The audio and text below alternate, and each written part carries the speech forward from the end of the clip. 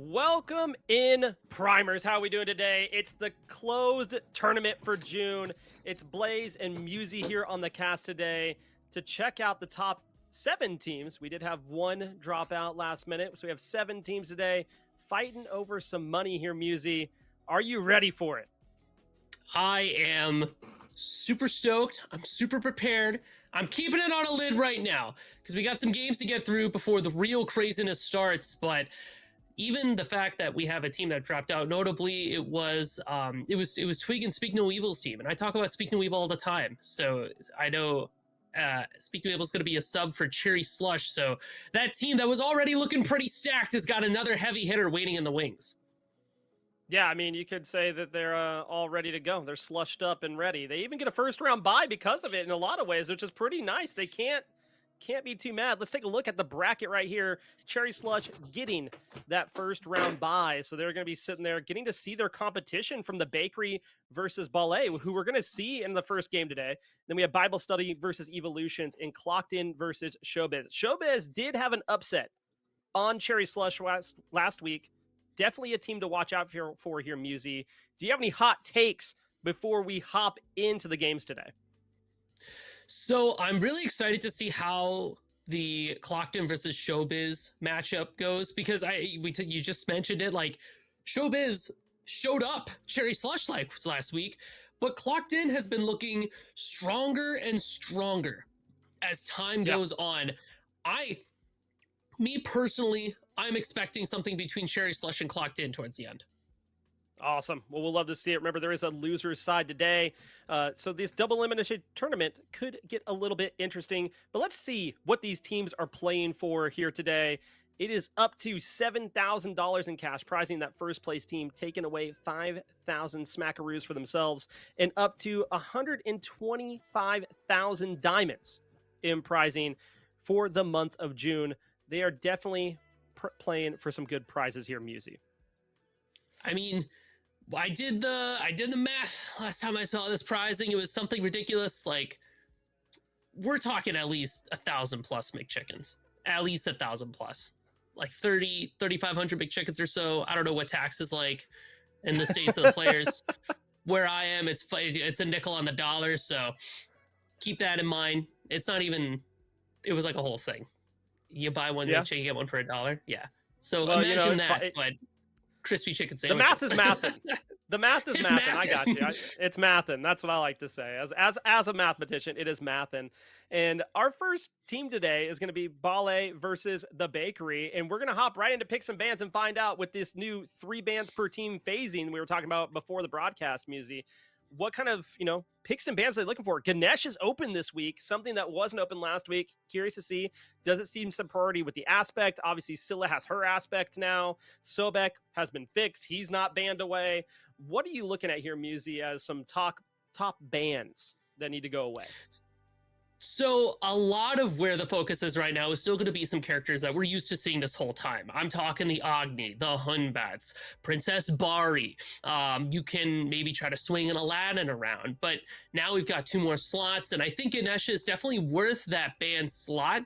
But you could also look towards something like a Sobek. Pele with the aspect is also very strong in solo lane, but Pele without aspect is still a solid pick to have in the jungle, and Mordred stocks have been rising. So those are the guys that I expect to see banned away and maybe have a little bit more first priority for the picks.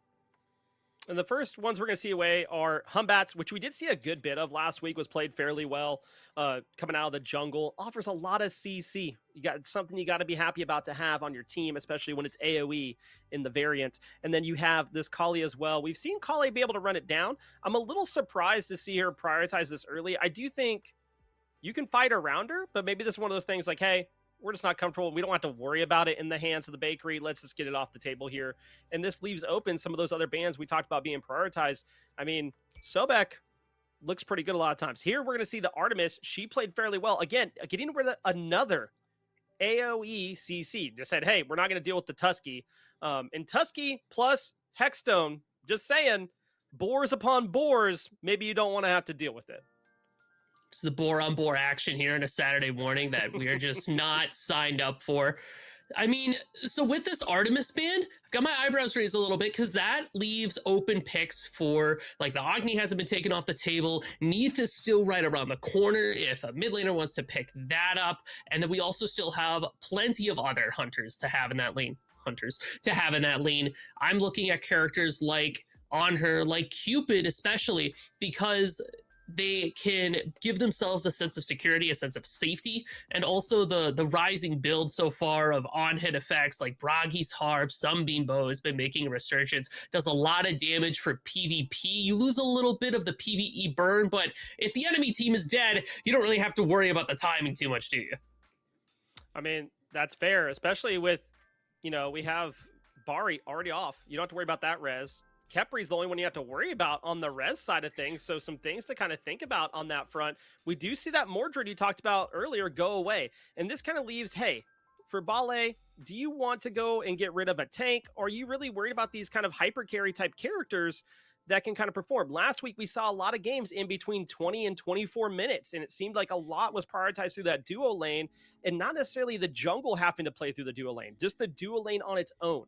So some of these picks I'm seeing as making sense there, but I'm curious to say, hey, you didn't want to take away support. You didn't want to take away a possible soul laner. No, they're going to take away a Neith, another one of these characters that can come through, has CC that can hit from across the map. It can hit for big damage, something you just don't want to have to think about in the grand scheme of things, which leaves a Thor as the first pick for the bakery.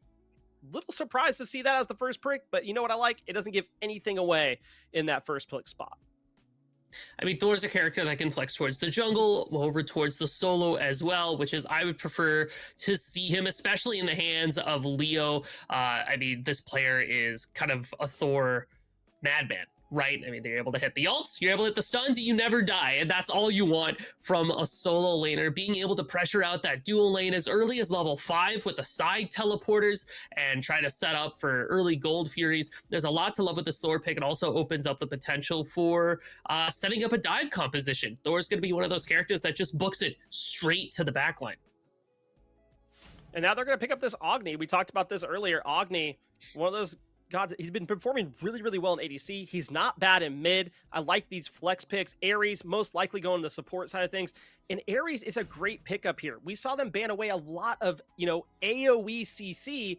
Ares brings it tenfold. You have to buy a beads if you're going against him or have a CC immune ultimate. They go and they pick up the Kerberos and the Guan Yu, just kind of saying, hey, we're going to have a pretty nice front line, and we're going to play protect the carry, is what the plan is for the bakery from the looks of it. And on the other side, Ullr picked up here, Musi. How are you feeling about the draft so far?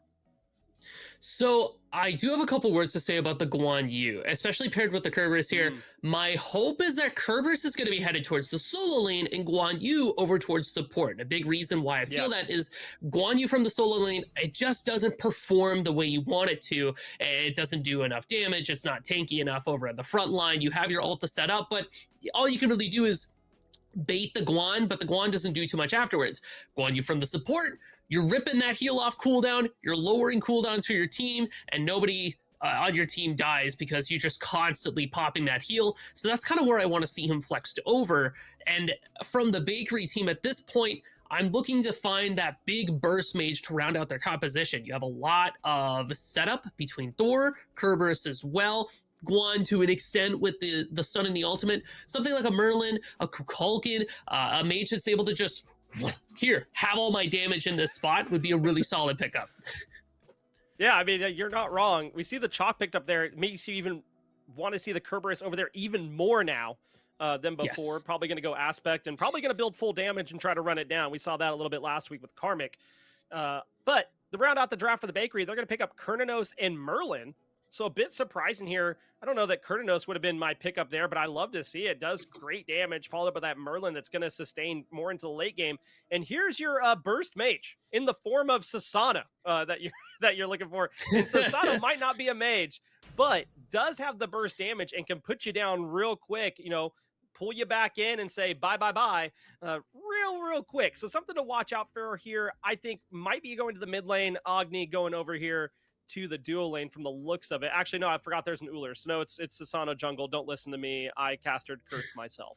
Musi, between these drafts, how are you feeling? So the Bale team has a very traditional looking composition, right? And that is with the understanding that Agni, it might be headed towards either mid or duo, Uller also mid or duo. I feel like they could flex either or. Ares over in support. You have Chaka the solo lane and Susanoo, of course, in the jungle. They have a lot of setup, a lot of beads burning between the Ares. The Agni stuns are kind of sneaky beads burners. So you're like, do I have to breathe? Yeah, I'll use my beads here. And then this Shock, the Susanoo, this Ares whips around the corner and says, hi, do you have CC immunity today? No? Bye-bye. Miss you. Kisses. See you later.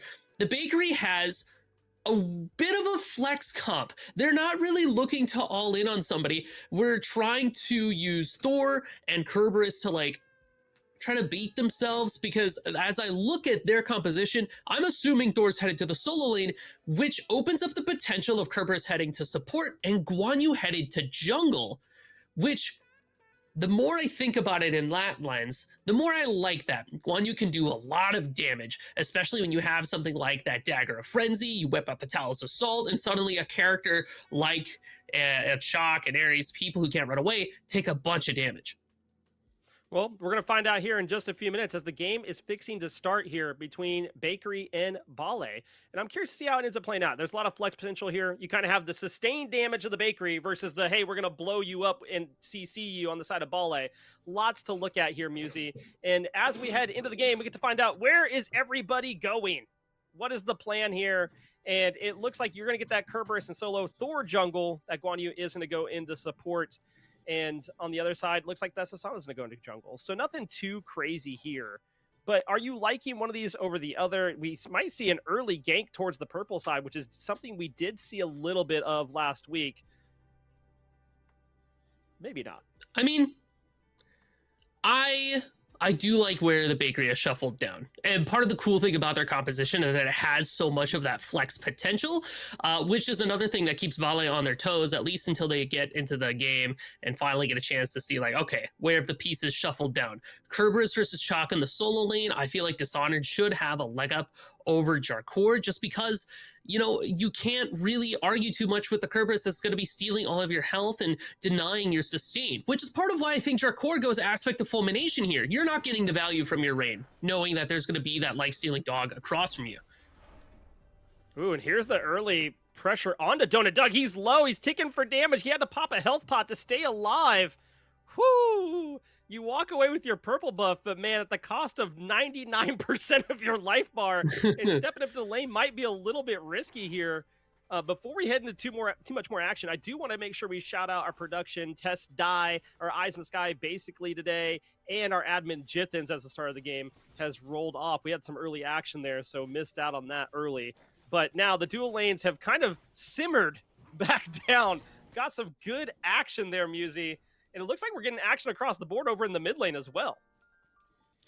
I mean, there is a lot cooking in the pot right now, and there's a lot of kill potential from both sides. I'm especially looking for the bakery, their Thor Merlin combination. If they catch somebody out with the Thor wall, you know for a fact Mazel will be able to pour on damage and follow up after the fact. But for Bale, their dual lane is a kill you dual lane. Ares gets a chain off, and then Golden's immediately going to follow up with big damage. Donut Doug doesn't have a CC immune ultimate. They get absolutely destroyed by a cripple.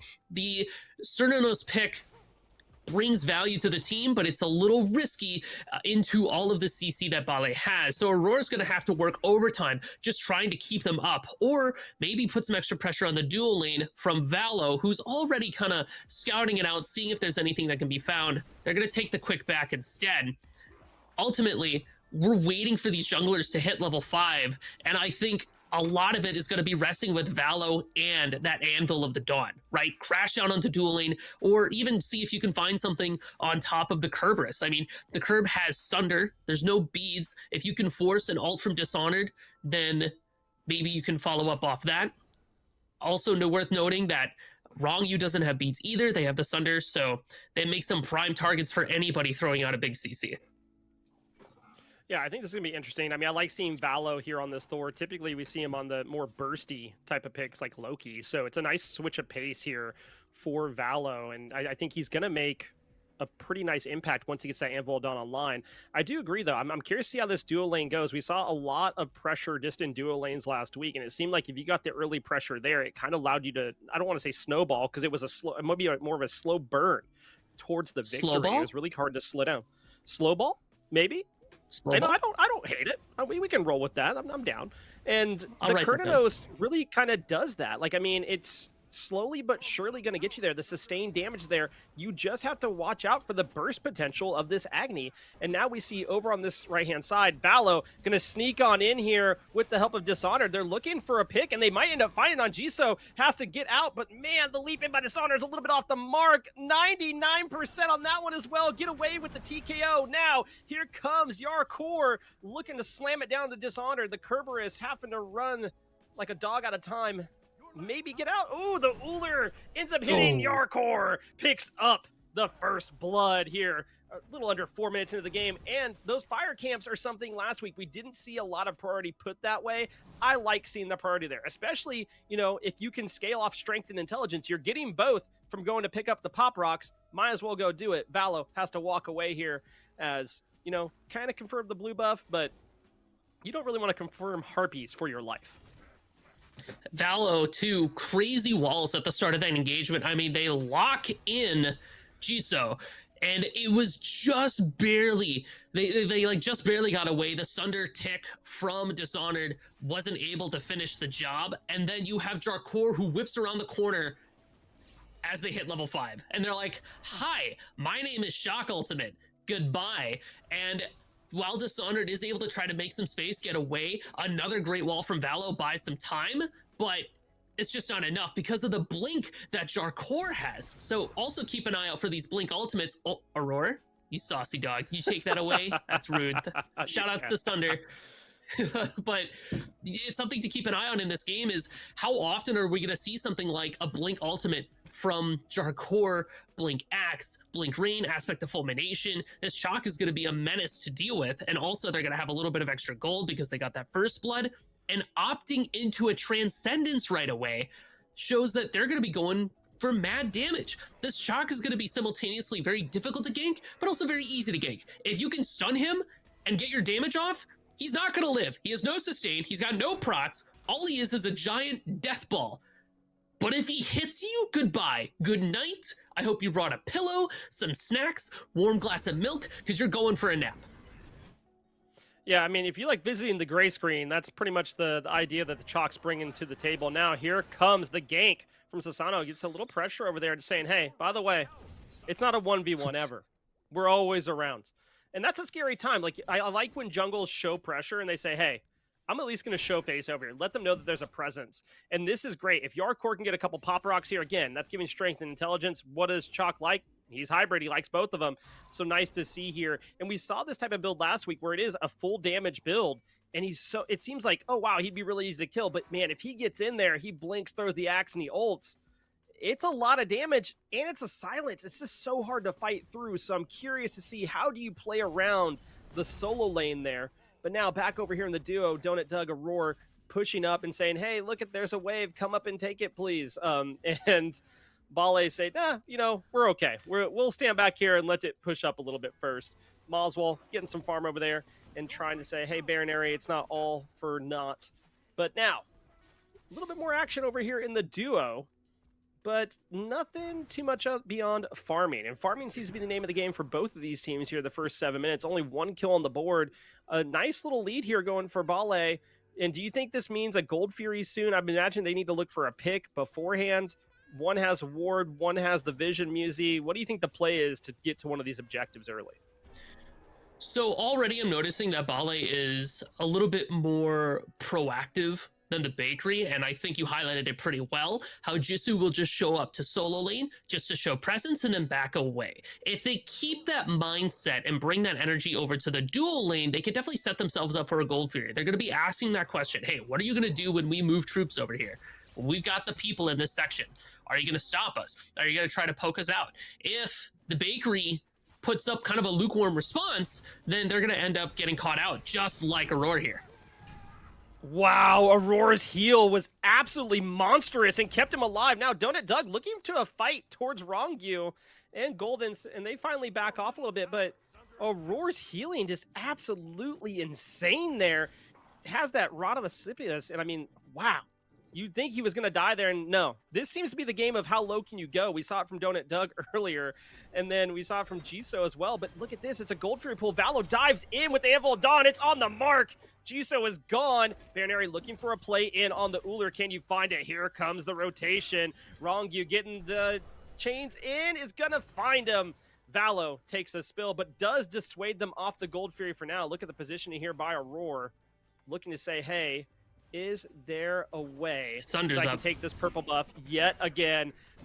And I think he does. He actually steals it again. What an absolute menace, living rent-free in the minds of the enemy duo lane for the time being. He's low health, but that doesn't keep Donut Doug. You said you're going to pull me in? Well, you better be ready to visit the gray screen. Golden looking to find their way there as well. The healing ticking, keeping him alive. The health bar is low, and he's going to live. Golden's going to get the back, but it's a TKO for the bakery. So, interesting reactions from both teams there, because Bale catches out Aurora, who just barely holds on. Rod of Asclepius, shoutouts, and the Guan Yu aspect with the heal. And from that, Bale says, okay, we have pushed out their support. We can take a look at this Gold Fury a little bit preemptively. But right around the corner, Valo was there with the ultimate to follow up, to be able to push them off. And then the rotation from Bale was there too. But then Aurora comes back, full health bar, right in time, and Donut Doug has been waiting this whole moment to say, awesome, I want kills, I want to get online, and now they have it. Honestly, while I like that mentality from Bale, I think just waiting until the rest of your dual lane is able to rotate to that Gold Fury instead of trying to get a little bit too greedy with it probably would have been an optimal play. Valo steps up, and he's getting attacked from the bush. A little bit of a sneaky gank there onto the jungler of the bakery. Baroneri says, hey, guess what? I can ask you as many questions as I want today if I stay in this bush. And so far, pretty successful there. I do like the play, Musi. I do like the idea of like, hey, can we sneak the Gold Fury? But as soon as they couldn't sneak it, as soon as Valo made the rotation in, I think you just have to full retreat there. They tried to fight it. It seemed like it might turn back in their favor at some points, but overall, it allowed the bakery a way back into the game in some aspects. Not that they were out, but I mean, it allowed them to pick up some gold on the deficit they were at. So not a bad play there by the bakery, but a little maybe concerning from Bale that they didn't look for a pick before the Gold Fury.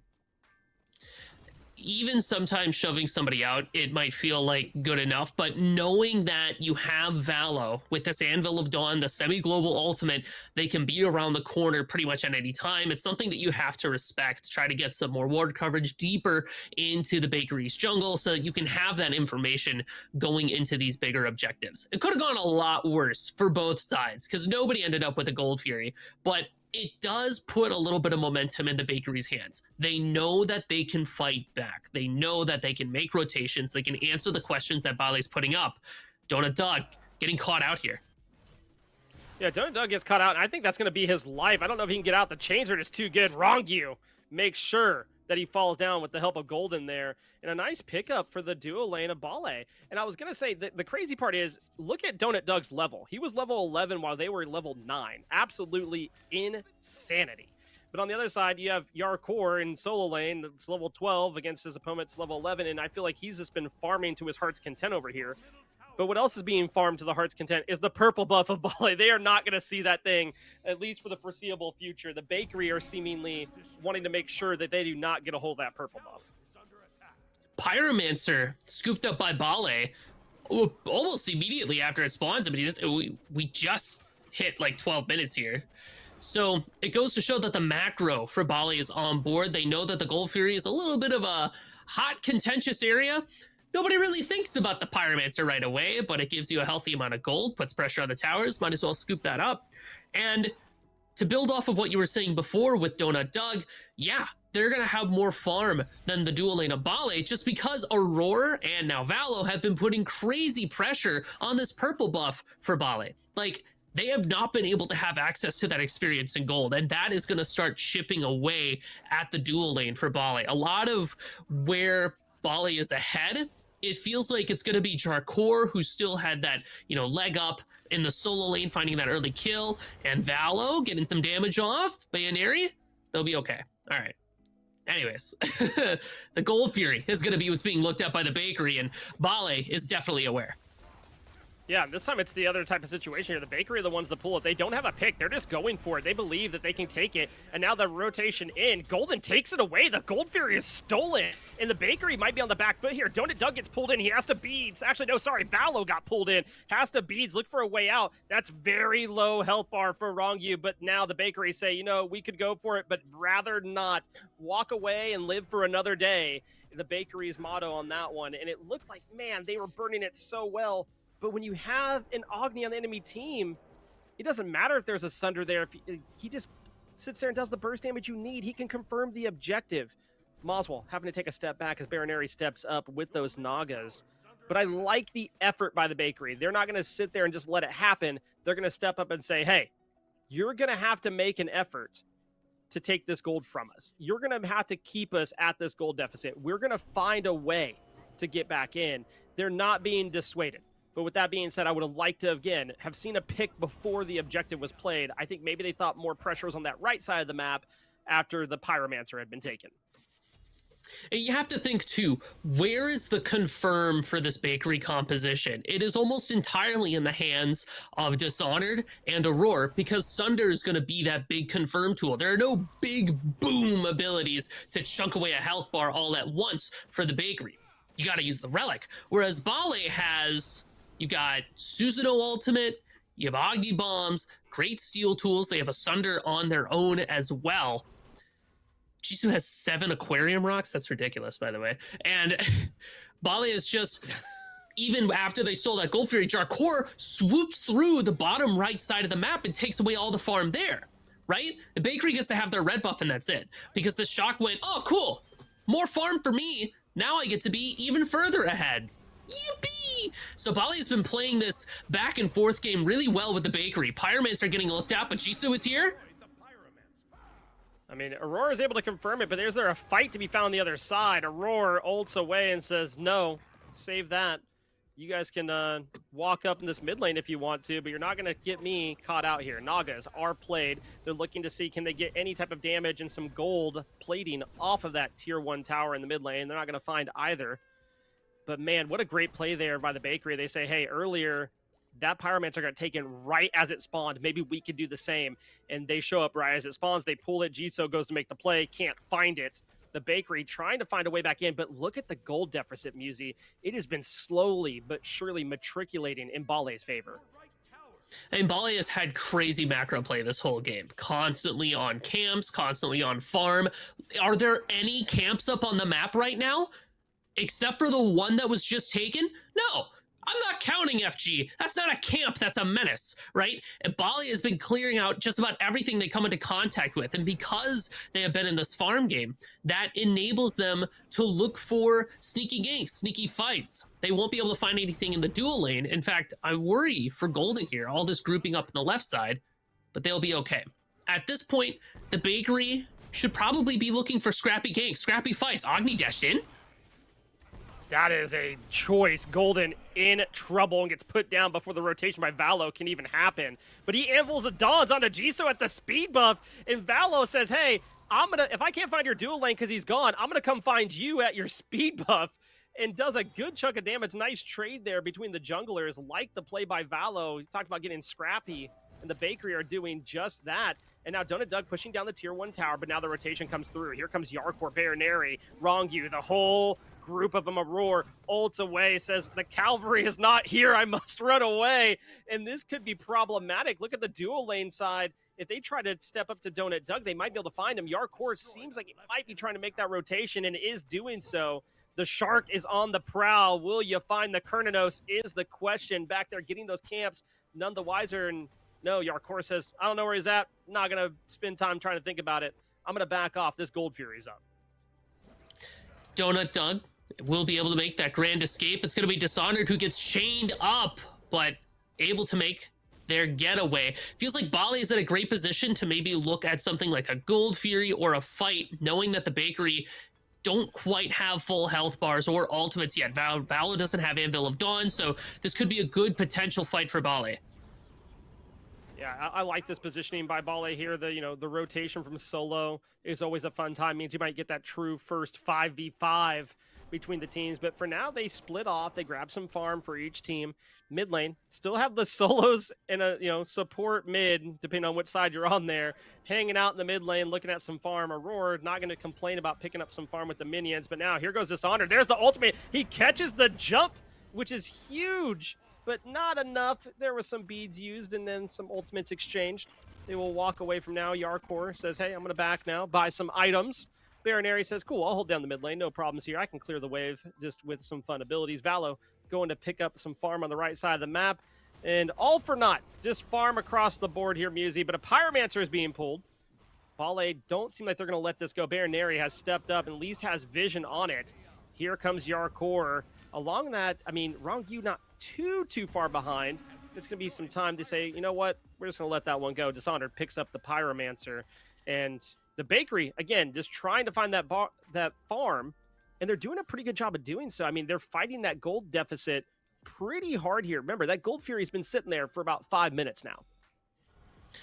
Part of how Bakery is able to fight back is Bale doesn't have a tank aside from Rongyu. So if Bakery is able to poke out Jarkor, try to find some damage onto Bayaneri like they did before, that opens up opportunities to look at those objectives.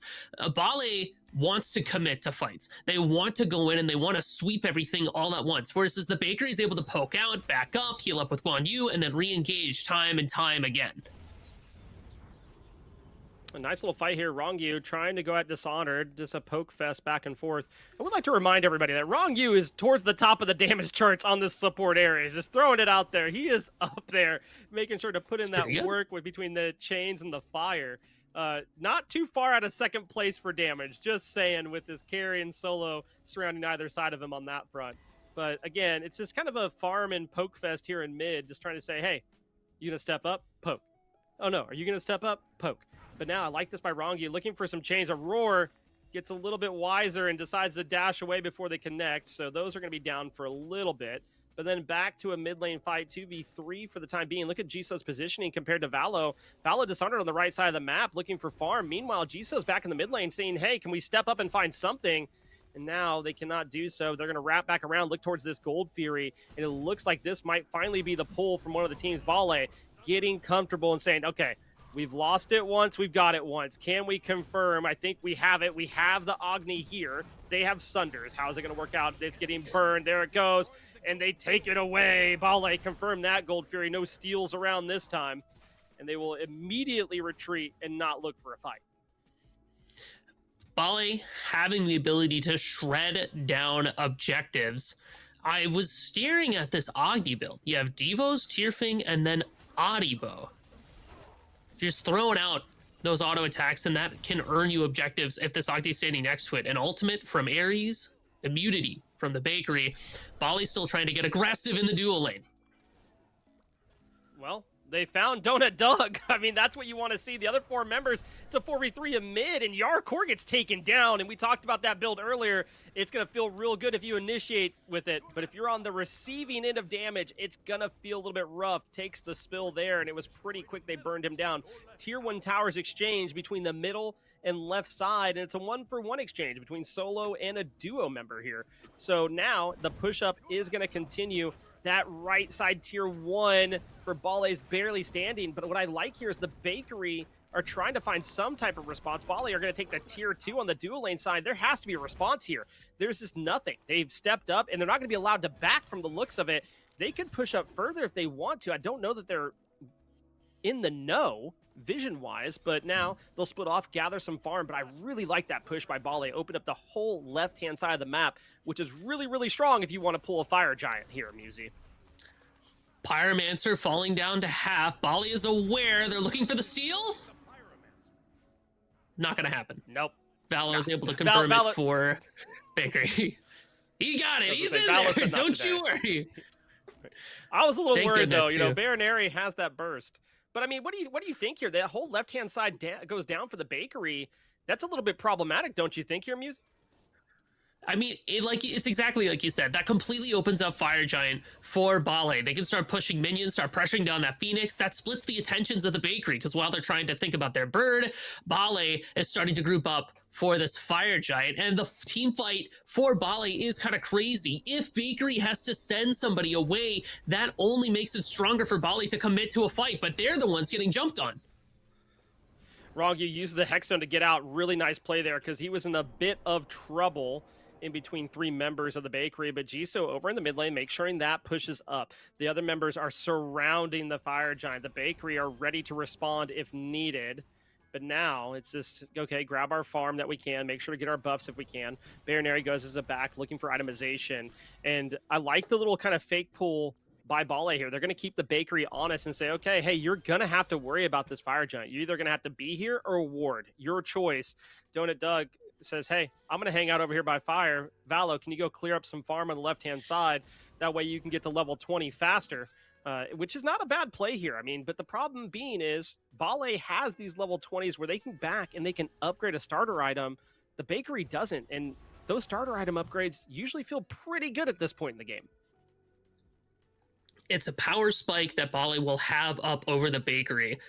So the onus is kind of on Bale to make that aggressive step forward while you have this advantage. The longer the game goes on, the more time you give the bakery to get back in it. This is what you want to see.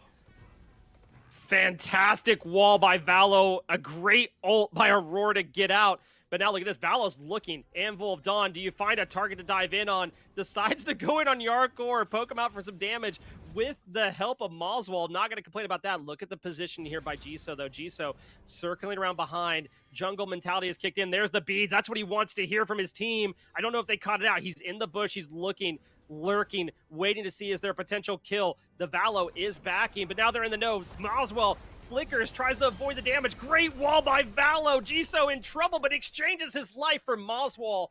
Not too shabby, but Valo with these walls has been absolutely insane here. Bakery do exactly what you would predict them to do and poke out Bale. Uh-oh, Dishonored. You're taking some damage? You're okay. But they poke out Dishonored because Bale doesn't have the sustain. This Shock can't frontline. And if Rongyu loses too much of their health bar, suddenly Bale doesn't have a way in. Jisoo gets left up by themselves. Yes, they trade, but a trade almost always favors the bakery because they're the ones who are behind. Oh, 100% here, and Aurora getting poked out again, but again, just walks away. He has that heal.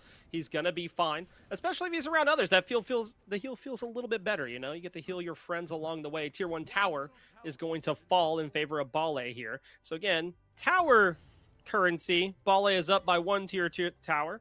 So not too bad there, but now the Pyromancer has spawned, and they're going to go back for that. And it seems like the fight of the Pyromancer this game, Musi. They're going to look and see, hey, can we steal it away? Aurora, Dishonored are the ones with the Sunder. They're going to go in. Do they get it? And no, Baronary is the one that confirms it away. It does look like...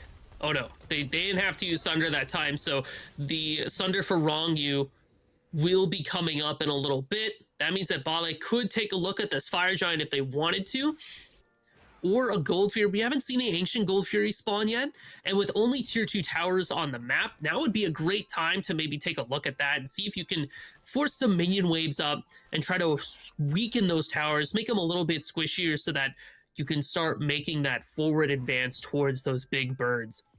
The game fight plan around this Fire Giant for both teams, it feels like a lot of what Bale wants to do is resting on Rongyu's ability to pull beads, to pull talismans, and then have Jarkor or Jisoo follow up with either one of their ultimates is going to be the easiest way to say it.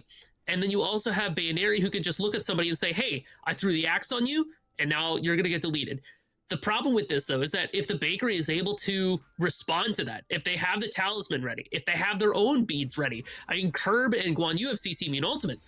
If they get caught out, they just respond with ults, with beads, back up, heal, and then look for the re-engage. Try to find an ult off of Valo. Dishonored could try to use their ultimate as well to see if they can catch somebody out. It's going to be this give and take for Bale, but they can't bait a tank because they've only got the one, and their one tank that they need to bait has to be the one to hit their big CC ability, in order to find a bunch of value. So Bali has kind of put themselves in an interesting spot with this full damage shock. Yeah, it's interesting. Like, obviously, I like the Sunder from Rongi, but I do wonder with the Blink, would you have felt a little bit better be able to initiate and get in with the pull?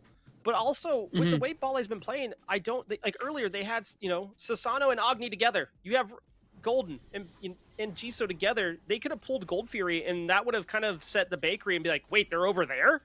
And then bait them into a fire pull. Now, the Bakery are pulling the Fire Giant right in front of Bale's faces.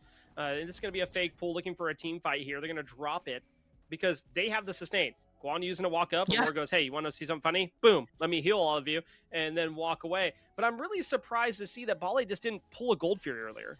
I mean, they could have done it. They had 3 people on the right-hand side to defend fire. It's not like they're going to be able to pull it in front of the Bakery that quickly anyway. It's just a surprising idea to me here that wasn't the case. But now we're back to, you know, null and void. There's a 4K gold deficit, but the gold lead's becoming not as important. Obviously, you can stack 3K pots. That's cool. But really and truly, does it matter when you're this point in the game? Well, look at the XP difference chart. We're late game. Everybody's like level 20, except for Aurora, right? Because we're just there. It's 20 minutes. This is what Bakery was holding on for. Whenever you're having that rough start to the game, when it feels like the enemy team gets to have priority, have pressure, set momentum, you just say, all right, cool, pump the brakes. I'm going to wait till minute 30. And then we're going to group up for fire. We're going to do it. Because Bale can't commit to an FG, and they can't bait it either. So now the team comp for the Bakery really starts to shine. Like you said, Aurora says, want to see a magic trick? Abracadabra. I now give you full health bars. And that means that they can just stand around this FG all day and threaten it constantly. They are baiting Bale in. They are saying, hey, we want you to play to your strength. We want you to play to that game plan because we're ready for it. Yeah, I mean, I like this. We talked about the Bakery having a more late game comp, and this is where it's going to shine. We're now at the point where, guess what? It's hit late game. It's 5 kills to 5 kills, and you have to step up and fight at this point, or else we can pull it in front of you and say, hey, look, we're pulling Fire Giant. Oh, you stepped up. Cool. Let's disengage real quick. Let's heal. And, like, they can play that game forever. You have to find a way in here. You have to find at least one of these squishy targets to take out, but it's so hard to do when you don't have the initiation you necessarily want. I think it's going to have to come off the back of Yarkor diving in, getting a great ultimate that hits the silence, and Jisoo sneaking around the side. He has to hit a flank onto one of these carries that can absolutely blow them up. And if that happens, I think Bale end up going crazy.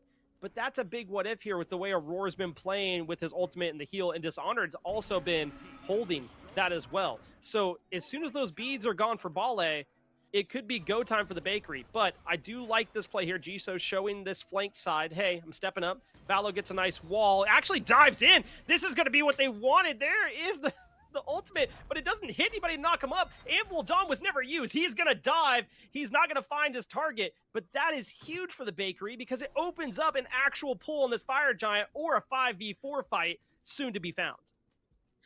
I mean, that's just scary stuff for Jisoo. Just barely gets caught out by the wall, lurking around the side, waiting for that moment to go in, but Vala was ready and waiting.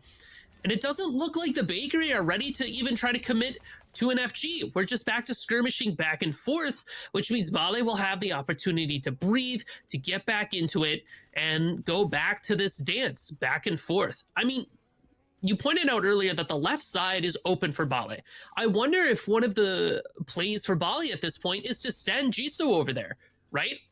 You can just push waves and force somebody away from Bakery. Suzuno's a very mobile character. Just zip on back to the FG fight and say, all right, now we're going to take this. I mean, a 4v4 almost favors Bale more because they just have so much damage on board.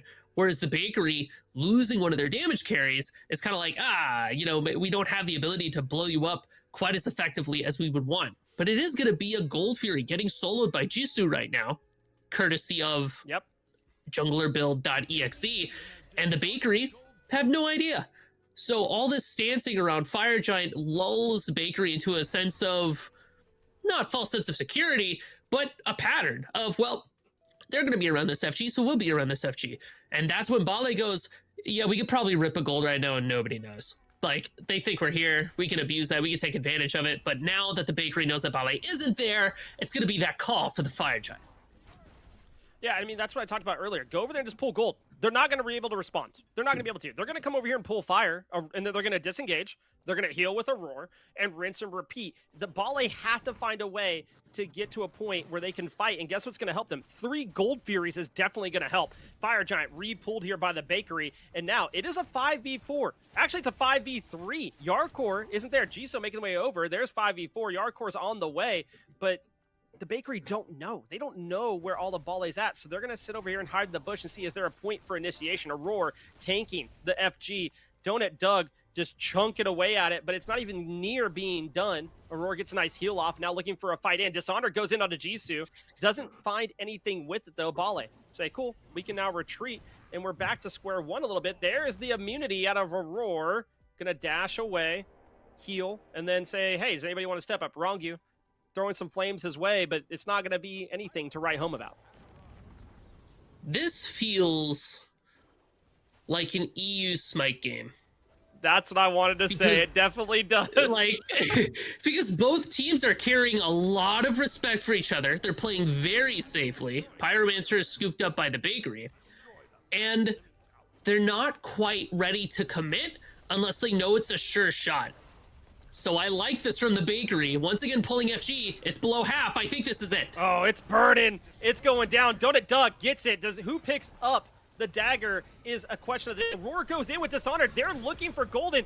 Valo finds Baronary on the backside. Golden is in trouble. He is gone. And then it's the rest of the team. Jisoo is able to pick up a kill on the Moz wall, but at what cost? Rongu gets Donut Doug. Dishonored picks up Yarkor, and it's a 2v2 after the Fire Giant goes down. We wanted a fight, we got it, and saying, hey, can we find the rest of Bale here? Rongu chaining away for days, says, you can come and chase me, Valo and Dishonored. I'm gonna let my teammate get out. Jisoo going to that right side tier 1 tower, or sorry, tier 2 tower, should be able to take it down. Rongu finally falls down, but all for naught. I mean, you lose 3, you get 4 in a Fire Giant. That feels pretty good. But you need to be able to push down a tier 2 tower. Dishonored responding to that right-hand side. What a great fight, but at the same time, like, you got to get something for it, I'd hope. And it looks like they'll get this tier 2 in the mid lane for the Bakery. So the Bakery clear a Pyromancer and say, cool, okay, we have a bomb that can just get us across the finish line for this FG. And while also immediately after clearing that objective, usually that signals to the other team, okay, they probably want to reset. Nobody really goes for the double dip, putting your hand into the cookie jar, trying to get the second Oreo, right? But Bakery have that sustained, so they, after Pyromancer, they're like, cool, let's just go look at fire, we'll throw down the bomb, we'll clear this. We have Merlin Shred, you know, we have the CERN who has the Autumn Stance, Shred Prots, we're in there, right? And then Bale show up and say, whoa, where are you going, Tex? And just starts throwing down a ridiculous amount of damage. And the fight gets a little bit split up too, and that kind of like helped Dishonored because he was able to shred in the backline, but Yarkor was able to get crazy damage off on top of Malswall and Donut, and that was kind of the difference maker. So while the Bakery have this FG, okay, we're Thor-ulting? Where are we going, Valo? Yeah, we Show need me the that way. vision because gold's coming up. You know, but now you lose that initiation in. You don't have a way to go. And this is all I don't know, did they not see his Anvil of Dawn? Did they not see him go up in the air? Apparently not. That would have been the go button for me if I was Bale. Yeah, I guess when you don't know, you don't know. And Bakery with 2 people having FG for about 90 seconds could take a look at the Sanctioned Gold Fury. 1 tier 2 tower over in that solo lane means that the mid and left birds will be affected. So the Sanctioned Gold Fury is going to be on the topic of conversation for both of these teams. But I like the way that Bali's looping around here, trying to see if they can catch anybody. They find Aurora, but that's not who you're looking for. They're going to ult in. Yeah, I mean, now you go in and you say, hey, let me get some CC if possible, or at least try to get some beads. Aurora is not the one you want to find. And Valo gets another fantastic wall to separate out the fight a little bit. Dishonored picks up Yarkor. He is gone. That is a lot of damage for Bale that they no longer have to worry about, and they don't have to worry about the AoE of it, which is really the more concerning part. This opens up the first Gold Fury for the Bakery if they decide to go that way. Crazy statement to say 37 minutes into the game, Musi, that they might get their first Gold Fury of the game. Well, hey, it's your first Gold Fury, and it's probably the most important one of the game so far, because with that Ancient Gold Fury debuff, that's going to open up the left and middle lane for the Bakery to start looking for a push. And again, for Bale, this shock popped off early because of all the damage, but look at the slash line, 1 and 3, haven't really been seeing them being able to survive any of these engagements. Usually they trade out or they just end up getting blown up by the backline damage from the Bakery. Speaking of backline, Jisoo coming up right behind the Bakery as they start to look at this left side Phoenix.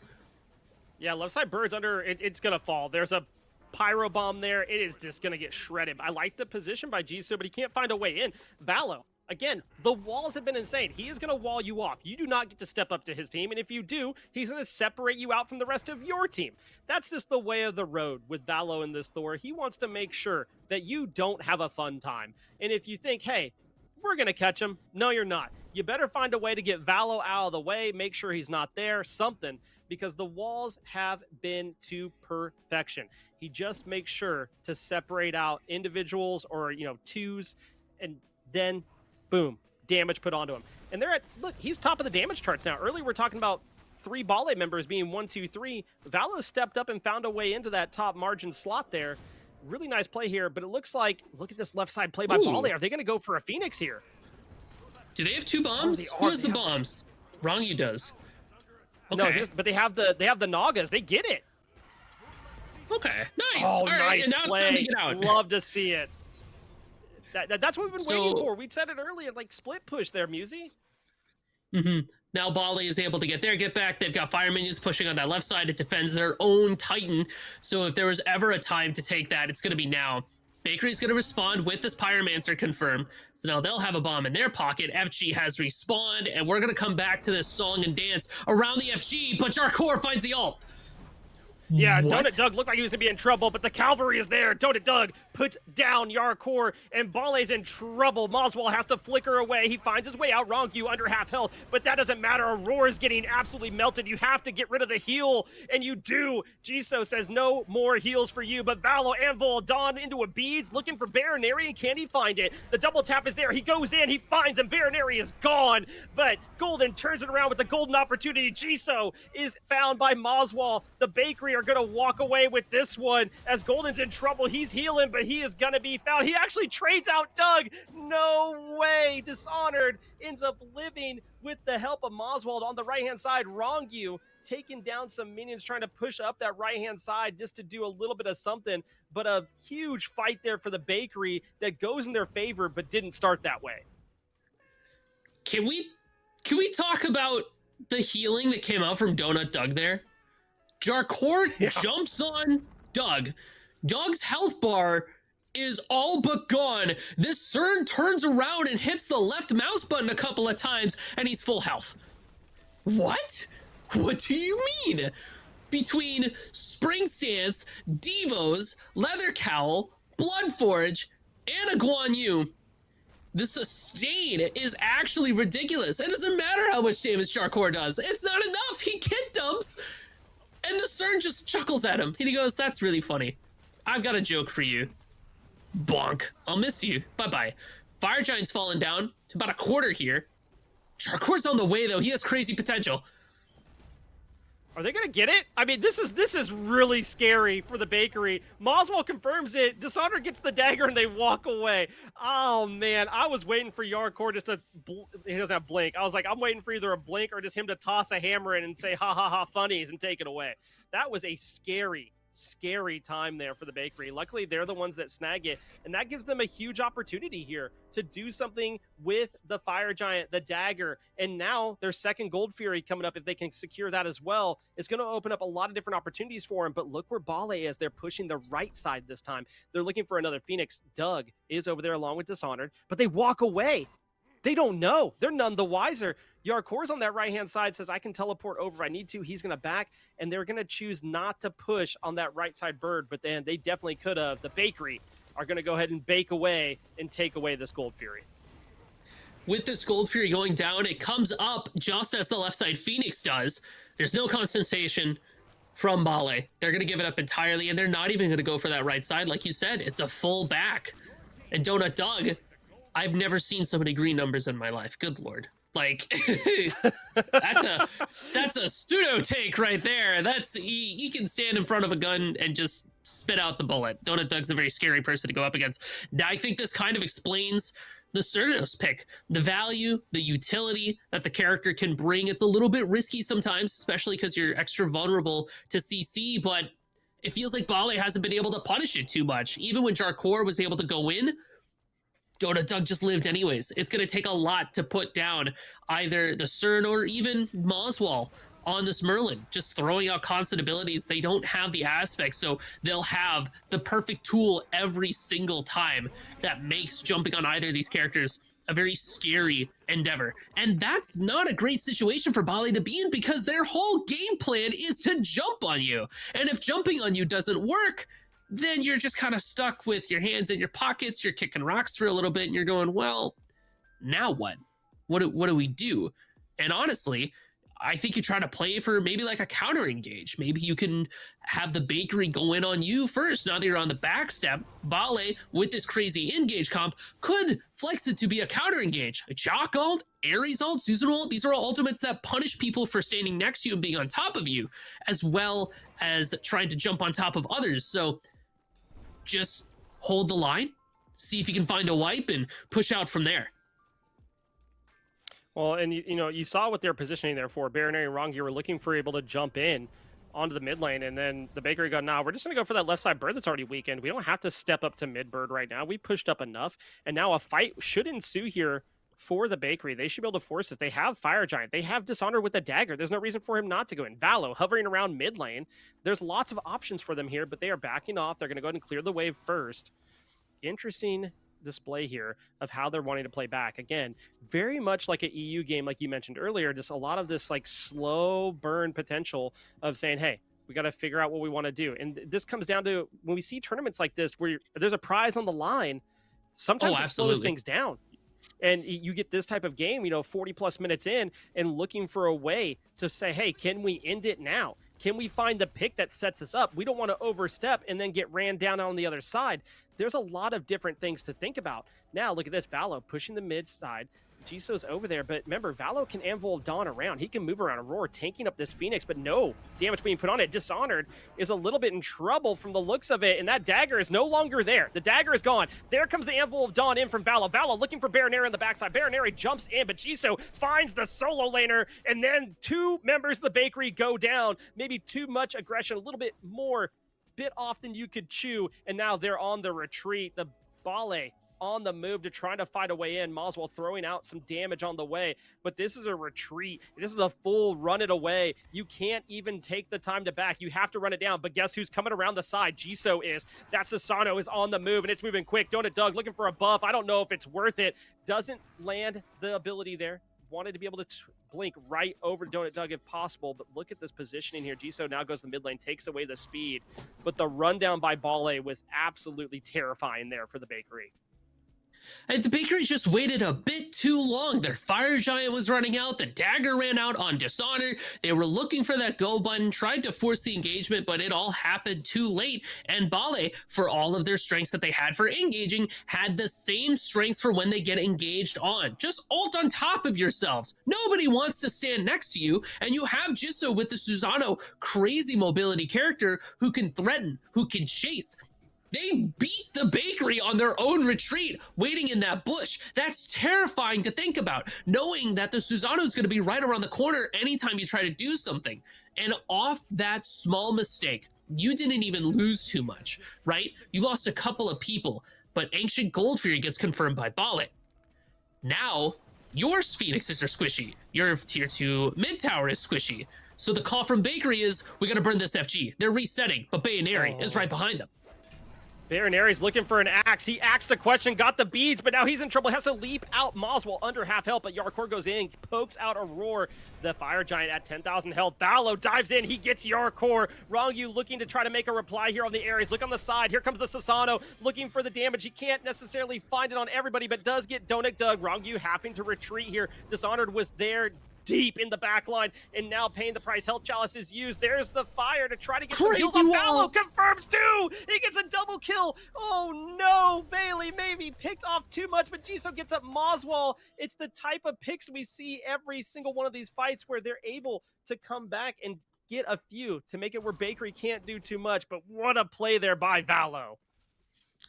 I mean, that Valo wall saved the fight, because Bale was about to take out Dishonored and start really swinging, but Valo throws up the wall, sets up the damage, throws out that hammer, and then boom, it's lights out for Rongyu and Golden.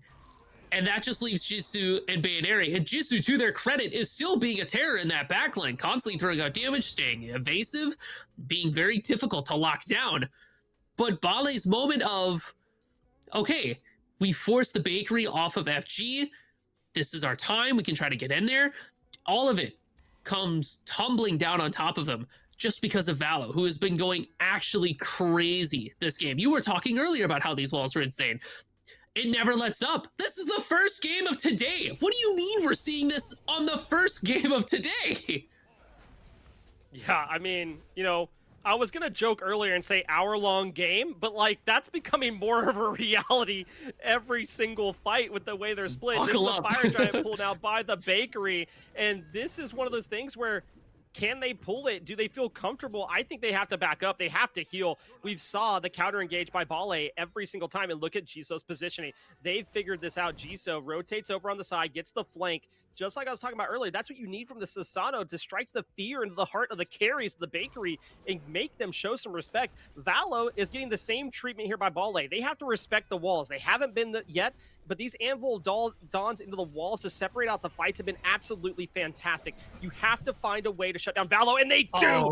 Jisoo finds him! There's no walls to save you this time. The Bakery have to be cautious around this Fire Giant pull. It is burning. Yarkor goes in with the ultimate. Dishonor is gone! Aurora is the one that they're looking for next. Has to ult to try to get out. There are the heals. Moswell is still alive, so you're good. You have your carries there to try to hold them back. You have the damage there, but you have lost your tank, and you have lost the man with the walls, and that is not a good feeling here if you're the Bakery.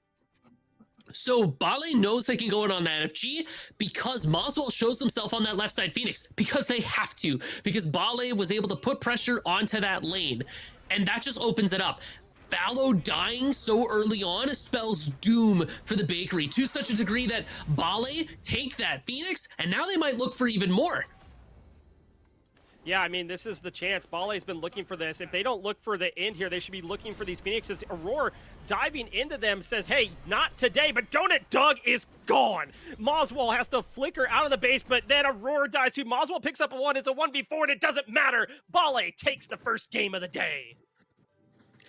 I mean, it was in Bale's court from the beginning. They were getting active early. It started off in the solo lane. They were able to make some pressure happen in the duo as well. Bakery had a moment to come back, and they were playing that long game, but at some point, Bale's damage became insurmountable. No amount of sustain can get you through those builds. Yeah, I mean, I would say a well-executed game plan by both teams. Bale just happens to come out on top. We'll be back with a breakdown and some replays here in just a few minutes. See you all then.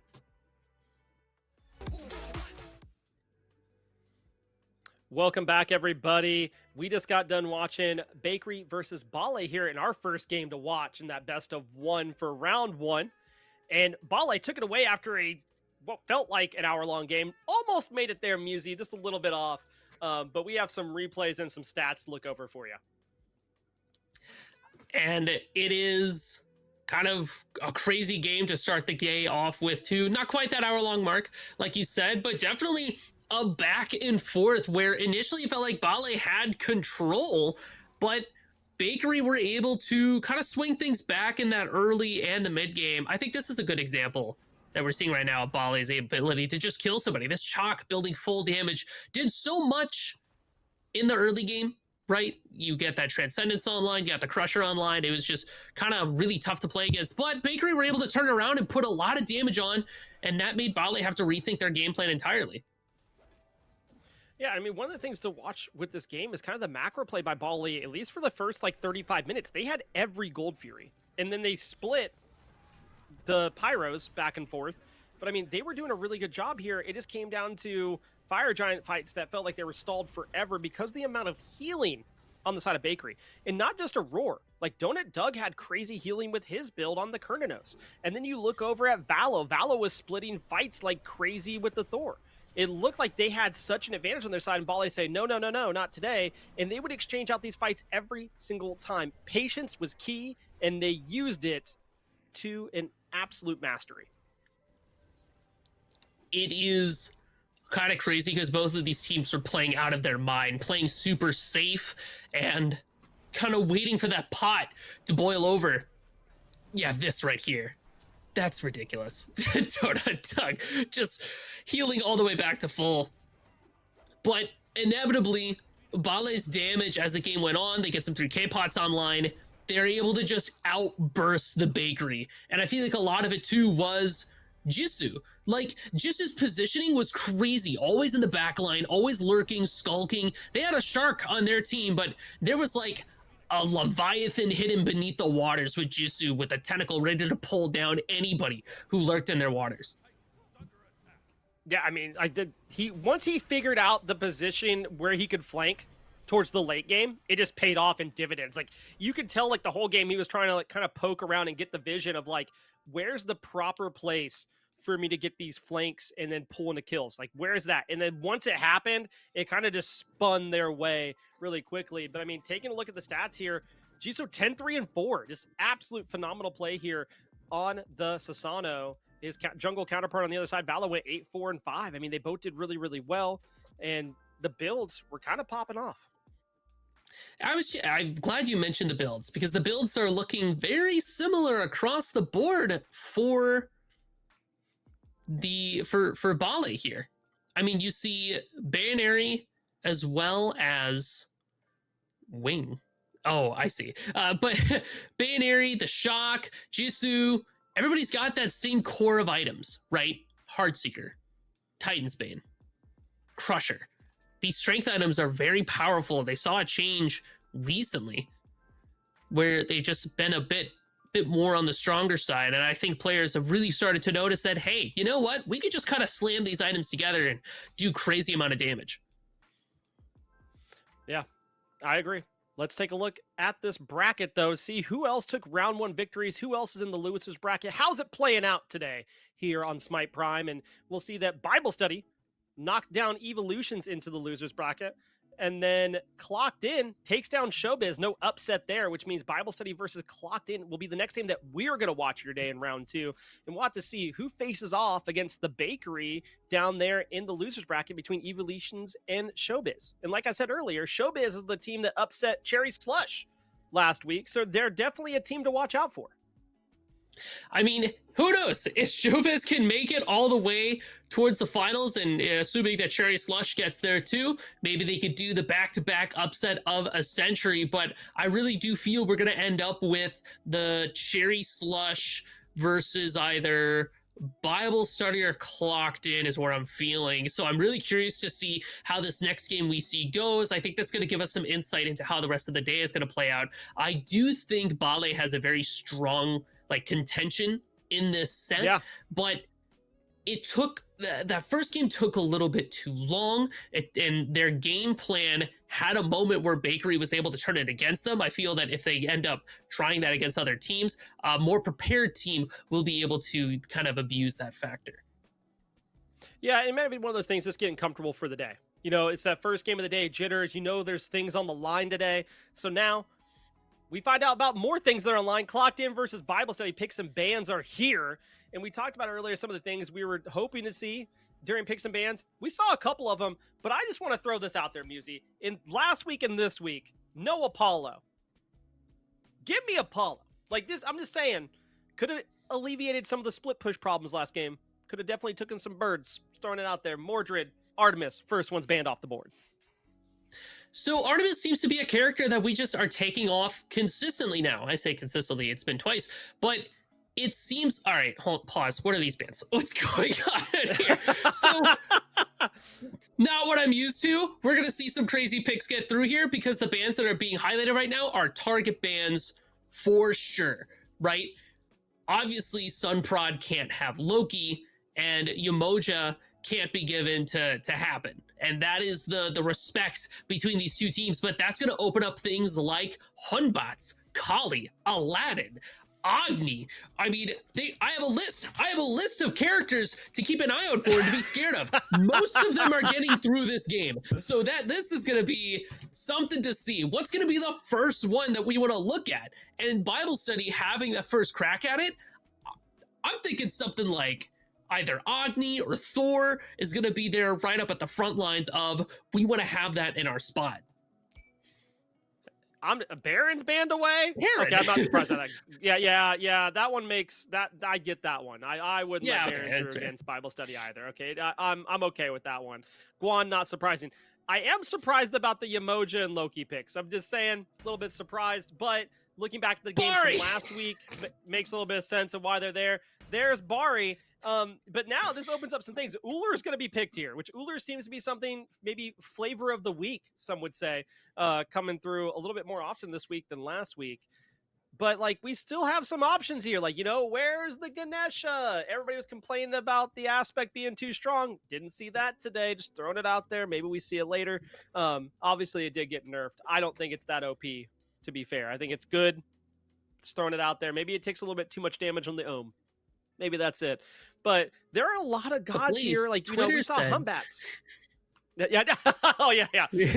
Don't worry. Go ahead. Hit me with the quote on there. Here comes the hate mail. I feel it now. Blaze said Ganesha's not bad. There's the chalk. Again, we saw this last game, and while people might be frustrated with like, oh, wow, he went in and got blown up a lot, they won the game. It did its job. KDA isn't the only example of winning. So I think that's one thing to watch out for here. But, man, there are a lot of fun picks left on the board right now, and I'm curious to see how the rest of these picks go. I mean, Hunbots is still there. You can give that to Sunprod. You have other crazy pickups. I mean, you have the Bari. Maybe you don't need the Agni, but something like a Kabrakan would be a solid pick if you're going to bring that over to the solo lane. Sobek is still available. I mean, there's so many options that it feels kind of like, what do I do? What do I choose? So many good gods out here. And already from Bible study, we have a lot of CC. Athena is going to be a lock-in that we see, and I like that global presence. You've got the taunt. Specifically, I like Athena for a jungle role, though, because you just have the global ultimate. Pop off, Blaze. Tell me about it. We got Ganesha, baby. He's going to be all around the map. Dharmic pillars everywhere. I'm ready for the elephant to hit the battleground, man. I've been excited. And you pair him with the Hunbats?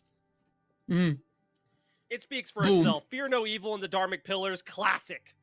Along with the chalk, that's terrifying. I'm just saying.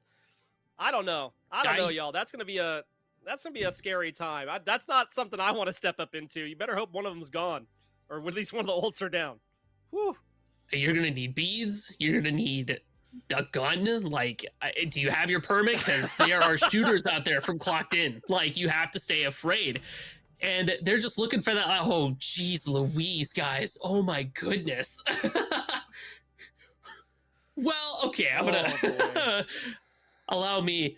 Clocked In has a ridiculous amount of CC. We're looking at characters like Hunbots. We're looking at characters like Pele, like Chalk, Ullr. Literally everybody has a button that says, hey, if you're not prepared to deal with me, you're going to die. Whereas Bible study lacks a lot of CC immunity from their kits. Cerberus and Athena are going to be the main gods that can say, all right, hey, I have a panic button just in case, but everything else is going to be based off of relics. It's going to be based off of talismans, and those are tools that Clocked In can burn and burn and burn time and time again. The real question here is going to be, can Bible study kill them first? That is literally what it comes down to. Can you catch them out, and can you kill them first? Do we have a taunt, right? Do we have the Susanoo pull, the knockup, open the gates? Bari throws down their ultimate and says, everybody pile up so that we can get one last chance, because that's what you're going to need, because the Clocked In team comp is clocked over on damage, on CC, on mobility. It is a terrifying thing to run against.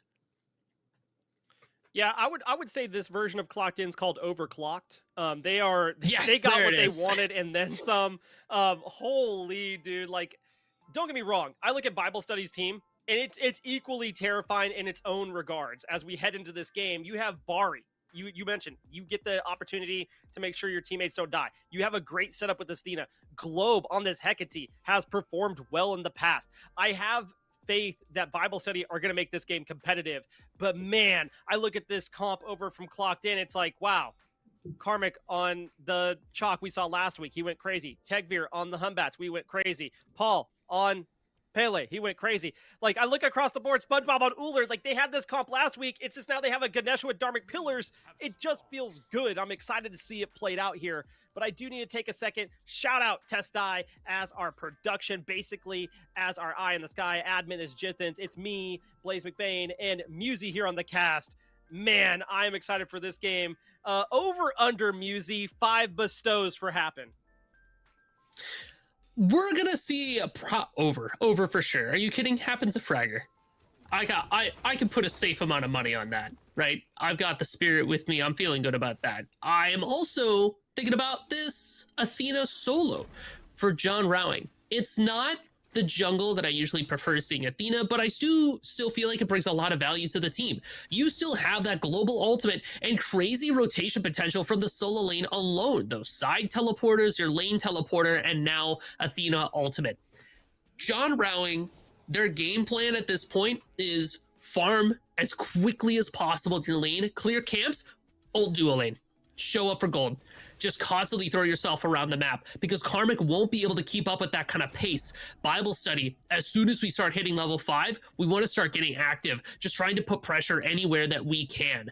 And you need to, because Clocked In's team composition feels very late game hyperscaling. You have Pele in this mid lane who wants to be there, who wants to sit here and farm so that she can get her items online and just start W keying at people. And it's going to be on Tegvir for the most part to try to relieve that pressure for Clocked In when Bible Study starts moving through their map with their global ultimates. Fear No Evil is a very powerful tool to just kind of throw out there and say, hey, now you're going to back off. Now you're not going to mess with me until you feel like stepping up to this again, right? So that's immediately where my eyes are drawn to. And also thinking about what is Sunprod going to be doing this game. We do see them on the Susanoo. And this is a classic god of being able to go in, get a kill, get out, which feels very Sunprod-y, feels very brawly, feels very, I'm just going to W key at people, run through you, and ego all of you. Good luck, gamers. So it's going to be an explosive game, to say the least. Yeah, I mean, I went against Sudprod last week when I was playing, and it was him and company, and I was like, oh, this is going to be fun to get ran down on, and it's exactly what happened. All right, there was a Cupid with the Hexstone is all I'm going to say, and Sunprod was having a great time that game, and I expect that he's going to be great here on the Susano. This is something that he wants to play in here. He got the pick he wanted, I firmly believe, and Karmic might be in a little bit of trouble. There's the taunt, there's the beads, and now you look for more here. Can you find the setup? But on the other side of this, you have to be worried. Tegvir rotating in, but a first blood for Sunprod. Speaking into the existence, John Rowing going to fall on the other side. Solo for solo right here early in the game. You do see that Tegvir hits level 5, but they're not able to close the distance on top of Sunprod, so Sunprod will be able to get away. They don't have to worry about that Fear No Evil. Karmic being forced to burn their beads so early. Athena's so good at that. You throw out the taunt, and it's like, hey, you have to take this damage or else. And Karmic's saying, I don't want to take the damage. Sunprod says, cool, I'm going to pull you and you're going to die. And that's that 1-2 punch that checkmate scenario that this Bible Study team comp has. And I love immediately Sunprod setting up for this purple buff just in case Clocked In tries to get aggressive, tries to go for it. Everybody is here as a show of force. Maybe even see if you can go invade afterwards. But Sunprod's not level 5 yet, so it's a little bit risky business. We're waiting for Bible Study to hit level 5 so that we can really start getting active. Yeah, I mean, I really like the play there by Bible Study. They say, hey, we're all going to be at least aware, if not present, of everything that's going to happen in left side lane. We know what happened last week. You know, duo lane-wise, they were able to do a lot. And not because there was ganks going that way. They were able to get a lead, and then they said, hey, we're going to invade every time. So this week, they make the adjustment. We know they like to invade purple. Then let's step up. Let's show face there and say, hey, can we catch you out? Can we do a 4v2 early on and help spiral a lead into duo, because it's something that you want here. I mean, again, you have Happen on this Ganesha, it's not going to go away, but if you can stall it from getting to where it wants to be, that's a W in my book. It's the same thing for SpongeBob with this Uller. It's going to take some time to get there, but man, if you can slow it down, that's a W across the board. It opens up so much more potential for you. But right now, it's even. It's not too bad over there on the duo side, so it's just things to watch out for. A lot of the action has been happening over on solo, it feels like, because we just saw John Rowing go all the way up towards that blue buff and take it away because they have Sunder. And Karmic tried to go and invade the Bible study blue buff, but they weren't able to do it because they just didn't have the damage online yet. It was a little too scary. But when you have the Sunder in your pocket for this Athena, she just walks up and has it. Like a Honbutsu was right around the corner. I'm not worried about it. I've got my ult that gets me out of trouble. I've got a Sunder that can confirm the buff. And that's going to be a useful tool going into like bigger objectives. Oh, Paul is going in. Oh, there it is. There's everything you wanted and more. Great beads, great ultimate there to get out. Nice ultimate to rotate over and make sure everybody lives. But I like the rotation out by Paul. Says, hey, it's not only Tegvir you have to worry about rotating through the jungle. It's me, but on the way back, Sunprod's there looking for Paul. Can they get him? The gates are open. They teleport him back and away from themselves. Sunprod's full health, though. Paul takes the spill. Sunprod again with a kill. 2-0-0 for the Sasano. Bible study had crazy coordination there. As Clocked In tries to find something in the dual lane, we get 3 ults popped to save our teammates. Again, this Athena pick is so strong from solo as well as jungle because you just ult somebody, give them a health shield and be like, cool, you're safe, I got you. You also have the, Tempo and Kaveka have ults that can save themselves. And then the real coup de grace there is Sunprod and Globe knowing the path that Paul's going to take to get back to lane to try to find more farm. And Pele is a character that if she gets caught out, that's bad news bears. That's danger for that character. Even forces away the Aegis. So now Paul's extra vulnerable for another 90 seconds or so. So Bible study could look to go for another gank. Sunprod's waiting in the wings, looking for exactly that. Tegvir is on the left-hand side, though, waiting to say, hey, if you're going to go in, we're going to be here. Dharmic Pillars are used again. Nice dash out, but a better stun. Whoa. SpongeBob picks up the kill. Nice dual lane play there. They say, Tempo, we're not going to fire anything at you. We're just concerned about the Bari. And Kaveka ends up being the one that falls there. And Bari is one of those gods where early on you're like, okay, she's poking me with damage. It kind of hurts. I don't really want to be here. But when it gets to late game, if you walk up at the wrong spot, it's like, oh, sweet everything. She saved her team, and now I'm dead. So it's like you're facing a Khepri, except, she can cast her ult on the whole team. And it's one of those things to watch out for. I like the pressure they're putting that way, but I like the response here by Sun rotating over and saying, hey, are they going to invade the purple? Nope. All right, then I can walk away and make sure to get some farm. Paul now rotating in onto Globe. Globe ults him away, says, here's some gates open to the other side of the rock for you. And now here comes Sun looking for a way in. Ultimate by Paul to get out. The chase down onto Paul is happening. Happen is on the rotation over Tegvir, dealing with John Rowing, who is making a rotation over as well. And so far, Tegvir is on the winning side of it, but then all of a sudden, Globe makes the rotation over. Tegvir's in trouble. Globe picks up the kill, and Karmic comes back in, takes down John Rowing, but now it's Karmic versus Sun. Can you find it? No, you can't! Globe puts him down. Double kill for the Hecate. Hey, Bible study is just everywhere they need to be, it feels like. And this Hecate is impossible to nail down because of that open the gates and Globe's ability to just look at a teammate who's on top of somebody else and say, cool, I can do damage to you. The shield is so crazy good. It's something that's sneaky good. I feel like we've had enough time with this god that everybody who plays her knows about how good that shield is. Like, it's ridiculous. But for those of you who are unaware, it does crazy amount of damage. It's not just utility, that's a burst option. So every time Sunprod's on top of somebody, all Globe has to do is just sneak in for a second, throw in the shield, walk away. Did my job, did my damage. I proc my Divine, I proc my Spear, I'm chilling. Clocked In is ripping a Gold Fury, and it's dead. It's gone. Shoutouts to Dharmic Pillars and the boys for completely shredding away objectives. And they even had the Sunder in the arms of Happen just in case Bible study wanted to come up and contest it. So Clocked In managed to pull ahead here. Even though Bible study have been getting a lot of kills, staying active, keeping their teammates alive, Clocked In shows up with the macro play and says, cool, well, we know that you just used a bunch of tools, and no way they think we do this. And with their team comp, they shred anything that they come into contact with. Yeah, I really like that play by Clocked In.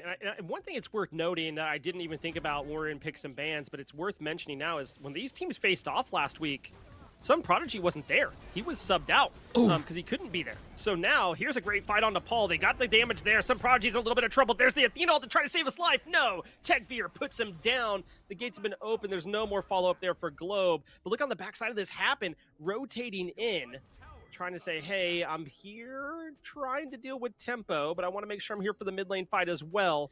But nothing else will be seen here. But Sun Prodigy was not here last week, was subbed out. So it's a different team comp this week, and maybe just a little bit of a different vibe with how they're playing it thus far. Nice axe there by SpongeBob. But man, Musi, we're looking at this. There's a lot more kills this game earlier on, feeling a little bit faster pace. Are you feeling, how are you feeling about this so far, whether it's builds or team comps? Do you think this is favoring one team over the other at the moment?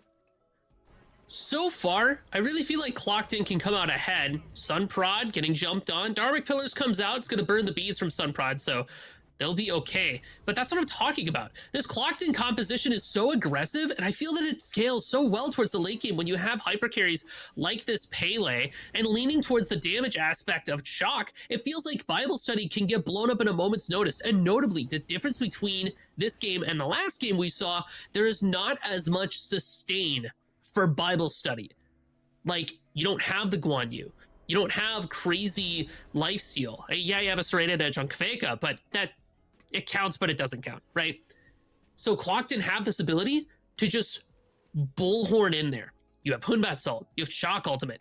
Paul's gonna dive on top of somebody and blow them up. And then of course, you have this Ganesh, who we haven't seen too much from them in the way of team fights, but I feel that they are still bringing a lot of value when it comes to these objectives. We saw them crush a Gold Fury. Fast forward to later in the game, they're going to start crushing Fire Giants. You have Ohm that really shuts down a Susanoo, and Tempo taking a lot of damage here. Paul might be looking for more. No, they're okay. But I got to say this. Happen can shut down Sunprod with the Ohm, and suddenly the Susanoo becomes the worst god in the game. Like, it feels like a hard counter sometimes because you are silenced, you can't move, you're getting prot shredded, and you're just like, cool, my life sucks, and I want to go home. And that's honestly all Clocked In needs to do, because if you shut down Sunprod, that's a lot of momentum from the Bible Study team. Yeah, and I like what Techveer did here. Waited. Oh my goodness, they jump on John Roy, but they waited to see Sun leave there to be like, okay, we don't have to worry about the Sono. Now's a good time to go in. But man, that was almost disrespectful with how much damage they put onto that man. Sun Prodigy in a little bit of trouble here. The gates are open for Globe, trying to bail out his team, but can't do so. Ohm plus Dharmic Pillars go crazy, and now it's going to be a Pyromancer pool here for Clocked In. But on the other side of this, look at this rotation. You know, you have Tempo trying to make a move here. Paul steps up and says, cool. Oh, the Stygian Torment throws him into the tower. Can it get the damage off? It gets some. The Aegis is well used to avoid too much. Tempo in a little bit of trouble. They lose the Pyromancer. And the macro play here by Clocked In has just been absolutely excellent thus far. Hey, this is why Clocked In is so high up there in the ranking. They're just like this. Looks like Bible Study tried to get a little bit more from that engagement, but Clocked In at this point have completely retreated. Paul will run into some problems against Tempo specifically, because part of what makes Pele so strong is you have that crazy passive and the lifesteal from your items to sustain through fights. But Kerberos kind of cuts that short a bit because of how much they're able to take away from that. So Paul has to be a little bit careful looking at these engagements. Yes, you do want to jump on Globe. Yes, Globe's shield doesn't help against the Pele, but if Tempos are on the corner, the amount of time that you have to play with is less than you think. So that is an avenue for Bible Study to try to abuse, to see if maybe they can use that to take care of Paul. That doesn't really address the other elephants in the room, i.e. this Ganesha, who, the longer I think about it, dude, this O just kind of shuts down a lot of people. If Happen catches Globe before they can use their ultimate, that Hecate's a sitting duck. Same deal with Kveka. Same deal with Sunprod. The only people that aren't like as worried about the Ohm is John Rowing and Tempo, and that's because they're tanks. They get hit by the Ohm and they're like, I can wait this out and then leave. But the other squishies are in a rough spot. And guess who's here to follow up on that Ohm? Paul, Techveer, SpongeBob. the square pants themselves just jump in on it and say, cool, blow that man out of the sky. Like, I want them dead. I want their teammates dead. I want their farm dead. I want their towers dead. I want the map scrubbed of their presence.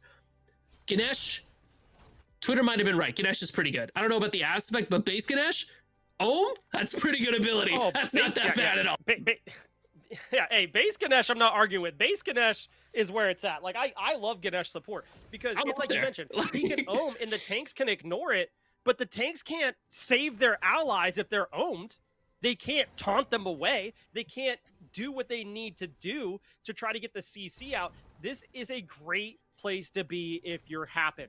You are just in it all the time. Your goal is to make things happen. It's in your name, and you're doing just that with the Dharmic Pillars and the Ohm, which is going to get challenged right here. Oh, wait, look, he's silenced. He can't do anything. John Rowan's coming in with the ultimate right into Karmic and the Dharmic Pillars. That doesn't feel good. And then that's one down for Bible Study. They're looking for a way, and Paul gets the Gold Fury. There's the ultimate from Sun, not able to find more, but John Rowan's wanting to go in, wanting to pursue a fight here, but at what cost? You're already down your support. You lost the Gold Fury. You just have to walk away and go, well, I hope that goes better next time.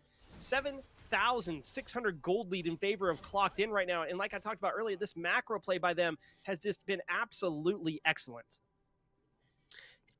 It is kind of crazy. The game that they've been able to play, they move right over to Pyromancer. It's just one thing after the other. And who can stand up to them? No one.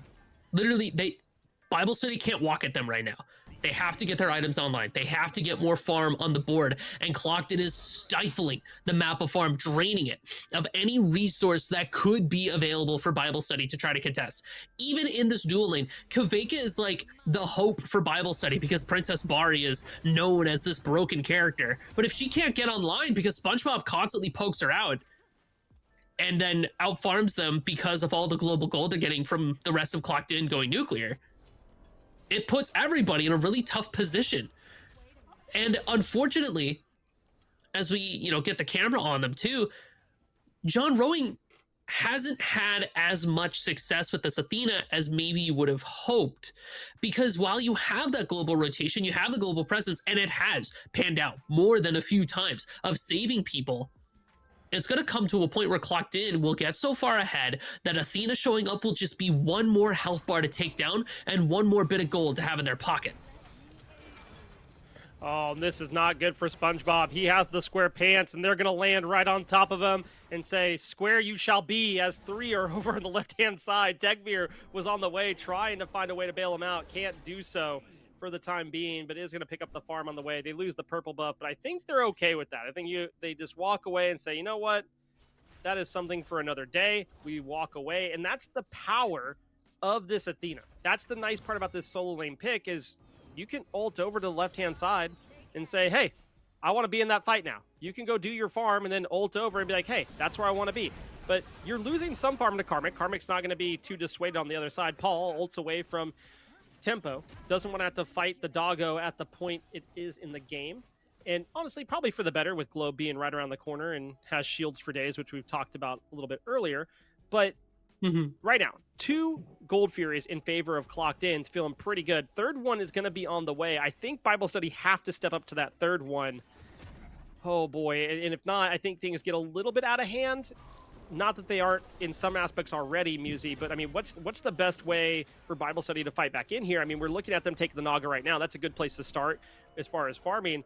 But my concern is them going for this next Gold Fury and Clocked In just saying, nah, we'll just go all in on fire. I mean, it's a lot of what we saw before in that dual lane, where we try to leverage the Athena ultimate to take ganks and elevate them. Instead of using Athena ultimate defensively, try to use it aggressively, saying any 1v1 isn't actually a 1v1, it's a 1v2. Kaveka's in a lot of danger here. Here comes Athena. Yeah, Athena on the way in. This is what we talked about earlier. Just be able to rotate in and be like, hey, you get a shield, you don't die, I can taunt some people, we can at least stay alive. We might lose our tower, but that's okay. It's a tier 1 tower. And we're okay with that at this point in the game. Gold Fury is spawning. Clocked In is all around the Gold Fury. But look at this. They are running towards mid lane. They're running towards fire. That is a little bit of a scary time. They might just go get Pyro. But all of Bible Study are on this left-hand side, rotating into mid. Karmic over on the right-hand side, just vibing and thriving. Sun looks for a way in to get a pull. No, Tekvir jumps away for the time being. Pyromancer is spawned. Fire Giant is up as well. Bible Study on the rotation in. This might be exactly what Clocked In wanted. They might be clocking them in for a good time. Remember that Dharmic Pillars is around the corner. It is an up-down right onto Tempo. Tempo eats about half their health bar. And now Clocked In rotating towards that Fire Giant. Happens the first one in there.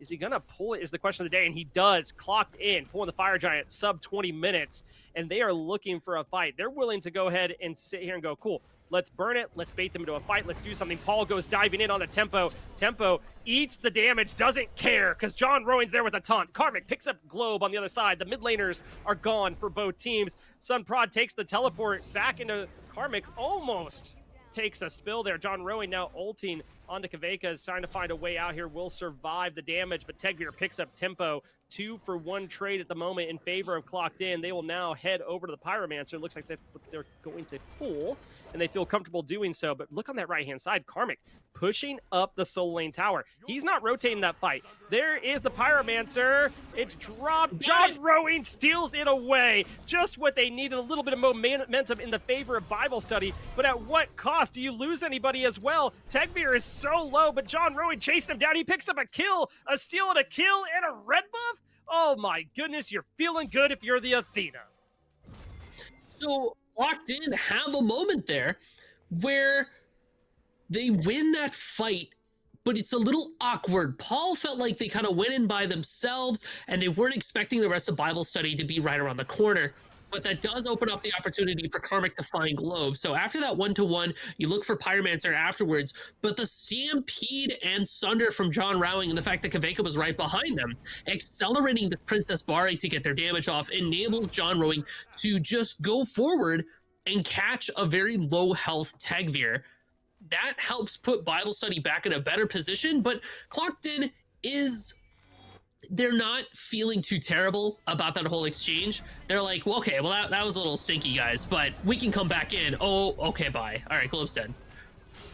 Globe's dead, and they teleported back into the rest of the team, which I don't think they were too mad about. I mean, Paul might be a little bit mad about it. He's going to die to Sunprod, but Happen was like, cool, let me just stay here for a second, cast out Dharmic Pillars, and at least keep them from chasing us down. But look at the positioning of Karmic. Karmic has an opportunity to go in here if he so chooses, decides that's not the play, but he's going to show face because the rest of the team is now pulling Gold Fury. They don't care that they lost Paul. They say, hey, we're going to look for more gold. Third Gold Fury of the game. Ohm is there. There's the dash. Tempo looking for a way in. SpongeBob confirms it. Third Gold Fury of the game for Clocked In. Nil on the side of Bible Study. And once you have those 3 Gold Fury buffs, you're feeling pretty good, especially with Ancient Fury on the way.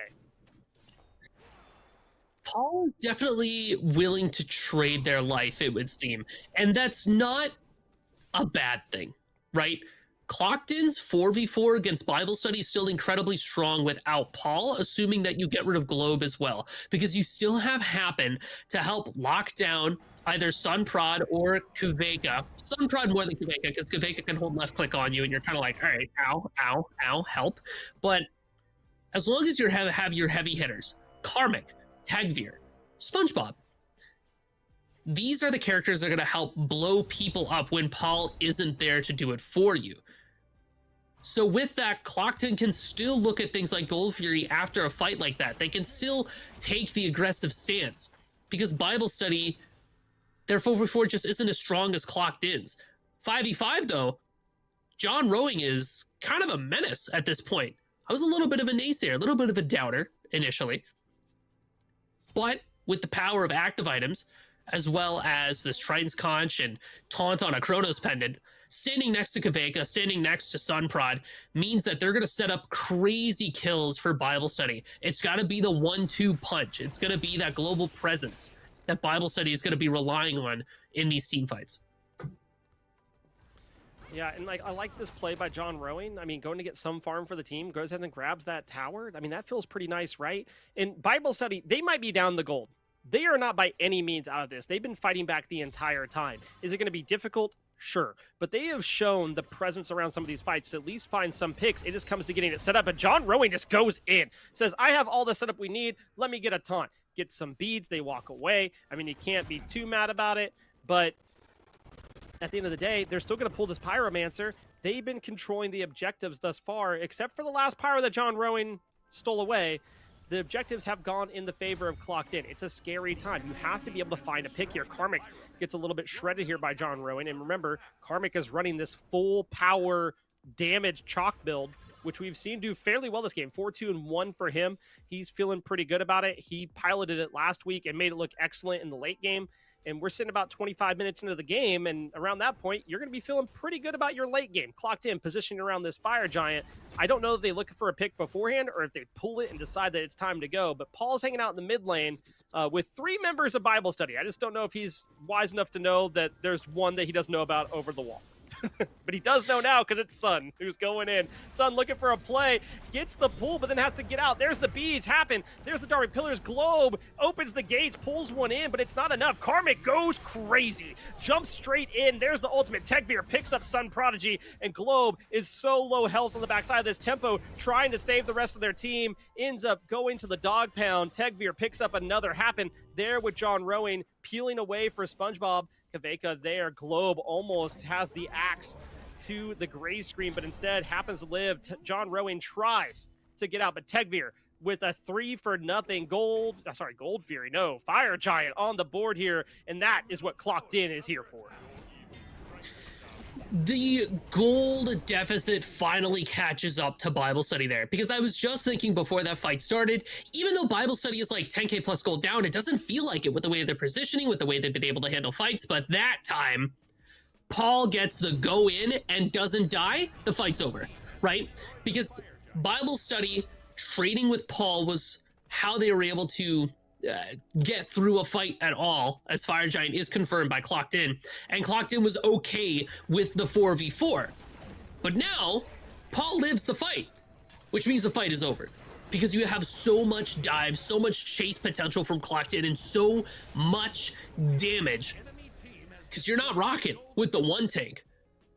You're rocking with the 3-time damage dealers of all time. And Shock, this Karmic, right behind you saying, guys, I'm a mage too. Ancient Gold Fury also scooped up by Clocked In. As they continuously choke the gold of Global Gold, there's just nothing for Bible study to use to get back in the game. We are finishing like level 20 starters. We're rounding out builds.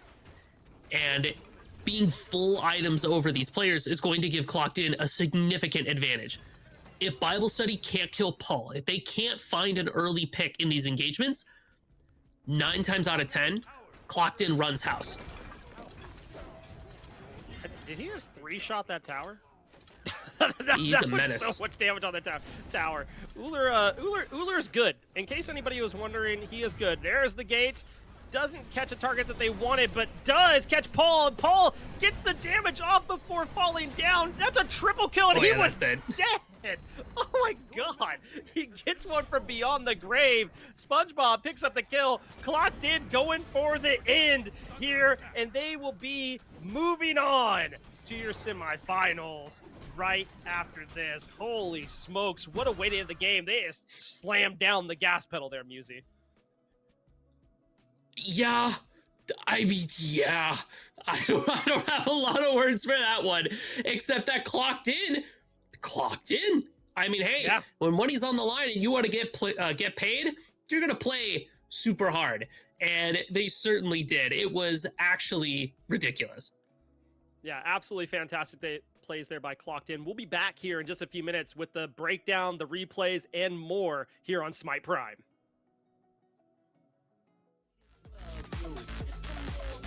Nesha might be pretty good. The ability to just shut down multiple characters on the Bible study composition was kind of ridiculous.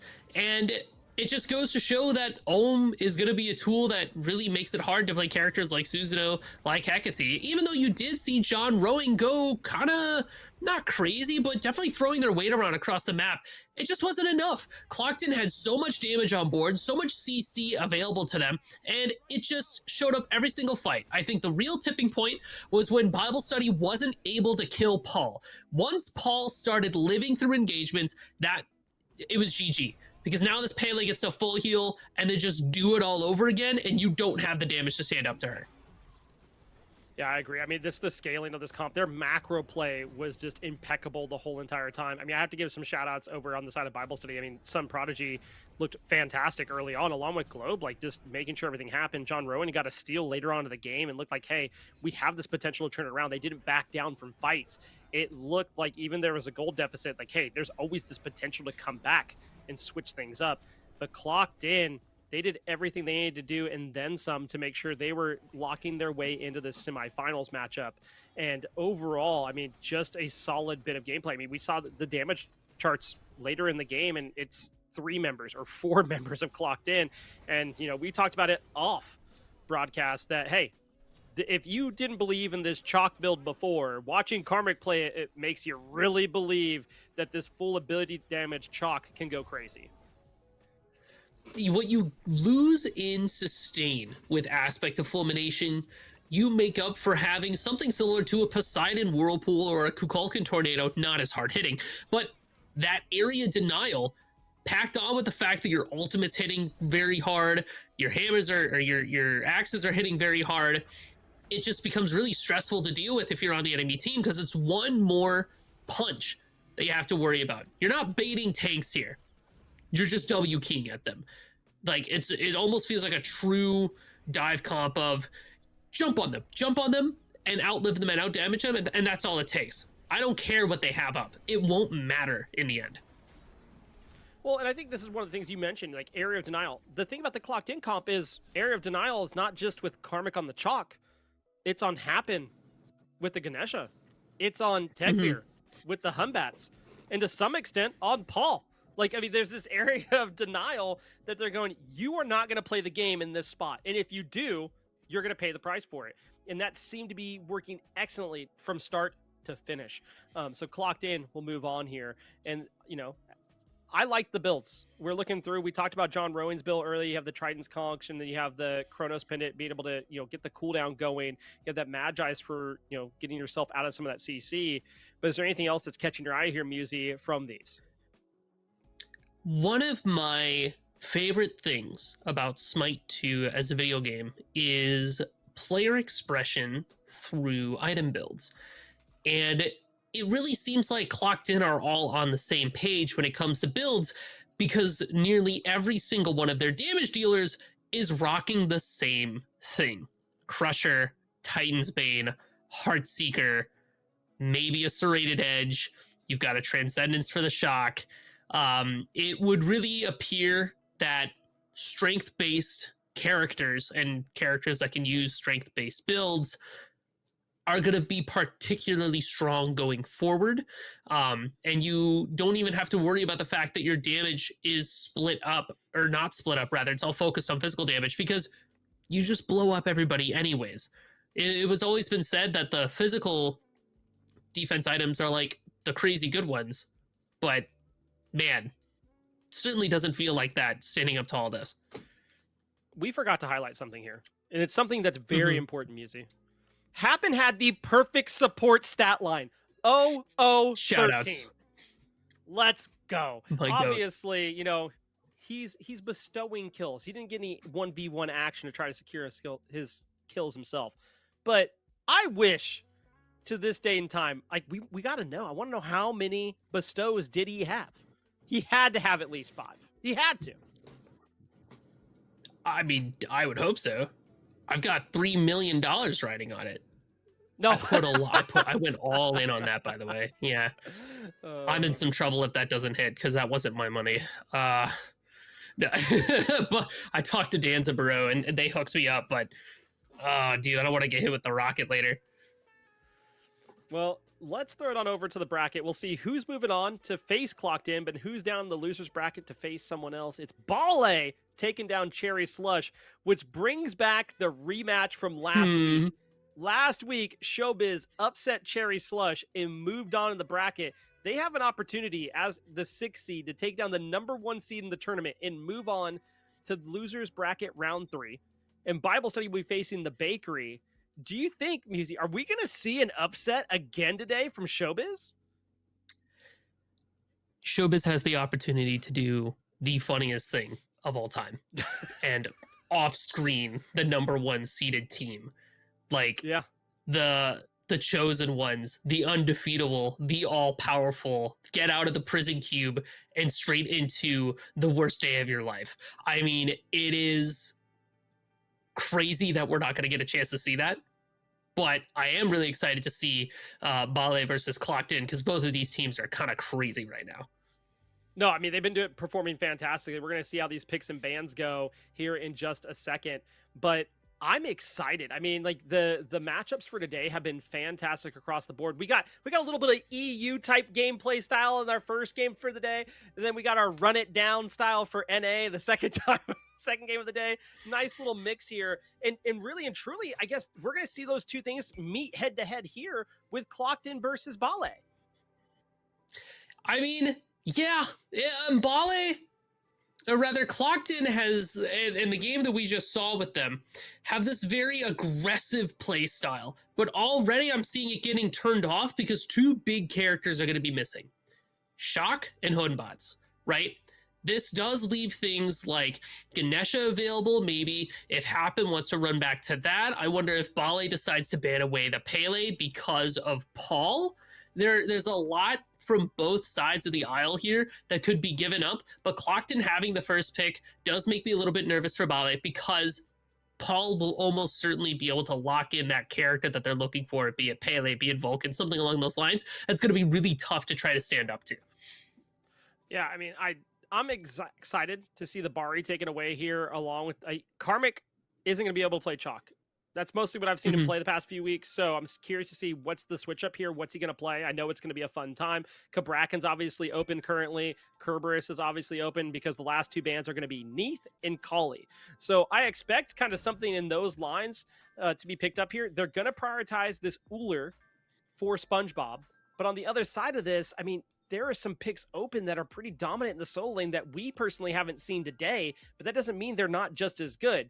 Now, does it mean that we're necessarily going to see the strength build that we've been seeing for this Chalk on somebody else? I don't think so. I think we're going to see a switch up here.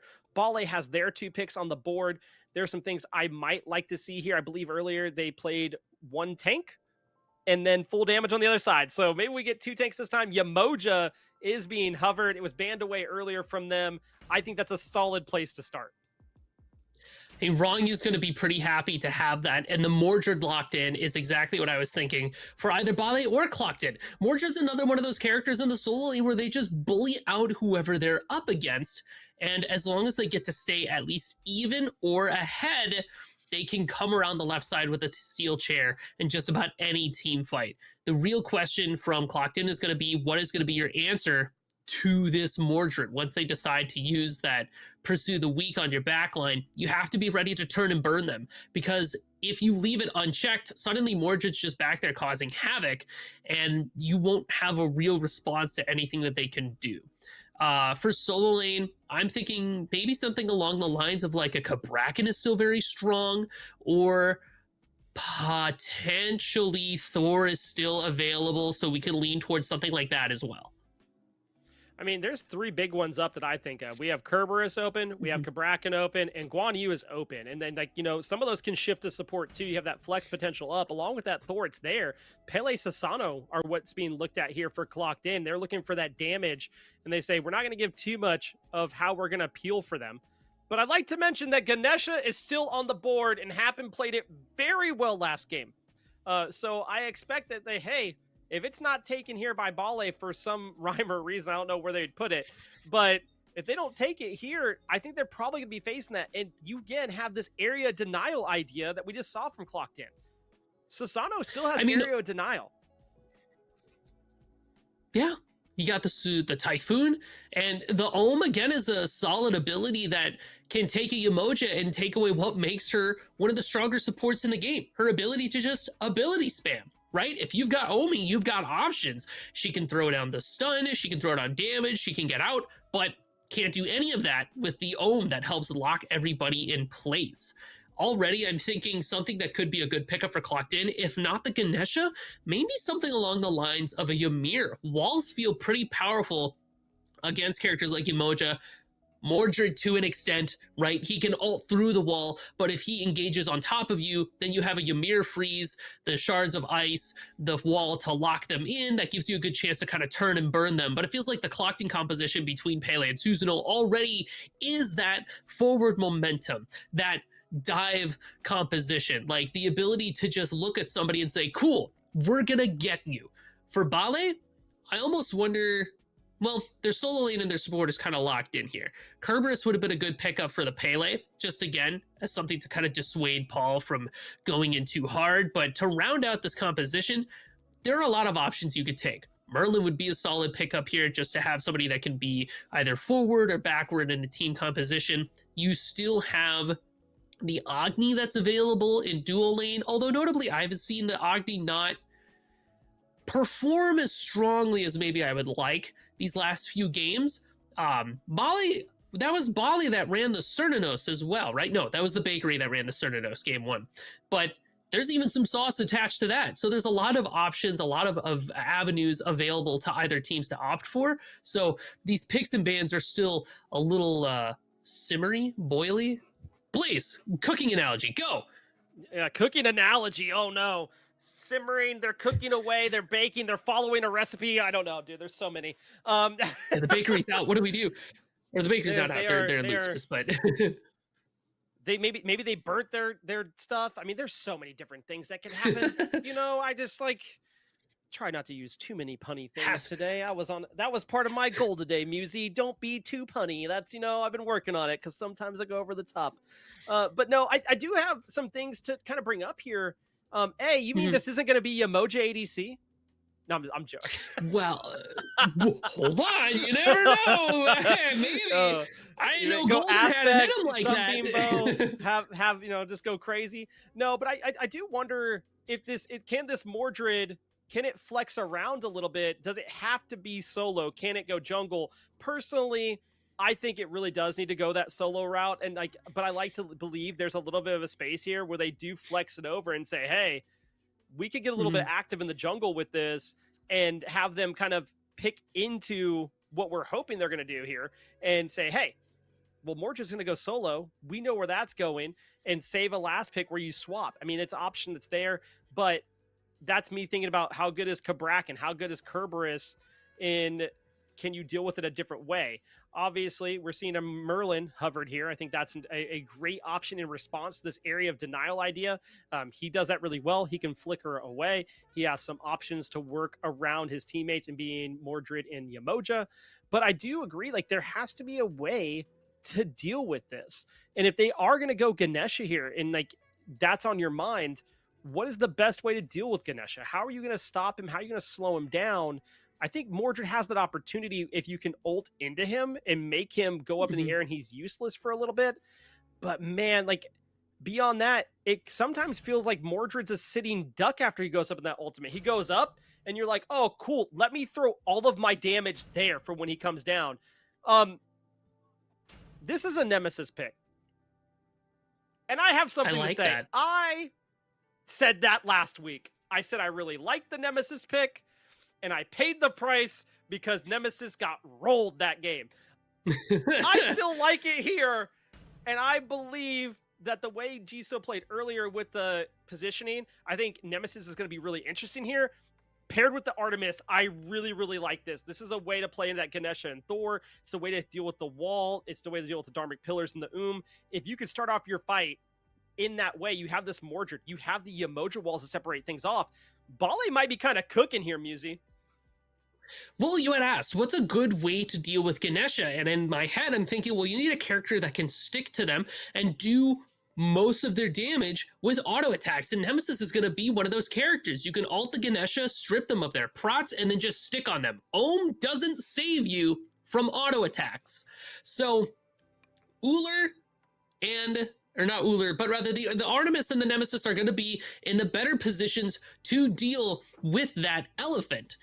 And then you also have things like the Artemis Root, the Caledonian Boar. As you pointed out, these are great anti-dive tools that Clocked In is very obviously drafted towards between Pele, Susanoo, and Thor. They're looking for that W key. They're looking for that moment in. Bale has a team composition that is flexible, that is able to say, cool, If they are looking to dive us, we have tools like our Artemis. We have ways to punish people that walk up, either with Merlin or Nemesis. And if all else fails, Yemoja walls go up and we're out. And they also have the flexibility to say, cool, Wing's gonna ult in, and we're gonna follow up. Use the Yemoja ultimate to separate out the fight, and then just delete people afterwards. It's gonna be a game of who has the anti-heal, who has the talismans to deal with the CC coming out from both sides, who survives the initial onslaught, and can Bale survive everything that Clocked In throws at them. Yeah, I mean, this is one of those things, and we've seen it today where teams aren't really to build anti-heal. I think against this Yemoja, you really do have to have the anti-heal. And we're going to see that as we hop into game here. Are you willing to build the anti-heal for this Yemoja? Really, Nemesis has pretty good healing too upon the shield. Remember, it's pre-mitigation healing, so it feels pretty good here. But it's Blaze, it's Musi on the cast. Our eyes in the sky are basically production test die. Admin is Jithens today, also running a bunch of other things because he only has so many hands, chat, to be able to run as much as he needs to. But we're heading into this game, and this is a game to, you know, position towards the finals. For the grand finals, you get to watch the losers bracket after this. You get to choose which side you want to be on from here on out, Musi, and that's a pretty big dub. There's a lot on the line. I mean, there's a lot of money, there's bragging rights, but that comes later. Like you said, right now we have to get to that point, and whoever wins this game gets to have that good step forward, that forward momentum to help carry through for the next game. Already looking at how everything is spread across the board here, I really like the spread of relics that Clocked In has. You have the Shell to deal with Yemoja. Pele again, Paul's got this Aegis that enables them to hard dive onto somebody and just pop Aegis afterwards. And you do have the Sunder, so that Happen has pressure around objectives and can steal everything. Bale has a crazy amount of beads and a Sunder, which is exactly what you need going into all of the CC that Clocked In has. I also want to see something like a Talisman of Purification picked up as well, right?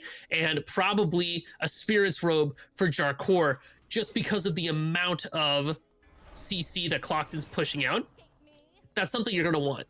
Already, Jisoo's getting active, taking away the solo, the blue buff away from Karmic. So Bale is trying to establish some early pressure, some early dominance, and that makes sense. Clocked In is a team comp that scales very hard until late game. I mean, Paul is a ticking time bomb waiting to go off. So Bale needs to get aggressive early and try to strip away resources before Clocked In can get a chance to do it. But these are both teams that have played very well around the macro. Clocked In, I would say, a little bit more so than Bale. So Bale has to stay extra careful, try to stay proactive instead of reactive, see if they can start setting up early Gold Fury sooner rather than later, because Clocked In has the team comp to just rip it if they feel like it. Dharmic Pillars is super strong. Yeah, and I like this position here by Tegvir on the solo side, looking to say, hey, is Jarkor going to step up too far? We can make a play, look towards that first blood. We talked about it earlier. We watched Bale earlier go into a game, and it was 5-5 at like 37 minutes into the game.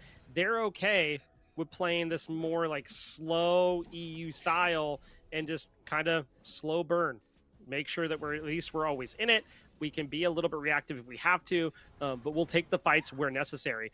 But on the other side of this, Paul waiting to clear this wave so he can hit level 5 as well with that little bit of pressure in the mid lane. They split some of that farm. I have a feeling we might be into farming for a little bit here, Musi, before we get any kills on the board, just based off positioning from each team. And I do think I agree with that sentiment, just because while Bale has to try to be a little bit aggressive, they can't do it quite yet until they get some items online, especially for Jisoo on this Nemesis.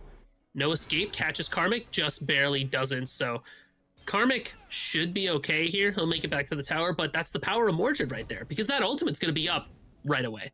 And that just puts Karmic in a position of, well, I don't really get to have fun too much. And because neither of these solo laners have Warriors Ox, they actually both opted for this Bluestone. It's going to be a crazy poke fest, and Jarkor can put crazy amount of procs on top of Karmic just by cycling through their abilities, cycling through that shoulder charge. The poke war is definitely in Jarkor's favor. Another middle lane buff there goes in the favor of Clocked In. So again, they're a slight bit behind in gold. They don't have the macro lead that they had early on last game, but that's okay. That there's nothing to write home about with 400 gold. We're just kind of chilling and vibing. A lot of poking the bear here, trying to find out where is the way in. It's almost like a boxing match where you see them jab, jab, jab, jab, and eventually they go, okay, now we can hit them with the right hook. It just depends on who decides they can hit with the right hook first. Right now, I think both teams feel comfortable with jabbing about. Yeah, just kind of taking it slow, getting a chance to breathe. The excitement will come later. And the question is going to be, who will be the first one to blink? Who's going to be that first shot? I always look at the junglers, right? Tagveer and Jisoo. These are both players that can get active pretty much at a moment's notice. And Jisoo especially, somebody who likes lurking, waiting in the wings, making rotations. I'm waiting for this nemesis to decide that it's time for somebody to die. Nobody has well, not quite true. Because I was going to say nobody has crazy big CC ultimate to start things off. Tagveer does, but I feel like you're not really leading with the Susanoo ult, right? You're trying to go for the pull, you're going for that dash to get the damage off, and then the ult comes afterwards to secure somebody who's running away. So starting these fights off, it's a little weird because you're trying to think, well, how am I going to catch you? How am I going to start this? How do I win a fight? And I think it just starts with somebody stepping out of line. And that's, again, looping back around, part of the reason why everybody's just kind of chilling. Nobody's ready to make that commitment yet. Paul is able to jump on Bayonary, but Bayonary doesn't have to worry. He's just going to back up and be okay. Well, we talked about this earlier. It's one of those things where, in the open bracket, you're playing for seeding. That's what you're playing for. We're to the closed bracket now. There's money on the line and so forth, where it makes you kind of think about the decisions you're going to make. And now Paul is getting aggressed upon by Jisoo here, has to ult away for safety. And that comes to, okay, Paul was a little bit out of line, but also he had to ult. He wasn't that far out of line where he wasn't going to successfully be able to get out. On the other side of this, though, Tagveer putting the pressure onto the duo lane. They are looking towards this purple buff respawn. Clocked In have the ability to make a play here. They know that Jisoo's ult is down. They have this Dharmic Pillars. This might be where first blood comes. You do need to watch out for that Tusky. It could go crazy here. Tagveer avoids all the damage. I don't know they know he's in the bush, but he might step up here. There's the dash in, and Rongyu in a little bit of trouble. There's a lot of damage. Tagveer, first blood at 7 minutes on the dot, and Clocked In pick up the purple buff as well. And that's the person who steps out of line. Rongyu, we're just ripping a gold free like that? You people are nuts. I mean, Jisoo's right around the corner, but not with the Sunder. Yeah, I mean, now Clocked In going for that Gold Fury, and there it is. I mean, you talked about the macro play last game. There it is. Boom. We get a Gold Fury steal, then we go straight in, we get the purple buff steal, and then we go straight into that Gold Fury and take it down. That's exactly what Clocked In want to do. Find a pick, lead it into an objective. And you're going to see that happen throughout this game if they're allowed to play the style they want to play. And like I was saying before, Rongyu being the first one caught out there, because a part of them knew Tagveer was in that bush, but they just couldn't prove it. So they walk up, and Happen has Ohm and Dash. And like I said, back in picks and bans, this Umoja gets wrecked by it because they've got nothing they can do into it. So now Bale's looking for a way back in over by the solo lane. Jisoo is there, but Karmic on this Thor is super safe. You've got the Anvil of Dawn that gets you out. But is Bale going to give it up? Yes. Jisoo might actually be caught out now. Yeah, Paul's going in here. He says, hey, I see you wanted some pop rocks, and you might have to save those for another time. Yarkor makes the rotation over. I think they might go ahead and pull those fire camps anyway. They don't think anybody's going to rotate back in, but look at this. Baronary is there on the Merlin, ready to poke out some damage, and he has a lot at his disposal there to be able to do it. And Paul just walks away. Says, okay, well, let those minions walk up so I can heal real quick. And he does not have a problem initiating. Remember, that healing for the Pele is going to feel pretty good now that Serrated Edge is online. A little bit of a poke fest happening, but look at the left and right side of mid lane. Happen walking up on the left side. On the right side, you have Tagveer. They could make a play on a Baronary here, who might be none the wiser. But for now, they call it off and just have the support come and get some farm. So between, that's interesting. Yeah, good call out. Helm of Radiance here for Baronary, and SpongeBob is dead. Ooh. All right. right. Yeah, I mean, Bye, SpongeBob. there's the ultimates, right? Bye. Yeah, I mean, there's what we talked about, though, is like you have River's Rebuke, you have Tusky. Lock him down in a spot, he can't get out. He doesn't have a way to get out. He can leap over a wall, but if you lock him down, it doesn't really matter. I mean, the shell for Clocked In belongs to Karmic, so Yemoja is going to be able to abuse her ultimate over in that dual lane and maybe even in the mid lane, because Paul gets trapped in there as well as Tagveer gets trapped in there too. And if you catch SpongeBob without a dash, that's lights out. I want to circle back around to this Helm of Radiance for Bayonary. I like it for a few reasons. Not only does it give you a bit of survivability against Paul in this mid lane, it also procs very easily because Paul will hit you with the rock and then it goes tick, tick, tick, tick, tick, more damage. And that Helm of Radiance ticks up every single time you take that tick of damage. So you stay tankier, you've got the intelligence to fight back. It's a good flex item pick. It reminds me of the Celestian Legion Helm of old from Smite 1, as Paul's looking to take away this Naga. Oh, that's a lot of damage on a Rongu. He picks up the kill, and they get the Naga. It's just not what you want to see if you're on the side of Bale. Again, Clocked In, find a way to get a pick, and then take down, in this case, a mini objective. SpongeBob getting aggressed upon here in the dual lane. Meanwhile, Karmic, based off getting UCR core, great wall use there, but shouldn't be too much to find thereafter. I will say both of the soul laners are building tanky this game, at least for now, and that's a nice little change to see compared to the past couple games. It's back to things like Shield of the Phoenix Bladed Boomerang. Pyromancer is dead. Yeah. Again. I feel like Clocked In did this last time, where Pyromancer spawns and Clocked In is just on top of it. And that's the macro play that kind of makes or breaks teams, because with that extra gold, you just catapult yourself ahead. And now you also have something like a Pyro Bomb that sets you up for more objectives in the future. Pyro Bomb is so powerful. I'm not going to call it underrated. Everybody knows how good Pyro Bomb is. We don't have to talk about that. But having it in your pocket sooner just enables you to get more and more and more. Back to solo lane. Between Bladed Boomerang, Shield of the Phoenix, you have the Spear Rub there for Jarkor too. This Mordred's going to be very difficult to kill, but Karmic can be a playmaker for Clocked In, right? You Anvil the Dawn, you throw out your stun, you pop your Pendulum Blade, and then you just do it all again, minus your ult, right? It's not, Pendulum Blade isn't that good, everybody calm down. But being able to cycle through your abilities as Thor, especially if you get something like a Shield of the Phoenix online, now you're sustaining through everything, now you're healing through everything. Anti-heal for both sides is going to be increasingly necessary, because we're looking at Paul, we're looking at Jarkor, we're looking at Rongu, we're going to be looking at Karmic. It's a lot, and we have to try to stifle it now. Yeah, and I'm surprised we haven't seen it prioritized maybe a little bit earlier, but nice River's Rebuke here. A lot of damage and ultimates used. That's a lot of resources. Paul is escaping for the time being. Had to use his ultimate in response. Jesus around the corner, but doesn't know exactly where Paul went. And Paul's actually wrapping back around behind Rongu and Bayonary and going towards, I guess, trying to dissuade them from walking over the Gold Fury, because Clocked In picked that up for their troubles. Happen is on the way along with SpongeBob, and they're looking for a play here in the mid lane. Nice little bit of damage poked out there by Paul.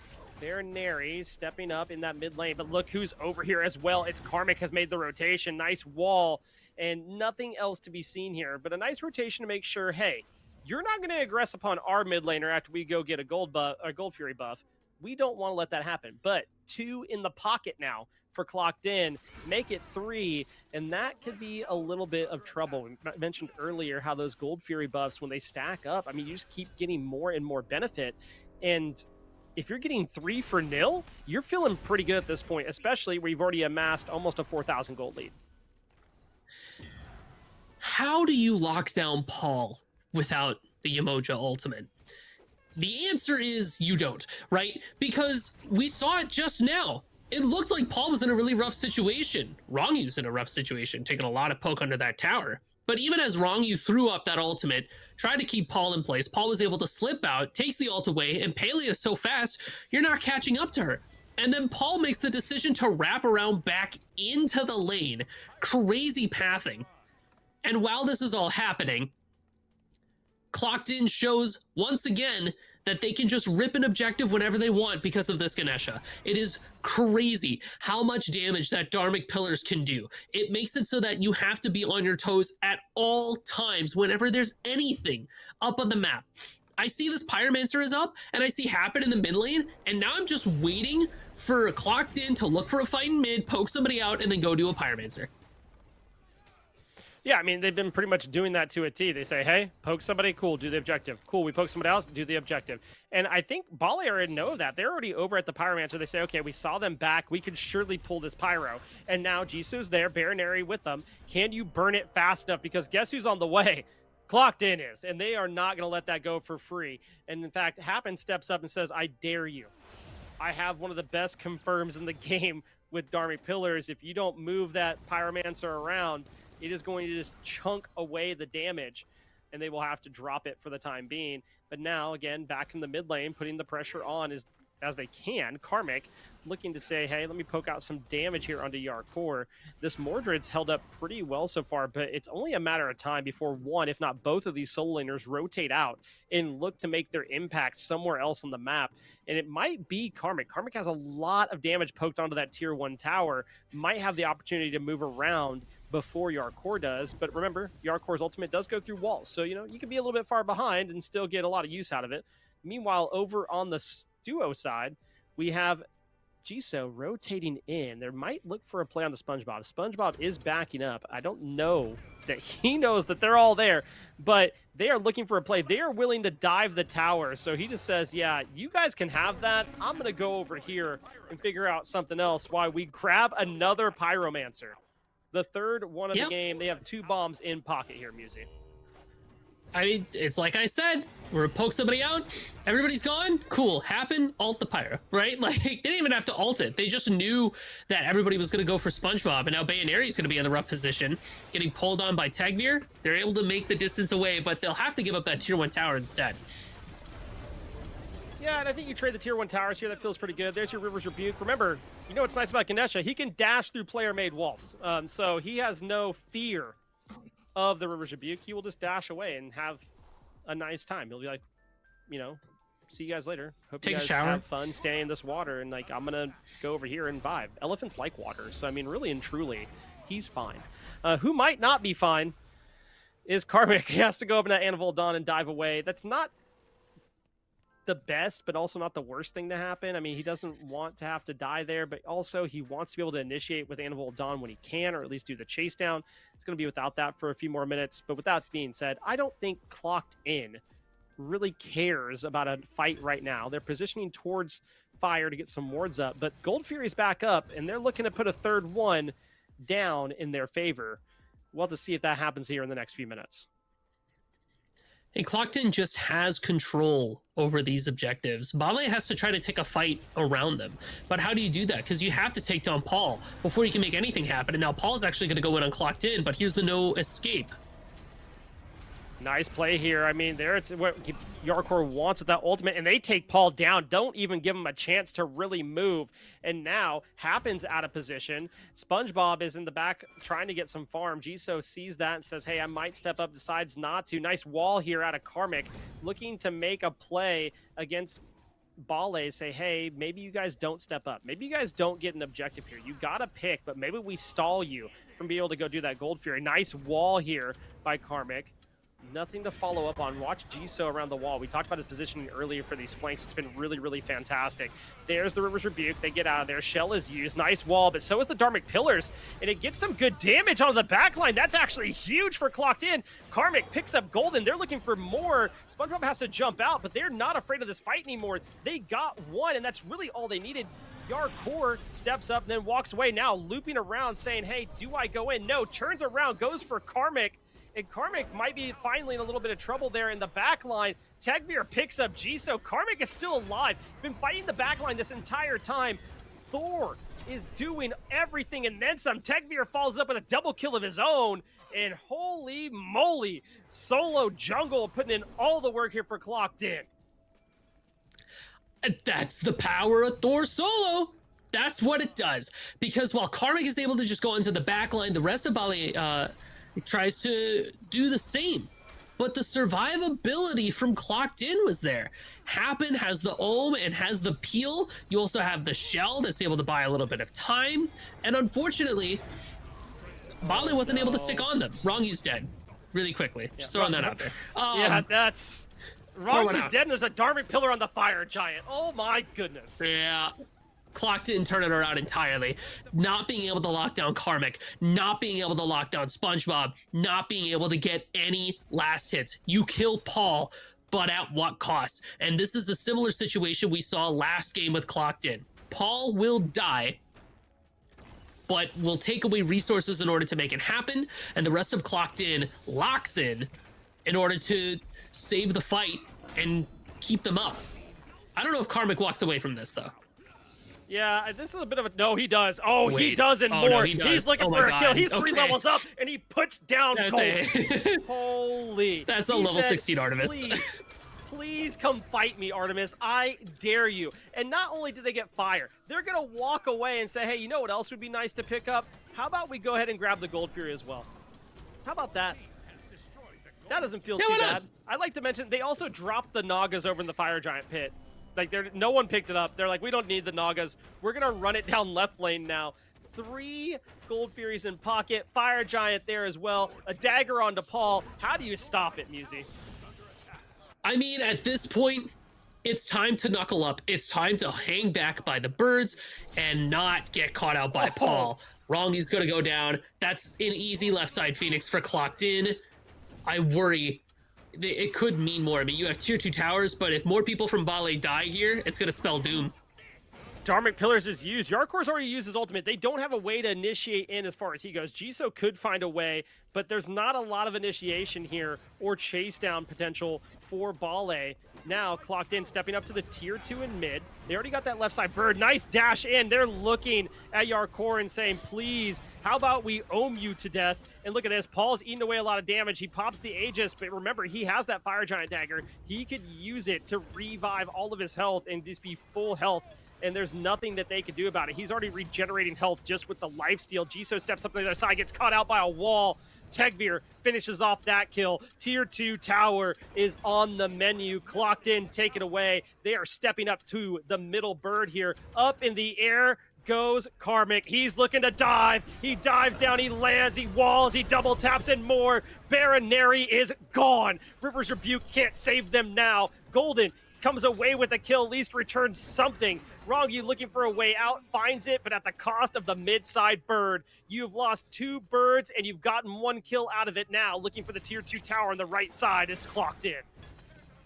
I mean, Clocked In is just rolling. The snowball's in full effect at this point. Their momentum is ridiculous to keep up with. Bali death timers are staggering, and it just fully enables Clocked In to continue looking for more off of these fights. It takes so much to kill Karmic, and even after you finally do, it doesn't even feel like too much. Paul's up there fighting a good fight. He's dead. Is he dead? Paul? Okay, he's dead. But when you have Paul doing that, that is a signifier for you that this game is dangerously out of your control, right?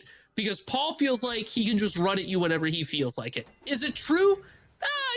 50-50, but it's Paul, and that's terrifying, and you don't want one of the better, like, top dog players in this game feeling like they can just walk all over you, right? If I see Paul in a dark alley, I'm scared. And now Paul's walking around in every dark alley in Gotham. He's got the bat cowl and everything. This Pele is ready to dash on you at a moment's notice. Look, I'm speaking from experience. There was one time that I thought I could take Paul down. He was 50% health. He looked over at me. He was on hell, and I died instantly. So if he steps up at you, it's maybe not the best idea ever. Especially if you're in a 1v3. If he's feeling like that, bye-bye. Wait, Jisoo? Hello? Gets the healing from the shield. Not enough. Almost was able to take down SpongeBob in that 1v2. But Paul stepping up 1v3 lets me know there is a lot of confidence there. And really and truly, they better be happy there wasn't the Fire Giant dagger there anymore, because if so, that Obsidian dagger is going to go crazy with the revive there. Things to keep a lookout for in the future. But remember, 2 birds down for Bale here. They have to play a little bit on the back foot. This Fire Giant's going to be responding soon. Can they afford to even step up to it is a whole other question.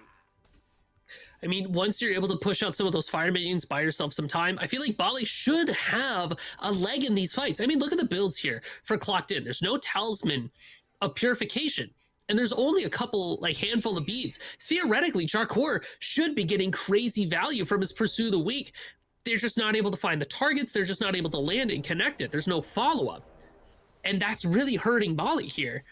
Clocked In's able to do whatever they want. Karmic just dives the backline with zero consequence. The rest of Clocked In can just go look at a Fire Giant like they are right now. And Paul is going around unchecked for the most part. Like, yeah, look at Paul's this. looking to dive. I mean, it really and truly, you brought up the Pursue the Weak here, but on Jarkor, but who's weak to Pursue?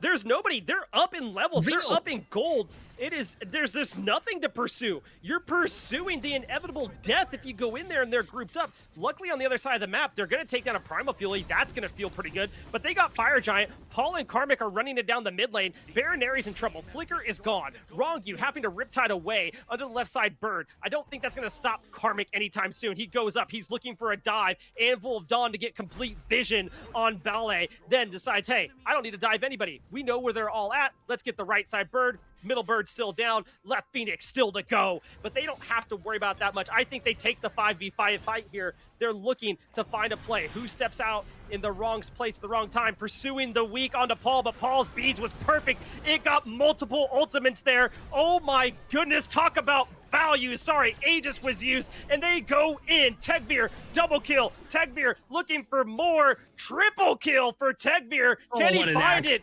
Jisoo is on the rundown. Tegvir, quadra kill for the game. Can they go? Can he get the Penta? Baronary standing in the fountain. Does he go for it? I think he does. He might decide to dive it, but instead decides to end the game instead. But that quadra had to feel pretty good. Woo-wee. They go off. Yeah. Clocked In. Clocks it on in for another paycheck. I mean, they want that money. That is to be sure. Clocked In had crazy control of the map from minute one. It felt like very slow start to that game, but as time marched on, Clocked In got stronger and stronger. Ganesha is absolutely a god worth banning against Clocked In, because the way that they play their macro, the way that they abuse Dharmic Pillars, and the way that they're able to just control it is too much to contend against. Yeah, I think Ganesha has to be something to watch out for. Not that the rest of this team isn't absolutely fantastic, but when we come back, I want you all to look at the stat sheet after the replays, and I want you to notice something from the game before what happened on this Ganesha, and to say 2 and 2 together seems to be working out pretty fine. But we'll be right back here in just a few minutes.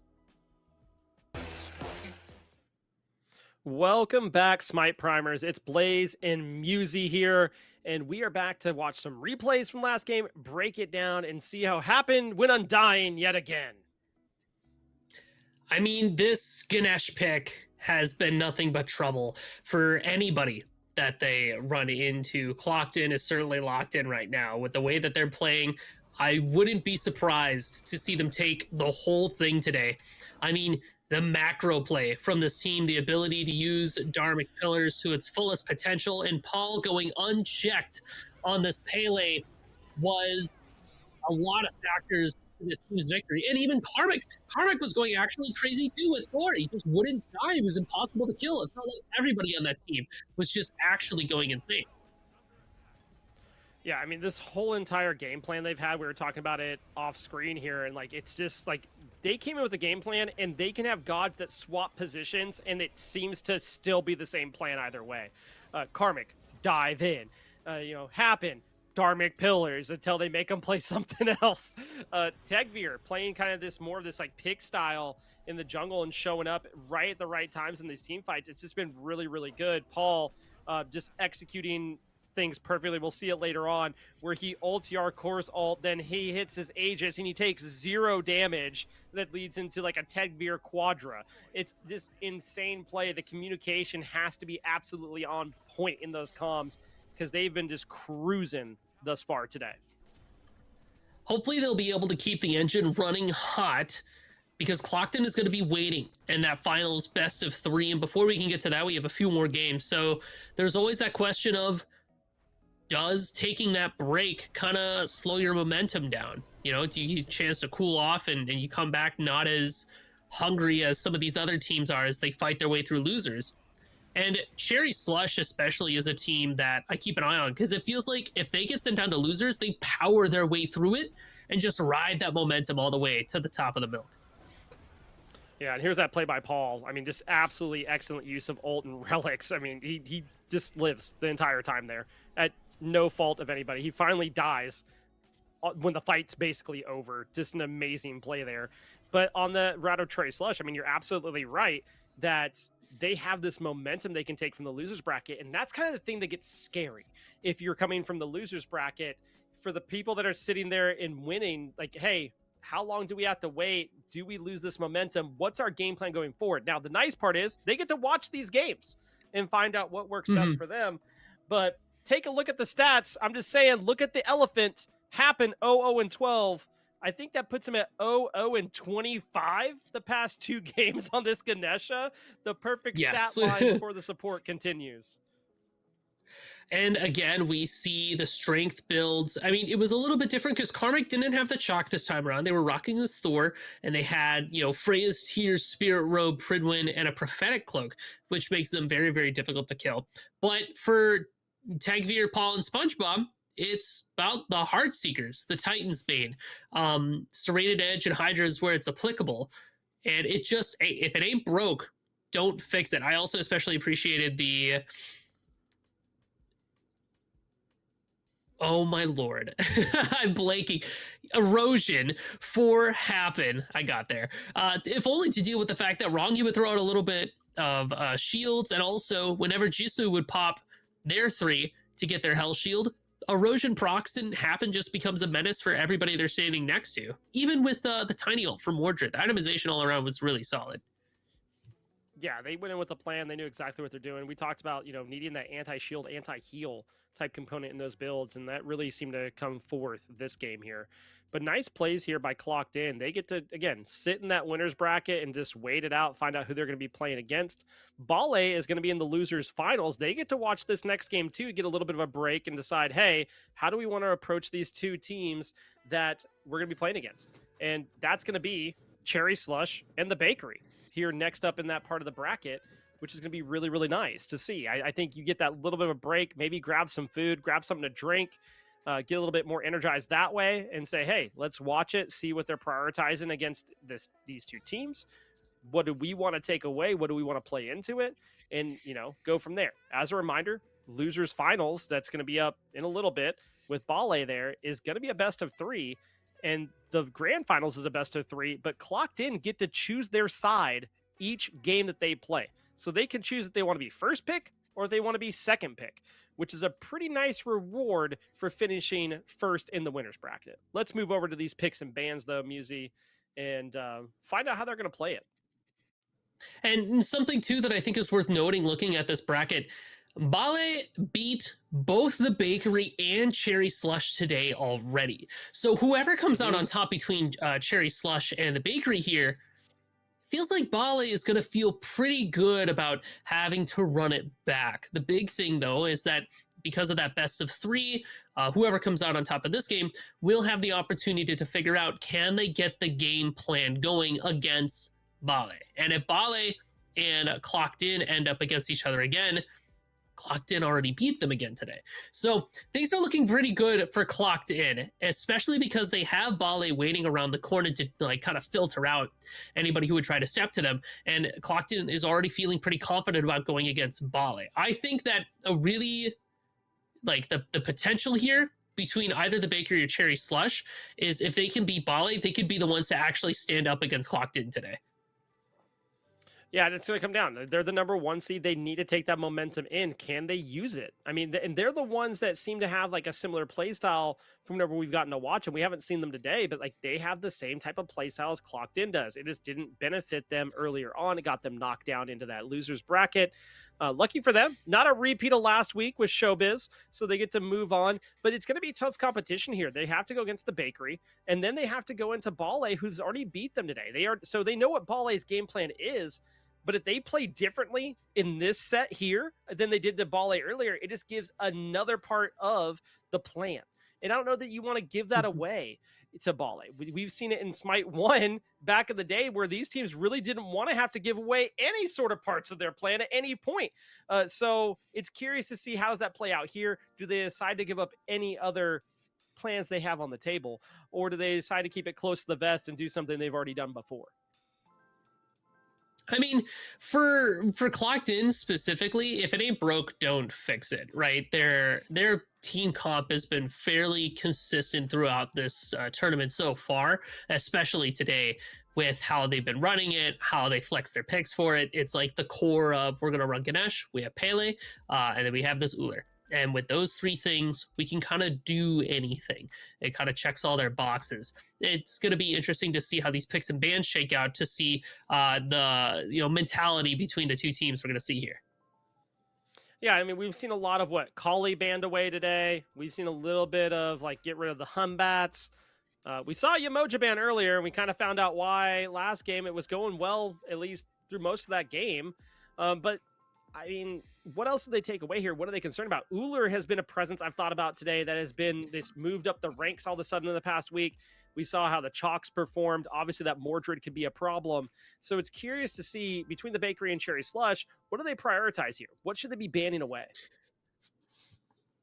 So I would expect we're going to see some more traditional bans like we were talking about earlier today. Characters like Hunbats, Agni, Kali, maybe even something along the lines of the Aladdin that just slipped in through there, especially when you're up against Scream. You got to be able to take that off the board. I'm also thinking about characters like Mordred. You could even look at something, Princess Bari is going to be another pretty obvious one. And Baron, not only because of mid, maybe Betty Q wants to play that, but Inbound has been known to rock a Baron support, maybe try to take him off of his feet there too. But when it comes to like early picks and stuff like that as well, probably looking at something like a Neith or a Merlin or Thor Mordred is probably the first few we're going to see locked in.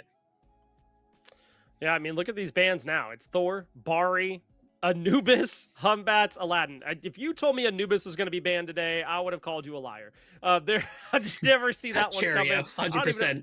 I don't even think. Oh yeah, 100%. I just don't even know the last time I've really got to cast and see him played. So it's curious to see here. Like, oh, we don't want to see that. We don't want to do with it at all. Nope. And don't get me wrong, from the ADC perspective, absolutely right. From any carries perspective, I don't want to see that, God. If you don't, you dash away. Oh, still in range of the ultimate. I'm gone. See you guys later. I'm back at the gray screen, chilling, watching the fight happen. Casting from the gray screen, some would say, trying to give some type of feedback to my team. Neith is going to be the last one banned away here. That leaves the Bakery with their first pick. And what do they choose to take away here? We've talked a lot about this Cabrakan, the Guan Yu, haven't seen him, but the Mordred is still on the board here. And we saw that perform fairly well last game. It has to be something you have to at least think about, but they wait. And the Kali slips through. The Bakery take the Kali away. And it's countered right back as Benny Q gets to have their very own Merlin. Kali is pretty good, and it's especially a good character to have to take away from a player like Scream, who really enjoys playing that farming game. And with a character like Kali, they super benefit from being able to just farm across the map and then show up like 2 levels ahead of you and a full item up, and you're like, whoa, whoa, whoa, whoa, whoa, then you're dead, then you die. So Valo having this pick is going to suit their playstyle as well, because they are also a bit of a farmer. They like to carry themselves towards that late game. Already the composition for the Bakery is going to be, how can we leverage this Kali to its fullest ability, and what can we use to set them up? Well, Athena's a good place to start for setting up. That's all I have to say. But, play a little bit devil's advocate here. What if Donut Doug goes Kali? I'm just throwing it out there. He could. You can go Aspect and go crazy. It's a fun time. We see Cherry Slush pick up the Baron, the Merlin. Now looking at this Nemesis. Nemesis, we saw it do okay last game. I think it plays decently into this Kali, especially with the fact of like, hey, you got to worry about the premeditation healing on the shield. God, it's Jingwei. Oh, no. No, I thought I was going to make it the whole day. Here we go. The whole day without seeing it. Oh, no. I mean, like, Cyclone Skin's most likely playing it. He always performs well, but I stand on the grounds of Jingwei being one of the worst hunters in the game. And I just stand on that regularly. We talked about it last week. It kind of came to fruition. Most of those games, maybe it plays out differently here. Obviously, crit feels pretty good, but few picks left here, Musi. What are we expecting? Well, we see the elephant hover there for the bakery, which, I mean, okay.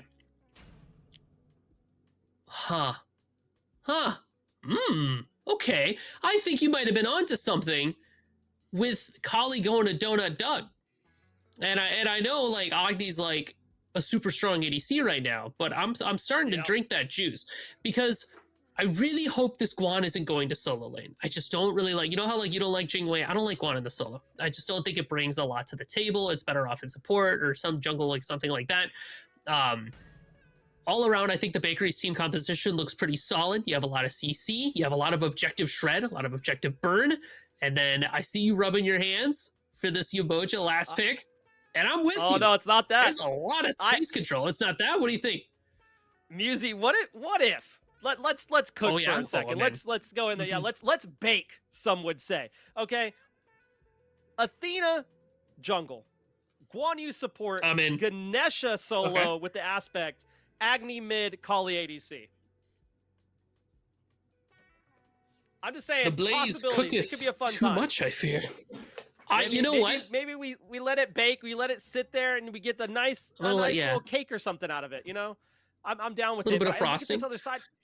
Yeah, we saw this issue earlier though, Musi, where Baron can be tanky, but maybe not necessarily the tank that you want. Nemesis has a shield, that's great and all, but like, is it enough to survive the onslaught and the setup that's going to come out of the bakery here? I mean, you have Athena taunt, you have Guan Yu, he can cavalry charge in. That's a lot of CC. You have Ganesha. Oh, we saw that earlier. Dharmic pillars for days. It's one of the things that gets a little bit scary. You have the Emoja to seal some of this off, but is it enough to get away from what the bakery are wanting to set up? It does. I do worry with you about the Baron CMD because I really like Baron in the mid lane with their aspect where they go crazy damage. But as a tank, you're not too much of a frontliner. Yeah. I mean, we're going to find out as we throw it over here to the game, Musi. And as a reminder, we have basically as the eyes in the sky, we have Testai on production, Jithn's as the admin today, and let's find out where they all go. Oh, it's not going to be Ganesha solo with the aspect. We have been denied the greatness of that, but it is going to be another Athena solo. We saw John Rowing play that earlier. It worked out very well. I think it actually plays pretty well into Cherio here on this Baron, actually. But it is going to be Donut Doug on the Kali ADC, which is going to be exciting to see. And especially as, you know, the Kali in that dual lane, you just get a chance to farm up with relative safety. Or maybe the keyword there's more, you have more consistency. You get to farm off of creeps and the waves and the camps you can constantly rotate to. As a lot of people from Cherry Slush are eyeing up Donut Doug here. I'm a little concerned. He doesn't know. Donut Doug is not. He doesn't know. He'll be okay. But this could be an early invade because Scream and the boys are chilling over here. It doesn't look like everybody knows. That ward is going to dissuade everybody, though. And this really speaks to the way that Cherry Slush likes to play. Scream especially likes to get aggro in the jungle early on. Try to deny early camps. You can see him starting with Valor right away. He's forced to use the shell. Like, probably no kills here, but it shows that Cherry Slush is coming at this with an aggressive attitude and just trying to poke Valo out, trying to poke the bear. All right, Valo going back in is a little scary, though. Yeah, Valo tried this last week to invade as like Scream's doing now, and Scream takes the win here, and this is huge for the Nemesis. I mean, if you can get that lead going early, that is hugely to your benefit. It makes it a little bit easier to scale into this mid game. That's kind of where, you know, the early game is where Scream's going to have the most problems, if you want to call it that, on the Nemesis, being Scream, that is. As he gets the left side farm, now he's going to go back and get his left side farm. It's going to feel really good. Cyclone Spin now getting pushed out by the Jingwei. And I guess one of the things to kind of watch here for Cherry Slush specifically is the fact that they're going to take a little bit of time to get online. This Jingwei doesn't play well early. I mean, if you can set her up and they get her going, cool. But like, she's a mid to late game god. Valo diving in on the right hand side, looking for a kill on a Cherio, but Cherio gets the kill instead, thanks to the tower. First blood to the Baron Samedi. Holy smokes, not what you thought that was going to happen there, but Cherry Slush definitely isn't complaining.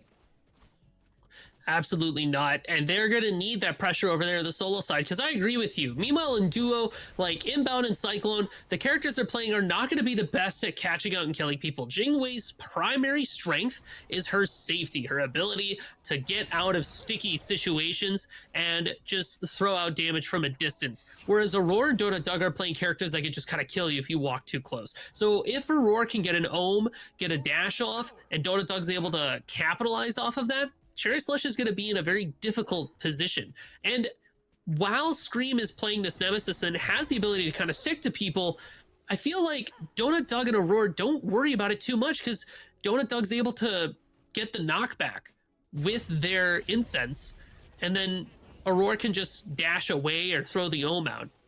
And Scream can't really do too much until they get some items online. I really, really like this draft by the Bakery. I'm just saying, I think it's pretty nice. They do need to be wary, though. They can't be diving a tower and dying. I mean, that's going to be one of the things where, like, you're really hopeful that you walk away with that kill, but giving that away is definitely problematic. But I like Valo here on the Guan Yu, a little bit something different than what we've seen on him in the past, at least from the point of Smite Prime. You know, again, I brought it up earlier, he plays a lot of, like, you know, burst mages in these comps. He likes to go like the burst assassins, where he goes things like the Loki and he wants to just delete you. Today it's been Thor, now it's the Guan Yu, a lot more setup, a little bit more bruisery, and I kind of like it because I think it plays to the playstyle he's wanting to do as far as like getting in there and running a team fight for the rest of his team. And the Guan Yu also offers quite a bit of utility in that you've got the heal, you have the protection shred. With your Talus Assault, you also have your Cavalry Charge, so getting on that horse, setting up stuns. I think it's going to really show up once we start seeing like mid 3v3s or ganks and duos, as you can see Valo's already trying to set up because that purple buff is up, so Bakery want to take it away. Yeah, I mean, he's going to lose his speed buff on the other side of this. Scream is prioritizing the farm, and while Valo is trying to help set up some things for the team. We talked about it earlier. If you can get your duo lane online and moving, it does a lot for you in the grand scheme of things. But now here comes Scream rotating in from behind. Valo waiting on that blue buff to spawn. Nice blink around by Scream. Scream's looking for the damage. He is not scared of the 1v3. He wants to take it, in fact. And that's a lot of damage put onto Valo, but has he bit off more than he could chew? Dishonored comes over, puts down Scream, and Aurora, now in trouble inbound, picks up the support kill, and Valo is having to walk away, trying to pull some camps, but at what cost is the question. Inbound still chasing it down. Dishonored trying to keep the Yemoja from doing too much. Now gets out by the hair on the chinny chin chin there, and now the damage from Donut Doug will put down Inbound, and Inbound maybe just went a little bit too far there, saw the red and went, hey, we can catch him, we can do it. For the time being, it leaves it as a 2-2 lineup here for the Bakery and Cherry Slush. But I like the play there by the Bakery to try to turn that around. But again, watching out for Scream here. Scream is going to farm and then pick his fight. Well, and Scream in that position, the right call definitely to try to go for the fight. What Bakery wasn't counting on was Dishonored getting their ultimate there and being able to make that rotation over to the dual lane. And unfortunately, you know, Bobby tried going way too deep. Yeah, you think to yourself, I can kill this Guan Yu, but you have to remember he's going to have that heal up pretty shortly. This Gold Fury is getting decimated, by the way. It's just dead. Okay. 5-minute, 36-second Gold Fury. Shout out to Cherry Slush. You want to talk about macro play? Let's talk about the macro play monsters here. Now the Gold Drifters just drops all the way down towards the favor of Cherry Slush. And I mean, that's the power of Yemoja and the Nemesis being able to have the Moonstrike, extra basic attack damage. You get the attack speed there as well. And Nemesis has the Boomba's Dagger, so you just do extra damage, as you would expect from your jungler. So you lose a couple people. That dual lane engagement doesn't go the way you want, but it makes the Bakery think, all right, well, now they're done getting feisty. They're going to go back to farm. And instead, Cherry Slush just rip a Gold Free and go, no. This was all according to plan. We're fine with this. Yeah, I mean, starting off first item Oathkeeper here for Scream. I mean, you're pretty confident in your burn at that point. You're like, oh, we can go over there and do that right now. And it's the fact of, again, I bring up the fact that if you Nemesis Shield, you get pre-mitigation healing. It just feels good. So you're going to go over there. 60 strength on the Oathsworn Spear, by the way. It's just a good item, especially early. It's going to allow you to do so much damage. You know, a lot of people want to prioritize that auto attack, but really in this case, if you can go over there and you have your team with you, those abilities are going to be slamming and your auto attacks are going to hit hard. You just don't have the attack speed, so that's fine. Right now, Scream rotating over, and Scream's level 9. Same level as Benny Q here in the mid lane. That has to feel good as a jungler. Meanwhile, they're again invading this purple buff. Bakery are baking away like that's their jobs. This is the recipe for success, is invading purple buffs from the look of it. Dishonored rotates over with an ultimate. Inbound is gone. Doug gets that kill, but Scream is rotated over along with some others, and now BennyQ picks up a kill, and Valo is going in, trying to find BennyQ. BennyQ is low. Moswell finishes him off. Donut Doug versus Cyclone Spin. Cyclone Spin just needs to land the autos, and Donut Doug will fall, and there it goes. Donut Doug takes the spill. Moswell might be the next one to fall, and if you're Cyclone Spin on this Jing Wei, this is everything you wanted and more. Get me to the mid game as fast as you can. Get me scaling on this Jing Wei. That way I can get the itemization I need to be able to slam down these autos and make them pay. Great play here by Cherry Slush. You know, the Bakery step up looked like it's going to be something a bit more, but Cherry Slush turn it around. And Bobby did such a good job at the start of that fight, because yes, they die, but right as they go out, they get a crazy stun, and that buys time for the rest of Cherry Slush to get their rotations off so that they can show up to the fight. And now Cherry Slush are off the back of not only a Gold Fury they got too long ago, but now they're just mopping up kills, and this widens the gap between Scream and Valo. Scream has already been getting very active across all portions of the map, and Valo's down like 3-2 levels at this point, and that gap is going to continue to grow as this Guan Yu won't really have an opportunity to get back into the game. This is such a aggressive start from Cherry Slush, and you can imagine that the moment that Gold Fury comes back up, they're going to be on that rotation to go there right away. And even now, Aurora trying to stand up, trying to see if they can get rid of the Oracles, means that they're not here to save Donut Doug. Oh, and Donut Doug goes in with the leap, and Scream comes by to finish him off. And you mentioned this idea of, like, how does Valo get back in? This is the problem with the Guan Yu. Like, it has great CC, it has the heals, it's a little bit more bruisery, that's great, but it also has a harder time clearing. And as soon as this Nemesis gets rolling, if you don't shut her down early, 2, 1, and 4 now, she is going to run the game. She's an auto-attack jungler, and it feels pretty good. You have that shield to be able to deal with a lot of the damage thrown your way.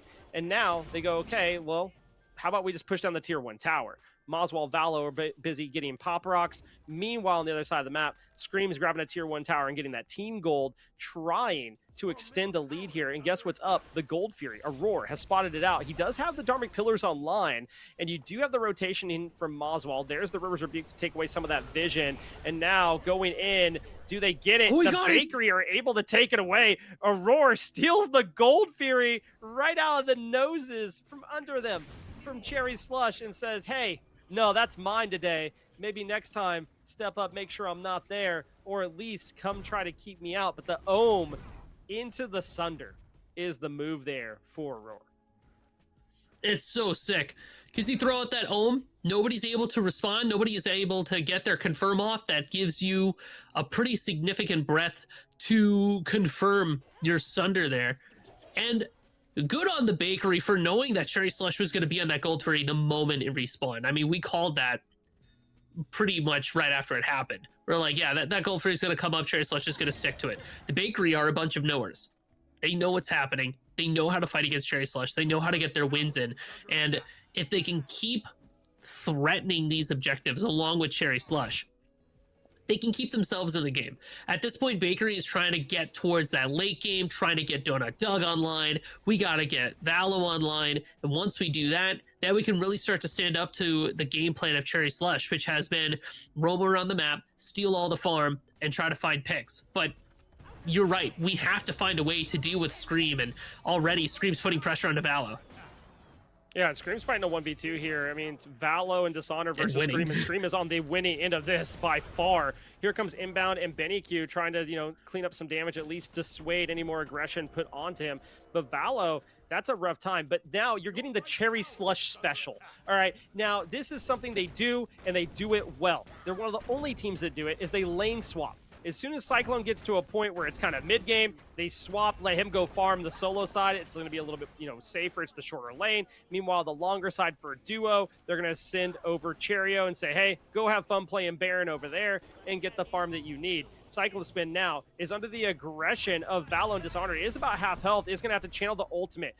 Now, do you go in and try to clean it up? Looks like no for now, but on the other side of this, Dishonored was there trying to find something. Scream gets put down by Valo, and that's actually something Valo really needed, but now here comes all the damage from BennyQ and company. Moswell picks up one on the other side of it. BennyQ is the victor of that one. Here comes Aurora looking for the Darby Pillars. It's off the mark, not something you want to see. He goes in, but he doesn't find the target. BennyQ low health, trying to find, can they catch out the Merlin? But no, he's going in. He's looking for more. Dishonored's in trouble. Moswald's gone. Dishonored picks up one and then falls. Aurora will be the only one that lives from that fight. Cherry Slush take it, but Bakery looked good there for a few minutes, like they were trying to find a way to just trickle off enough damage their way. Moswald threw out the damage but couldn't finish it off. Unfortunate for the Bakery there now. Cherry Slush are going to go respond to Donut Doug, who's just chopping down a tier 1 tower. And that fight did feel a little bit messy from Cherry Slush, especially because Scream stuck around to try to do the blue buff and got hard punished for it. But, as everybody from the Bakery is focusing down this Nemesis, that does open up the possibility for BennyQ to just whip around the corner and start throwing out abilities and shredding people down. This lane swap that you mentioned is very interesting, but it looks like they kind of went back to normal. I haven't seen too much of it. This is a recent development for good old Musi here, but I'm really curious as to see what the reasoning is. And I think part of the reason why we see Jingwei back on the left side is because this Gold Fury is respawning. If there's no need to put pressure on the left side, there's nothing to control over there, you might as well head towards that solo lane, especially because Pyro is up at this point. Fire Giant's going to be up in a couple minutes. Cherryzo is in a bit of trouble and most likely dead. Oh, there it goes. Yeah, they wanted Cheerio bad, but now Scream's going to rotate in. It's Donut Doug and Dishonored there. Dishonored's going to try to ult to Donut Doug, give him a little bit of help there on the way out, but now here comes the rest of the Bakery. They're looking for this fight. It's 4v3, soon to be 5v4 possibly, but no, they're going to fully back off here. They got what they wanted. They picked off Cheerio and then walk away. Not a bad result for their, time, but now the Bakery looking to see what can we take instead. Gold Fury is up, something that you mentioned here, Musi. Cherry Slush is on the way there. Aurora says, hey, I've stolen it once. Maybe we can go for the double here. Now, I don't know. They know he's there. Nice pressure put out by Inbound to keep him out. But here's the goal here. Rivers Rebuke is going to keep him zoned for the time being. Great ult for zoning purpose, and Scream will take down the Gold Fury. They're not going to lose it this time around. They fully zone out a Roar and say, no, the Elephant doesn't get to play around this time. But meanwhile, the Pyromancer is taken down by Moswell. BennyQ was going in looking for a steal. Valo is in trouble. Really, really low health here. They can't finish off the kill. BennyQ will have to let that one go. I'm not over that ult from Bobby. That was a beautiful Umoja ult. Perfectly zones away the Ganesh. Now Donut Doug is going to get chased down by Scream, and they trade out with Cyclone Spin, so not too shabby there, but Cherry Slush is going to be able to push down this mid lane. There's the Dharmic from Aurora. Yeah, I mean, you're trying to keep the Baker saying, please hold back. It's a second. Cheerio got a crazy heal and live to see a kill for the minimum. But now BennyQ's going crazy. Kicks up Moswell, and Aurora will now fall down to Moswell on the back side of it, I guess, from tick damage. Holy smokes. It's a 3 for 4 in favor of Cherry Slush. Valo, the only one alive right now, looking for that farm. But again, he's that Guan Yu. He's not quite where he wants to be in the build. to be able to fully clear those waves fast enough, but he knows there's probably something cheeky going on near the Fire Giant pit, and he's making his rotation over. He's then warding the Pyromancer. He sees that they're on fire. Scream stepping up over and now takes the Wind Sprite, looking to say, can we catch him? Oh, the slice and dice is off the mark for the slow, but he will go and pick up a red buff for his troubles from the look of it. Valo willing to fight here, only because he knows Dishonored might be on the way. Scream dashing away, trying to find a way out. Nice riptide by Bobby. Says, hey, you're not going to get to go on the Nemesis today. And now they all in on the Yamoja. The bakery might have found just what they needed here. There comes the cavalry charge. Bobby is gone. They found the Yamoja. Bait and switch here on to Cherry Slush. The bakery walk away with the cheeky kill. I wonder what the reasoning was there for the Fire Giant call that kind of led Cherry Slush to the scenario. Because, yeah, Scream's got some items online, but surely not enough to be able to pull that off unless Cherry Slush is aware of something that maybe we in the booth do not know. But giving up these kills, having these sloppy fights, benefit the bakery because they're just trying to get online. They're just trying to get there, right? Once Valo catches up to Scream in terms of golden experience, it becomes very dangerous for Cherry Slush because this Guan Yu is approaching that moment. Once they're able to do their damage, live, and then be there to support their team afterwards, then Cherry Slush has to try to deal with all the sustain that comes out of the bakery's composition. Then you think to yourself, oh crap, they have a Ganesh and a Kali. Shoutouts. But Cherry Slush, unperturbed, are going to go for that Fire Giant. Yeah, they're baiting this fight. They know they have it outnumbered for the time being because Donut Doug is not there. Cyclone Spin goes ahead and picks up Moswald. This is the go button for Cherry Slush. They all in on Valo, and Scream is going to die for it. Valo turns it around, picks up the kill. He has the healing. Here comes Dishonored, ulting in as the Athena. It's not enough to save Valo, but it might be good enough to get a taunt and set up the rest of his team. It's not. Benny Q puts him down, and now Aurora is in trouble. Benny Q, another kill. It's a triple for the Merlin. Donut Doug fighting into it. Holy smokes, that's some damage and some sustain. Donut Doug is not afraid of this fight. Inbound chasing him down. They should be turning around and going for a Fire Giant, and that's exactly what they'll finally go do here. Cherry Slush wins the fight and now is going to go take their prize. It was hard fought, but they were able to isolate Moswald there and just take them off the board immediately. And Moswald is a pretty significant chunk of damage for the bakery. Without that Agni, Cherry Slush doesn't have to worry about too much. And then even after that, being able to find and take down Aurora and Valo, who is super, super low, it just means that they don't really have to worry too much. That earns themselves a Fire Giant. Now they get to take a look at Gold Fury. Rather, the bakery gets to take a look at Gold Fury because they're going to shred that away before Cherry Slush even has a chance to get there, which is a good move. It's saying that you're still aware of what's in the game, but Scream's walking up. Okay, no, they're good. They're okay for now. If Scream didn't stop for that camp, we might be talking a different story there. He stopped for a camp thinking they wouldn't go straight to Gold Fury. But holy, dude, it's a little bit terrifying. He's 3-3-8, but he is swinging right now on this Nemesis. He's second on the damage charts. Benny Q's been doing the work here, Musi. And now Cherry Slush, I like the positioning here. They're positioning that left side. They have on the right side, watch that fight between Doug and Cherio. That could be a problem.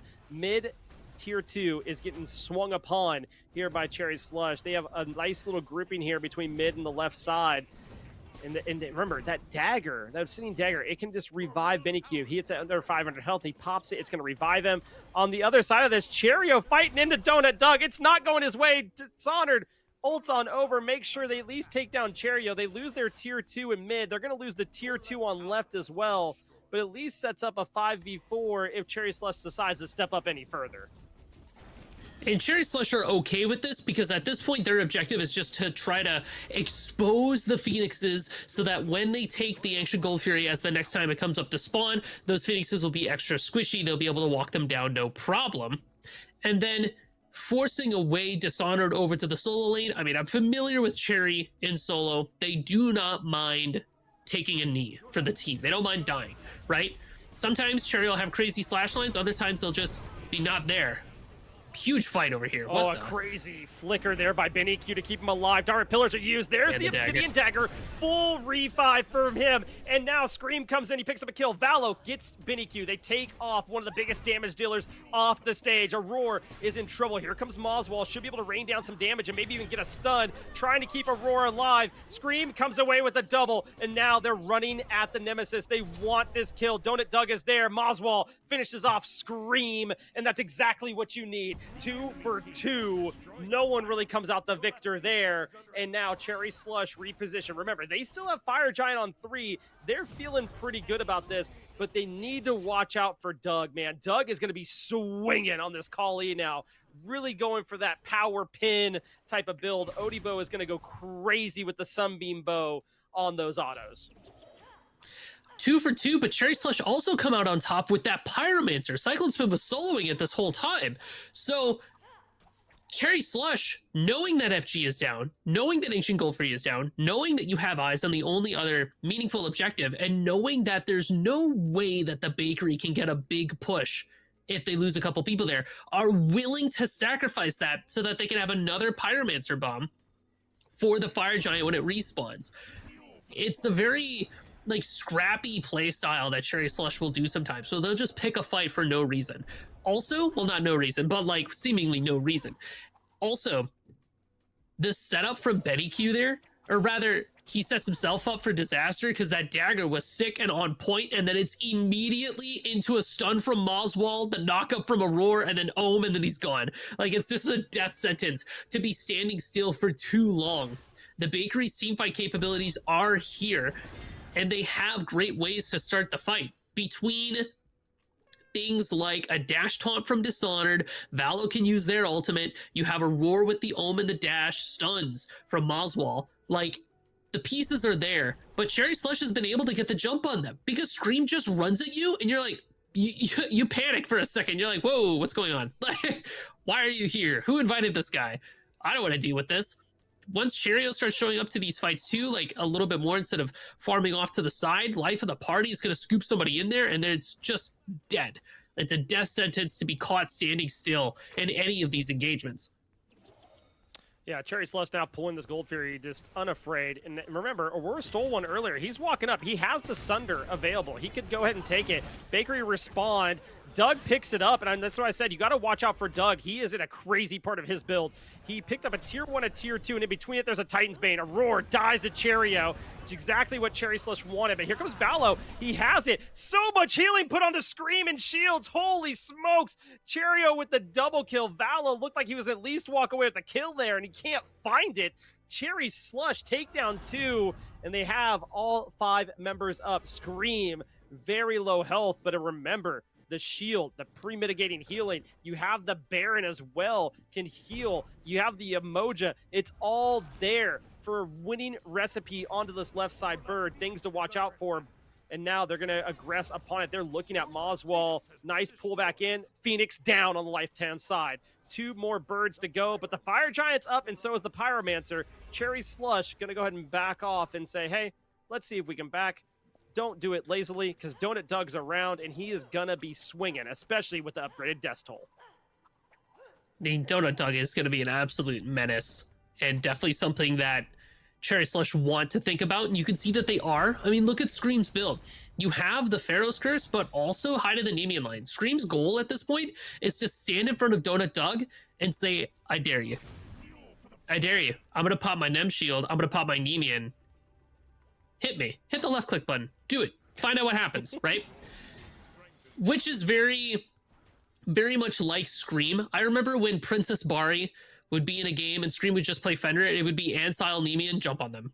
And that was it. Yeah. The Bari couldn't do anything. Pyromancer is confirmed by Cherry Slush. Scream's going to run it Dishonored, but it's more a show of force than anything else. Cherry Slush are going to be looking for the Fire Giant at this point and try to take that dance. They have Crazy Shred, but remember, the Bakery do have steal potential. The Sunder is going to be coming up for a roar, as well as the ultimate.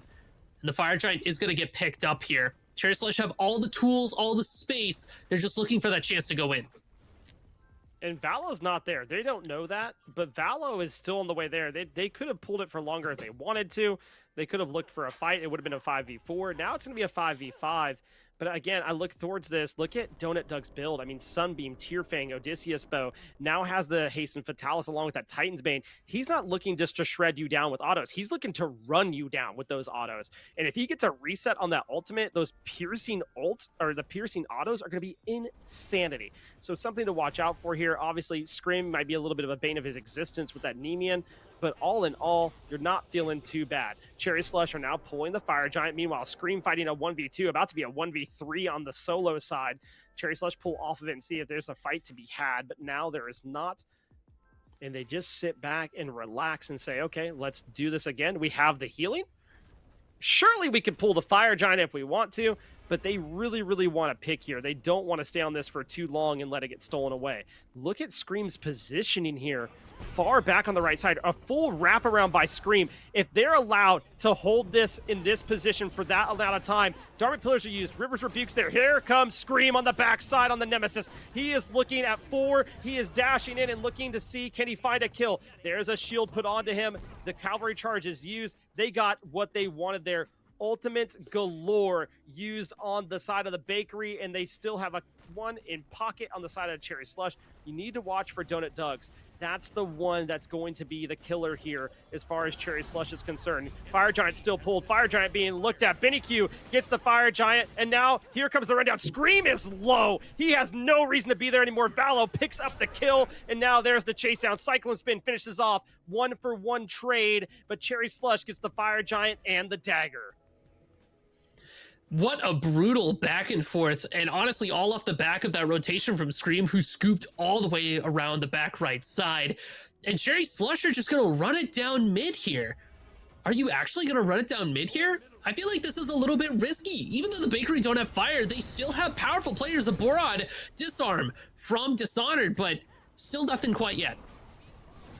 I think this is a confidence check. You step up and say, okay, are they going to step up and actually fight us? They're doing a little bit of it, but they are getting really good poke. And look at this. Cherio has the ultimate. He's looking to see, can he pull one of them? And he doesn't, but he at least dissuades them for the time being. He has that dagger. He's not scared. Great use of the 2 there. Throws it over the wall, gets a nice little bit of a heal, and now they go back for a Gold Fury. They get enough pressure put onto that Phoenix at the very minimum, kind of a little damage check to see where they're at. Now, the concerning part is the setup. Dishonored and Doug are running it down towards this Gold Fury. They do not want to let this go. The Bakery already have 3 in pocket. They'd like to keep Cherry Slush from doing so, but Cherry Slush not only get that, it's a Primal Fury that they now have to go along with their Fire Giant. They are feeling pretty good about it, and now they're going to back and spend their riches on their builds. And there are quite a few items getting rounded out here. I mean, Cyclospin has their Executioner now, so their penetration is fully online. So Dishonored and Aurora are going to have a tough time trying to stand in front of them. We do see a Talisman of Purification picked up here for Cheerio, so a good response to a lot of the CC that the Bakery have been showing out. And that's a little dangerous for the Bakery, because at least the Bakery was able to trade out a bit with Cherry Slush. As Cherry Slush confirmed themselves, another Pyromancer, another bomb weakens the mid Phoenix. But now they have a bit of util, they have a bit of defense to go with their overwhelming offense. And Dishonored is in a very rough spot. This is a good start for Cherry Slush. Oh, Dishonored, that's rough. You get a set up by Aurora, and on the other side of it, you are making a play. Valo jumps in, is trying to find something, and he is getting shredded on the backside. But this is a good fight for the Bakery. They have low health bars across the board on Cherry Slush, but Scream isn't even there. He's picking up a Phoenix. Cyclone turns it around, a 5v4 in mid, but the 5 is losing. Here comes Scream to make it a 5v4 in their favor now. He picks up Doug, and that was the one that you wanted to find if you needed to get the damage off the board. Phoenix being looked at on the mid now. Left mid side birds are down. You're looking towards the Titan room. It's 5v2. Valo is trying to say, hey, there has to be something we can do. Moswell has the damage and the stuns to try to find something. He dashes in. He finds one. No, it doesn't matter because on the other side he dies. Valo's gone too. Cherry Slush take the victory to go to the losers finals. I mean, that was kind of ridiculous. And it happened, especially that interaction between Scream and Doug, from a mile away. Like, Scream takes that left Phoenix, loops back around, stands in front of Doug and says, do it, huh? You gonna do it? You gonna hit me? And Doug's like, gah! right into a Pharaoh's Curse, a Nemean, and a shield from Nemesis. The Kali blew themselves up. It was actually ridiculous. Yeah, I mean, you step up and you're like, I got this. And then the Nemean procs, you're like, I don't got it. I don't got it. I can't get out. Please. It is a rough time there. But we will come back with replays. We'll come back with stats right after this. And we'll be heading into those losers finals. That's going to be a best of 3 matchup trying to get back up to that winner's bracket. Alrighty, Smite Prime. We are back. It's Blaze and it's Musi here, and we're here to break down the last game you just saw of the Bakery versus Cherry Slush. And Cherry Slush took it, and now they're headed to the losers finals. This best of 3 matchup against Bale. Musi. It's going to be the run back of a century between Cherry Slush and Bale, who, I mean, Cherry Slush got off screen by Bale last time. We didn't get to see how that shook down, so now Bale's got to be able to put them down once again, but Cherry Slush will have the advantage of the best of 3, and I feel like Cherry Slush as a team, if they end up losing game 1, they can almost always reliably bring it to a game 3, just because they're able to have a plan going forward. So it'll be interesting to see how that game shakes out, but before we talk about that, I think we got a little bit more to touch on from this last one between Bakery and Cherry Slush. Yeah, and I mean, we watched Cherry Slush here. We talked about Clocked In and how they have like a similar play style in the sense of how they macro play. Now, they weren't able to get the kind of leads we've seen we got Clocked In get earlier, but Cherry Slush very much was about the objectives of this game and trying to get them off the board quickly, taking the fight to the Bakery. And the whole time, the Bakery stood up to them and said, no, you get a little bit. We're not going to let you take a lot. We'll give you an inch. You're not going to take the mile. But eventually it just became too much, and they put together some great team fights to take down the Bakery. But I really enjoyed this Nemesis pick here by Scream. We talked about it earlier. We wanted to see Nemesis do well, and I think it looked really, really good in this matchup. Especially, it works so well because of the way that Scream likes to position in fights. Either Scream will just W key at you right in front of your face, and you like balk for a moment because you're like, oh, what in the world? Or they loop around the backside like they did in this fight, and you're like, oh, ow, where did you come from? And especially Nemesis does well matching with Scream's playstyle of, I'm just going to go really quickly, solo a Phoenix, solo a tower really quick, and then just show up at the fight afterwards. And I think it panned out really well for Cherry Slush. And we saw this great use of Obsidian Dagger here by BennyQ, but then the Baker go, hey, he used it. Put everything onto it as soon as it despawns, so that way we can take him down. We can get rid of the damage that he's putting out. It was a great use of execution there of, hey, we have the CC to take him down when he revives. Let's make sure we do just that. And this is one of the few times we got to see, Scream take a fall there, maybe went a little bit in too far. But here we get to see how he wraps around. He goes and takes that left side bird, but then he wraps around to the back end of this team fight. It looked like the Bakery had something going, and then all of a sudden Cherry Slush decided to say, hey, pedal to the metal, let's go. And they get a great ultimate out of Cherio, and then Cyclone Spin picks up a kill, and then here comes Scream, which is something that was pretty evident a lot of the game is, okay, here comes Scream, and he would start putting down the damage. And all in all, a little bit of different variety in the builds we've seen throughout the day here, Musi. A little bit less of the, hey, we're just going to do strength ability. Yeah, and I think a large part of that is just how different these team comps look compared to what we've been used to seeing today. I imagine when we get into Bale versus Cherry Slush, Bale's going to be running their similar shtick, whereas it looks like Cherry Slush is kind of light on their feet when it comes to their compositions, kind of playing whatever feels good to them, and it ends up panning out. Especially, too, I think the Jing Wei from Cyclone Spin, it's like, it's a very quiet carry, if that makes any sense. Cyclone Spin isn't like, you're not seeing him pop off super hard, but this Jing Wei is always doing what it needs to do. It's always where it needs to be. You don't see them die very often. Leave the dying to Scream, who's going to W key a fight, and then you just have BennyQ and Cyclone Spin quietly mobbing behind. Yeah, I mean, look at BennyQ's damage here, 42,721. I mean, just a lot of damage. He was just those fights. Like, he was able to show up, flicker, boom, damage. And then it'd just be, oh, hey, that was really sick. And then between him and Scream, it just seemed to pop off the entire time. overall, I was actually excited to see Jing Wei perform well. The past few times that hasn't been the case. But we'll see how these next games come out. Let's take a look back at the bracket as a reminder. Clocked In is just waiting for their grand finals matchup. They're up there. They're chilling. They're going to be watching this next set between Bale and Cherry Slush, this best of 3 matchup. And then they will go, whoever wins goes against Clocked In for all the marbles to see who's going to walk away with the prize pool for today. I mean, Clocked In has been crazy today. I mean, not enough praises can be sung about this team. I mean, Paul, the guys are absolutely locked in right now. They're going crazy.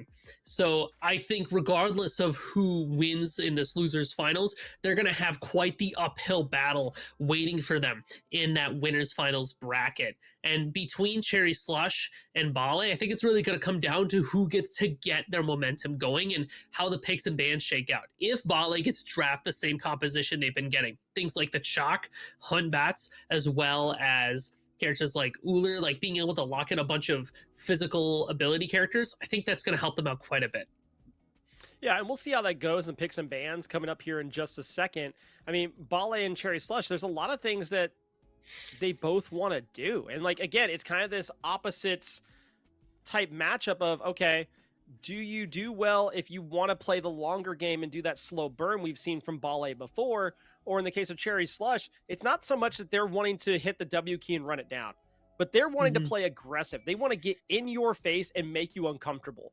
And I always talk about, if you can make people uncomfortable in comp, then you're winning the matchup in most cases, because it's really hard to recover.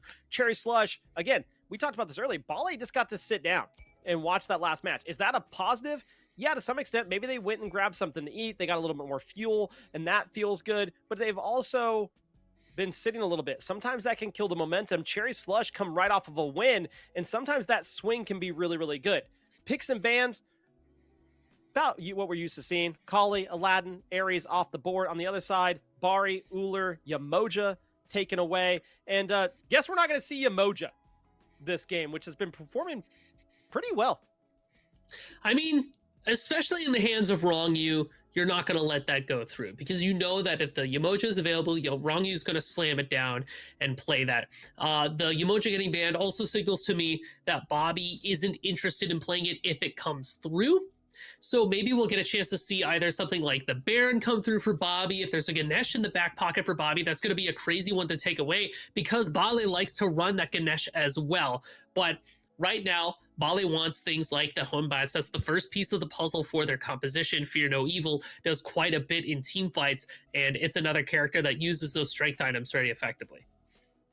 Yeah, and we see Cherry Slush. They pick up Thor. They get Merlin. Obviously, BennyQ played absolutely fantastic on this Merlin, so they're happy to see that come their way again. It's a safe pick. It has a lot of damage to put out once it's mid to late game. It does everything you want to do as a mid laner. And then we have Thor. Thor, we've seen played in a couple different places today. He's a great flex pick. You could take him solo. You could take him jungle. Maybe you throw him over somewhere else every once in a while, but overall, I think it's a nice little setup here and doesn't give away too much. But look at this. It's Neath that got through, along with the Chalk that we've seen earlier today that went full ability-based damage. And we talked about this earlier. We look at this. This is a lot of red items, per se, that are going to be built on these 3 gods here, Musi. I'm really glad that Cherry Slush takes away the Ganesha from Bale here, because if Bale got to have their Ganesha with the rest of their composition, that would have been really troublesome. So taking that piece away, now Bale's in a position of, what do we find that does what Ganesha did? And the answer is, there's not a lot. Ganesha was in a very specific position of being able to burn objectives, offering the Ohm and the dash. If we want to find somebody that has CC to match, we can still look at things like the Sobek. But the problem is that if Sobek gets that pluck off late game, and Cherry Slush are able to turn on the Crocodile, then they just get completely eviscerated and blown up. But it does offer you things like the Sobexecute, things like the Pluck, the CC, you have Anti-Heal inherent in the kit, the Tail Whip as well. And it looks like Bale, knowing about that Pluck situation, flips it towards the Kerberos, which I think is still good. It's similar to Ganesha in the sense of offering a lot of CC. You have a big ultimate. I think it's going to be end up being a bit more brawly in team fights as opposed to objective focus. So I'm curious to see how Bale are able to play around that. Yeah, I like this. I think not offering Jingwei another way to dash out feels pretty good. Yep. Honestly, just looking at it, they pick up the Sobek for themselves. I actually think Sobek fits really well in the Cherry Slush draft. Kerberos, obviously, that could be hit or miss. Like there's sometimes where he gets focused out and it can be a little bit of a problem. But I like the pick here to go with the rest of the comp. It should be going into support. I think it's going to feel good compared with the rest of that draft. And then again, we talked about area of denial earlier, and we still have that here. Thor can separate off those team fights with the wall. Ganesha can do that with the Dharmic Pillars, or at least say, hey, you're going to stay in this little square. And you have to deal with it. And that works really, really nice for Sobek and Jingwei. It also worked well for BennyQ, if you can, deny into a certain area. So it's something to watch out for here. I like the draft by Cherry Slush, but looking at Bale, their draft is pretty nice as well. They have a lot of AoE on their side. And something too that's worth noting about the Bale versus Cherry Slush draft here is that Bale doesn't have a lot in the way of peel that Cherry Slush can definitely pounce on given the opportunity. Yeah, and I'm curious to see how that goes in this first game of this best of three here. And we'll see how it goes, Muzi. I mean, obviously, and the nice thing about these best of threes, it gives you a chance to change up your play style. We'll have to see if that's something that happens in between. But we have to get a shout out to our eyes in the sky, basically. And then we have Test Die on production, Jithens as our admin of the day, and it's me and Muzi here on the cast. We'll see how this goes, but it's a 5-man grouping by Bale in the mid, and they go ahead and get beads off BennyQ. That feels pretty good. Well, the reason why Bale's grouping up like this is because they know how Scream operates. Scream wants to get active in your jungle. So take the fight to them. Everybody group up, level 1, show of force, scare Scream away from your camps, and keep them in their own lane. That disrupts Scream's playstyle and is going to put them in a position where they're like, okay, well, I won't have as much information on the enemy. I just have to farm what I have on my own side. Also, I want to point out that it is Ganesh solo with the aspect. Let's go. So you and I are in an awkward position here, Blaze. Because if Ganesh with the aspect pops off, what are we going to tell Twitter? I'm going to tell them that Cherio's goated at Ganesh. That's what I'm going to tell them. Oh, true. Like, learn to play around it, I don't know. I'm just saying, I'm excited to see it. A little bit of versatility here in the solo lane. Nice to see.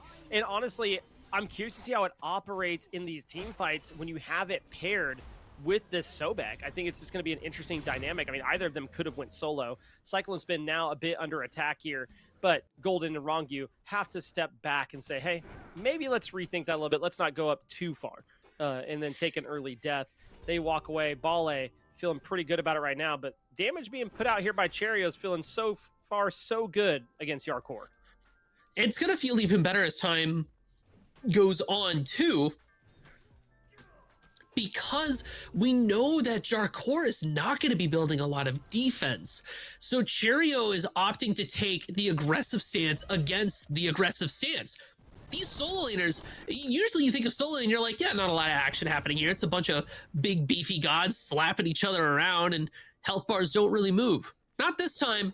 In this game, I'm pretty sure we're going to see solo kills. We're going to see ganks because both this Shock and this Ganesh are very, very gankable because they're just not going to have the defense items to save them from things like a Fear No Evil, from things like an Anvil of Dawn, which puts some pressure on Jisoo and Scream to go over to that solo lane. Yeah, I mean, I like this from Scream. I think the rotations out of him might be a little bit more impactful. Obviously, having that semi-global ultimate just feels good. Jisoo's going to have to be on the P's and Q's here this game with the Hunbats. I mean, it's a really easy god to play around in the sense of moving around and setting up your team, but you have to be weary of the fact of you can get out-rotated by Scream really, really quick here.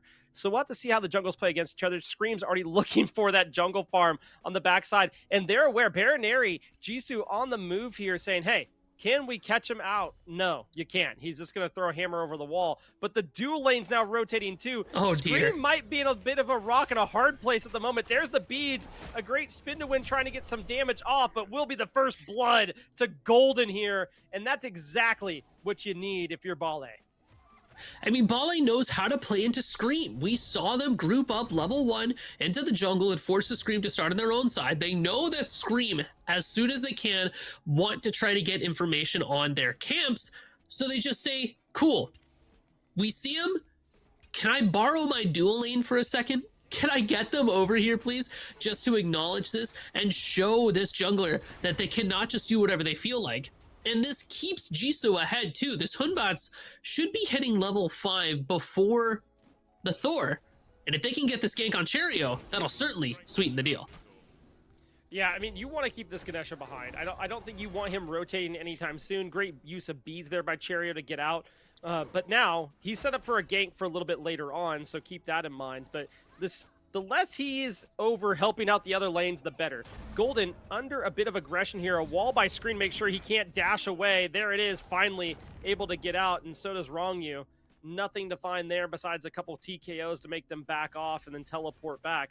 But you take that because guess what's spawning soon over there? The purple buff is. Now, BennyQ getting ran at by Jisoo and company.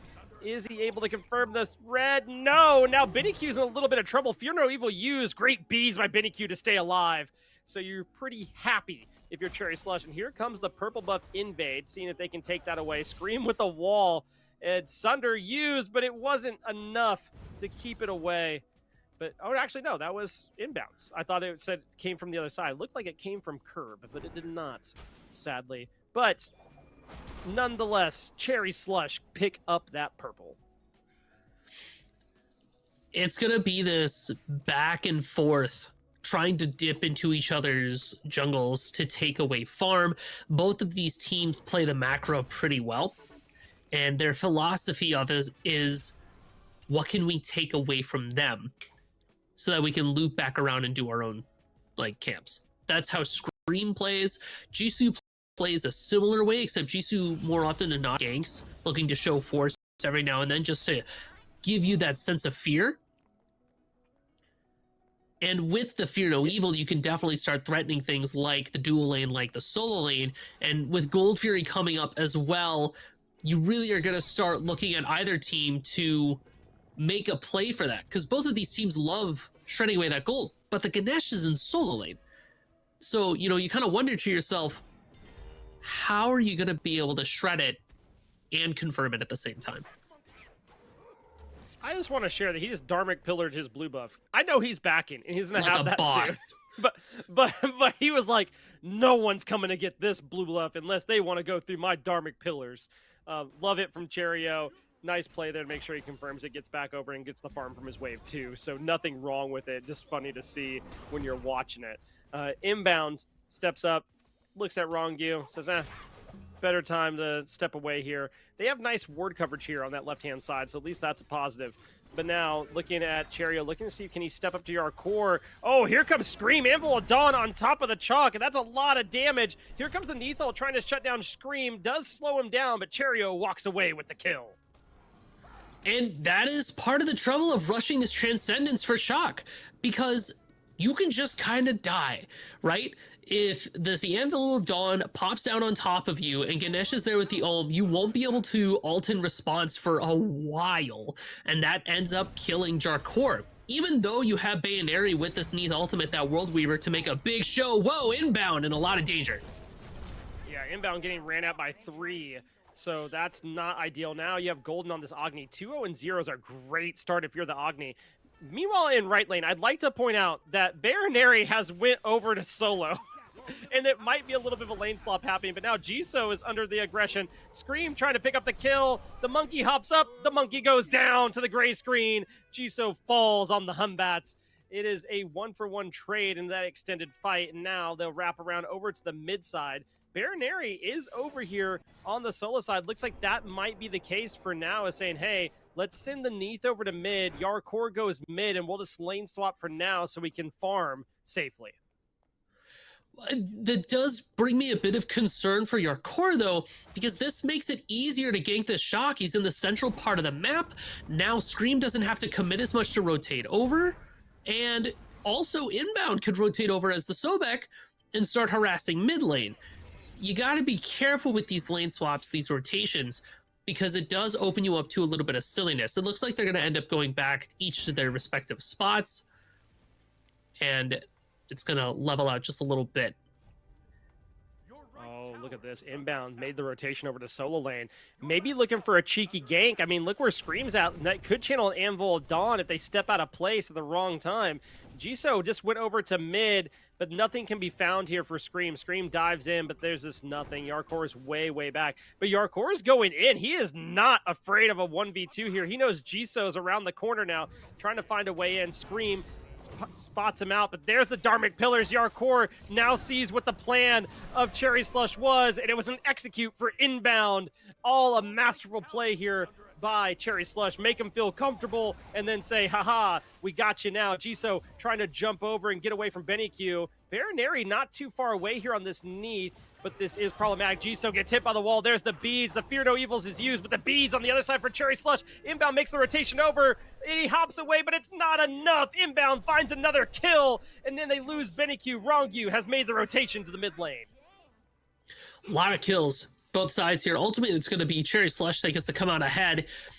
The Shock solo, it looks like Cherry Slush has the number of it. They know how to deal with it. He's so squishy. Just kill him. Walk up and kill him. You get his ult, he's even easier to kill. That blink is not a combat blink, right? So if you were able to just get a little tick of damage off, suddenly the Shock is stuck with nowhere to go. So already, Bali is going to be waiting a little bit so that they can give their Shock a chance to get online. And they'll only be rocking that one front line with Rongyu. And as far as characters go, Kerberos is not one that can offer a lot in the way of peel. So Bali is going to be behind on initiators. Oh, hello. Neithal? Yeah. Yeah, Neithal, I guess. Shout outs, downtown, World Weaver. hits the Ganesha and says bye-bye, sends the elephant to the gray screen. You like that. That's a dub across the board on that front. Cyclone's been now rotating over to the to the solo lane for this lane swap type of idea that we talked about earlier. This is like the Cherry Slush special. They like to lane swap for a little bit in between, and I don't hate it. Scream now up in the air. Anvil Dawn channeled, and they say, hey, we better get out. He's going to go grab some XP from the wave, make them rotate back over, have some respect for the Thor ult, and then Nolan Void, no one gets a Gold Fury. But Cherry Slush are going to be looking for the fight. As Scream comes into contact with Rongyu, there's the curb ult. Yeah, looking for more. Now you have Inbound, says plucks him away, but look at where Jisoo is. Jisoo's trying to rotate in, but there's just nothing to be found, just a little bit too late. Goes over to the purple buff, gets walled, and takes some damage. He can't confirm it. Rongyu stuns out Inbound, but again, Jisoo shows up. Just nothing there to be found. It just feels bad when you're playing jungle and you just can't find a way to be more active in these fights right now. 0-2 and 3, he has the assist, but man, you can tell he really wants to get on the board, at least set up his teammates for some kills. This game is so even, and it wouldn't feel even because it feels like Cherry Slush get to walk around and do whatever they want, but that's not really the case. Both teams at this point it's that poking each other out, that feeling each other out we were talking about before, but it's like a more aggressive version of it, right? Because people are actually like dying. So it gets a little bit sketchy. And even Jarkor has found a way back up and catching up to Cheerio. I think that's probably a consequence of Cyclone Spin coming over to solo and taking some farm there. So as much as these lane swaps happened, if we don't see anything come of it, it does offer an opportunity for the other team to kind of get back into it. So at this point, we're waiting for Cherry Slush to make their move. I mean, Gold Fury's up, Pyromancer's up. You have great tools to make it happen. But Inbound's left all alone under this T1 tower, and, well, there's the Neithal. Oh no, he's gonna die. Rongyu's gonna chase him down. Cyclone shows up, but for what? I mean, you're gonna lose the tier 1 tower. On the other side, at least Scream's grabbing some pop rocks, so he's happy about that, getting some extra stats. But Baronary and Jisoo trying to make a play in mid as well. And on the other side of this, look at the teleport that's going to come through here. Cherio's rotated on the Ganesha, and I think he might try to get a little frisky here in the duo lane and run up behind them. They're going to go towards the Gold Fury, and he's here.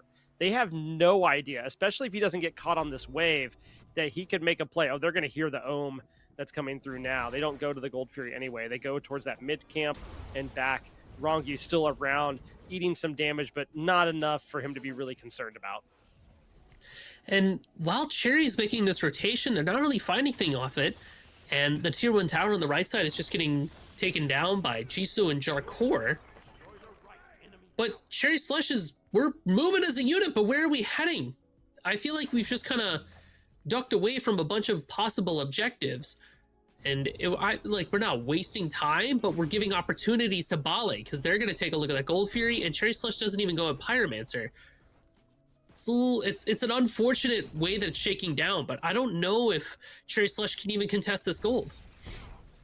No, I mean, you can have Jingwei step up and maybe hope for a play, but really and truly, there's nothing to be found there. Rongu confirms it. Baroneri takes down Cyclone Spin, and really, Cherry Slush has a map with no destination currently, is how it feels. I mean, you have Jisoo now stepping up. They're going to finally get the Pyro, but I feel like they could have done that so much longer ago.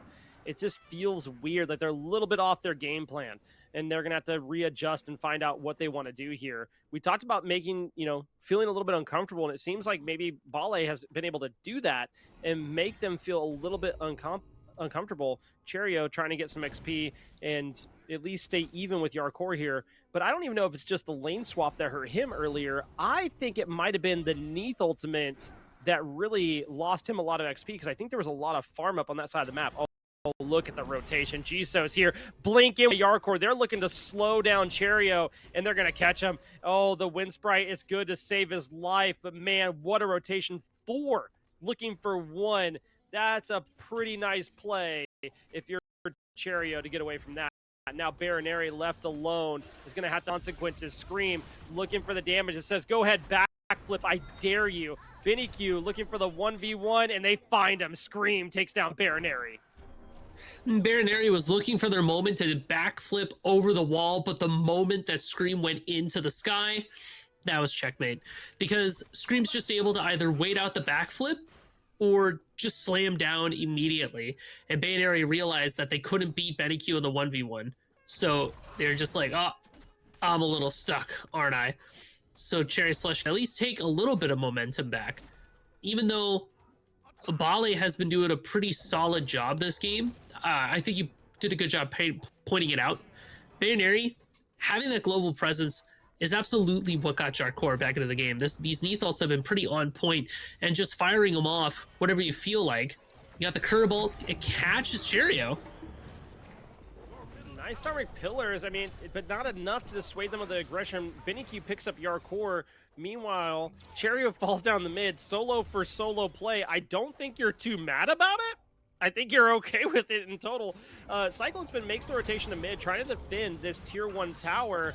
Can he do so? Oh, they all in on top of him. He has to ult away, then drop down back to the tier 2. Can't save, too much of it. Does keep them from going any further on the tier 1 tower. Now Scream's here. Wind Sprite over, though, and this is really interesting by Bale. Scream having to run away. He is in a world of trouble. Great wall, but he's going to fall down to Golden. Cyclone's been looking for a play. Sobek with the pluck. Inbound gets another one. The 3-2-0 support is pretty happy with that pickup. Golden now running away along with Rongu. Inbound, hiding out in a bush. Does he look for anything? Gets a little bit of damage off and then gets stunned, but no.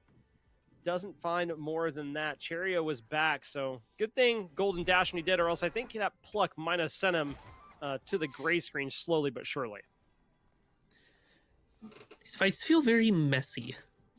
Like, the only reason Cyclone lives there is because there was so much put on to inbound in order to kill them. And then Scream ults in and tries to commit on top of 3 people. I feel like the comms are a little bit cluttered. Both teams are trying to look for things that maybe they can't quite finish. Maybe they don't. I don't know if respect is the right word here, but it feels like we're brawling, but there's not a lot of objectives being found off the back of it. Only 1 Gold Fury has been taken so far. Here we go. There's a Pyromancer. That's what you're looking for. Do Cherry Slush have the response? I mean, no Sunder available for inbound, so they can't really contest it too much. And it's going to get scooped away. Pyromancer confirmed by Jarkor. So the gold lead starts to favor them a bit more. Cherry Slush should have so many ways to start fights when they start it together between Thor and between Sobek, but we just haven't really seen it yet, which is interesting coming from Cherry Slush. Yeah, it's like I talked about earlier. They have a map. They don't have destination. That's what it comes down to. The gold lead it's 1,000. It's not a lot. I mean, Cherry Slush really would like this Gold Fury though, but they're eating a ton of damage. Cyclone Spin is in a world of hurt compared to Golden. They're going to confirm it. Scream comes in, make sure they get it. But here's the Fear No Evo. Jisoo goes in. They're looking for everything and more. They get 2, but no, actually, BennyQ turns it around. He picks up 2. They lose Scream. Inbound picks up another. Cherry Slush, and at the team fight that they wanted, triple kill for BennyQ. Baron Neri is on the run. Can't even afford, really, I think, to do the 180 backflip at the moment because it might just slow him down enough to get plucked by Inbound, but little did they know, Inbound doesn't have anybody behind him to follow it up, just chasing to chase at the time being, just to be an absolute nuisance and keep them from backing. And here comes a little bit of a 1v1, but look where Cherry Slush are going. They're going to the Fire Giant. They're pulling it. You talked about you wanting to get some objectives on the board, Musi. Well, how about a 2 for nothing special? This is the Cherry Slush that I know and love. There they are. They're my guys. Like, all they had to do was find their one good fight. They turn it around.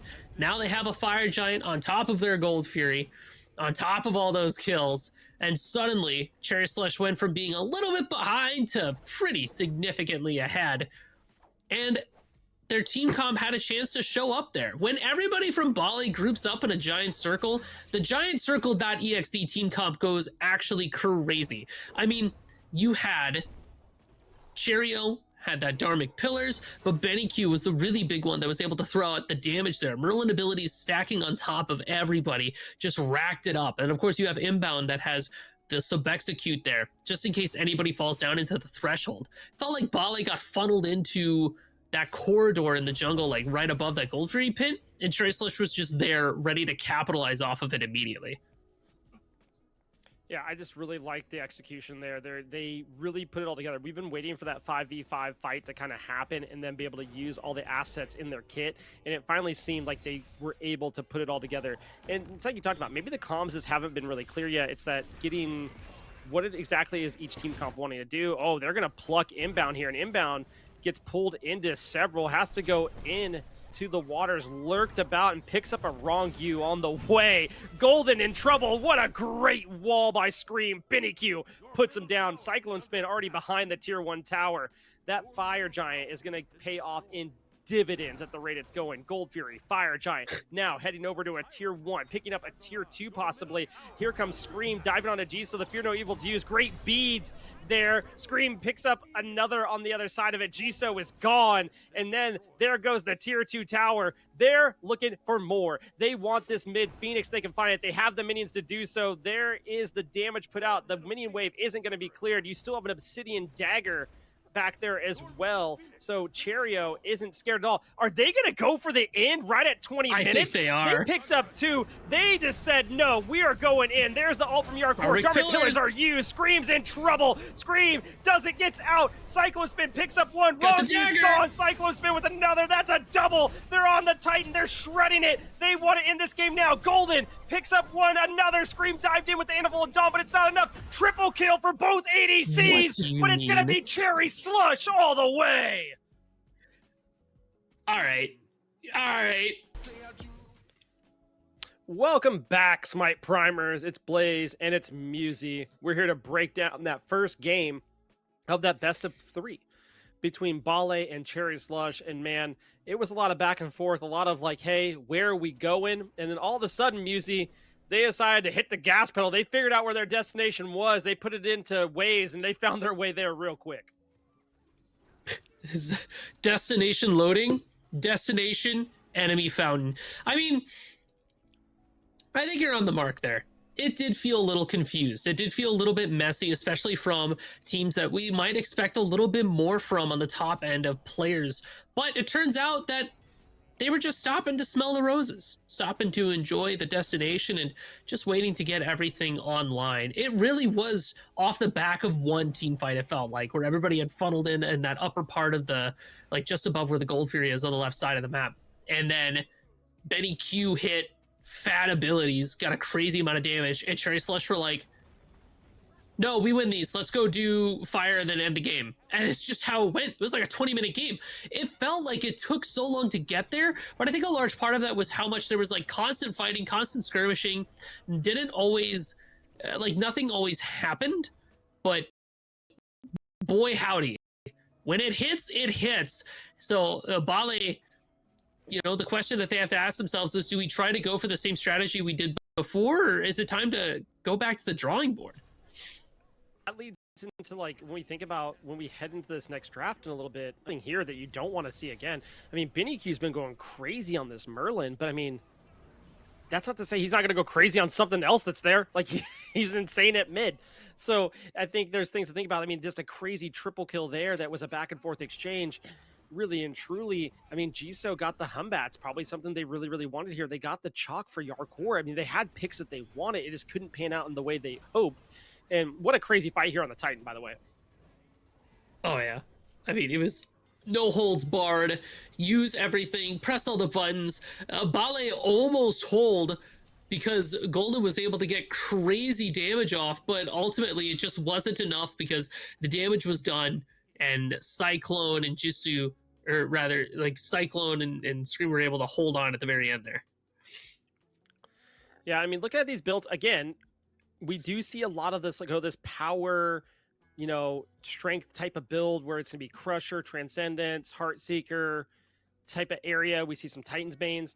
It's not as heavy-handed as it has been in the past games that we saw this idea, but it's still there. Meanwhile, on the other side, we see Cyclone Spin with this Lariat Bow, which we've seen a couple times today. It was really, really good with crit. We haven't really touched on it for that anti-heal. It was there to help deal with some of the healing they wanted to come through. But the damage numbers aren't super insane because the game only went for 20 minutes. Top of the board is Benny Q at 16,000 when, you know, the game before that, he dropped 42.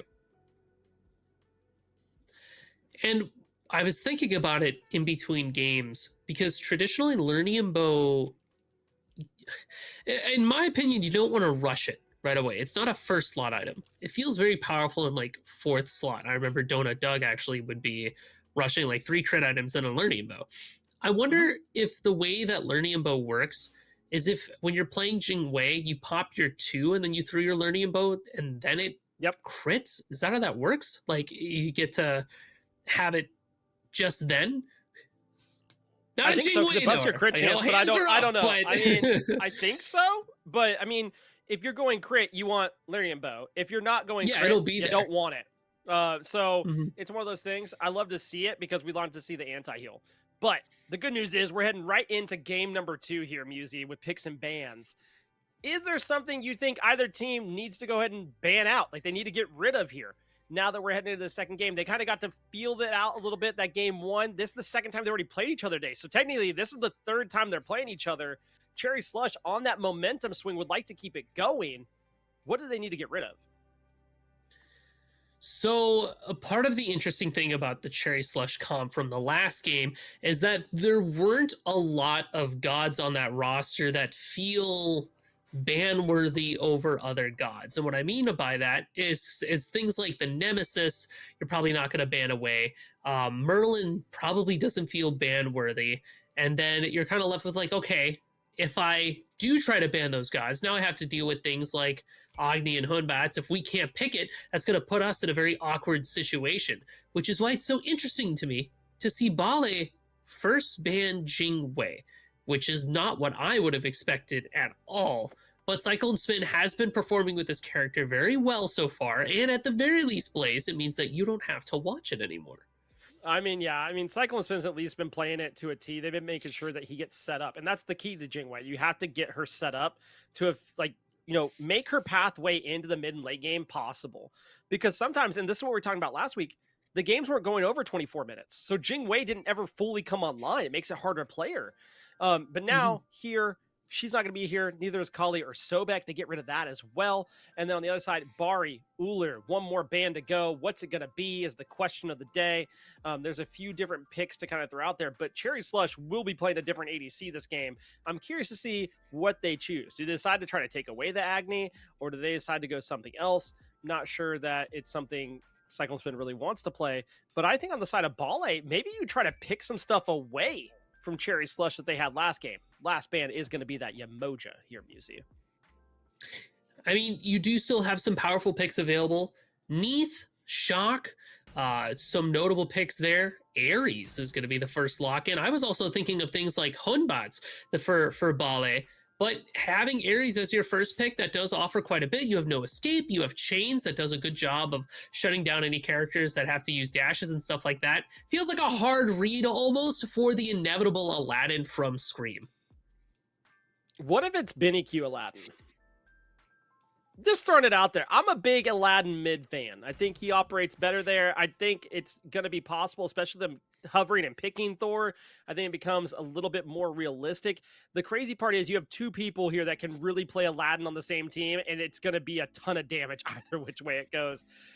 Bale decide, hey, maybe we don't want to see Cherio with the Ganesha again, which would mean Ganesha solo again with Aspect.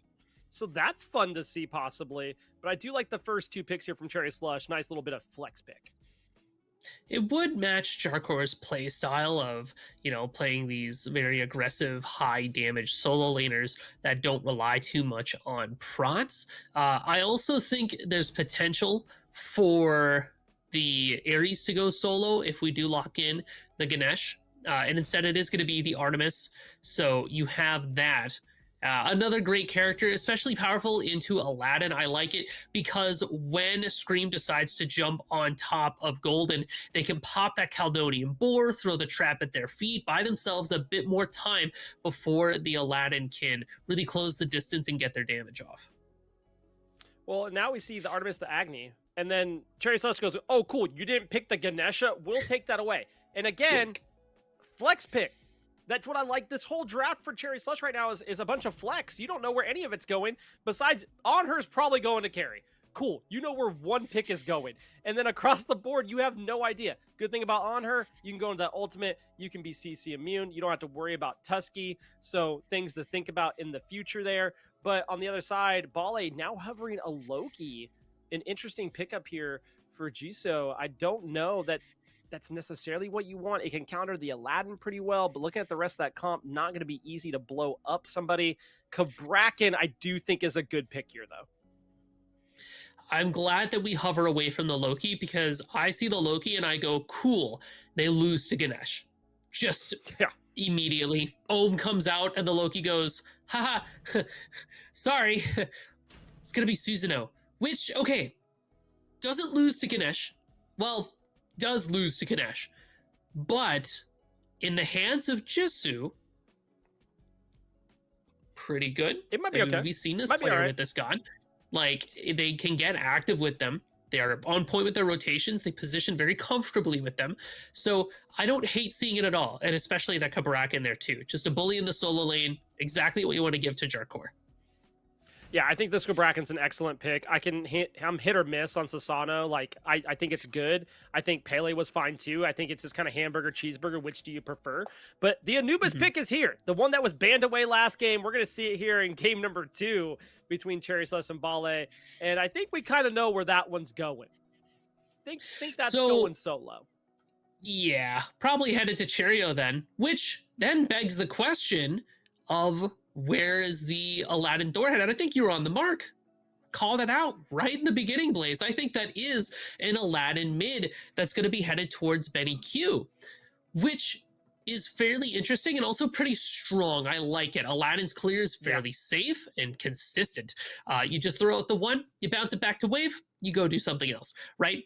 Thor here in the hands of Scream offers that Anvil of Dawn to be thrown around anywhere on the map, and then also kind of encourages Scream to play that play style of being able to invade onto other people's jungle camps and get away pretty safely.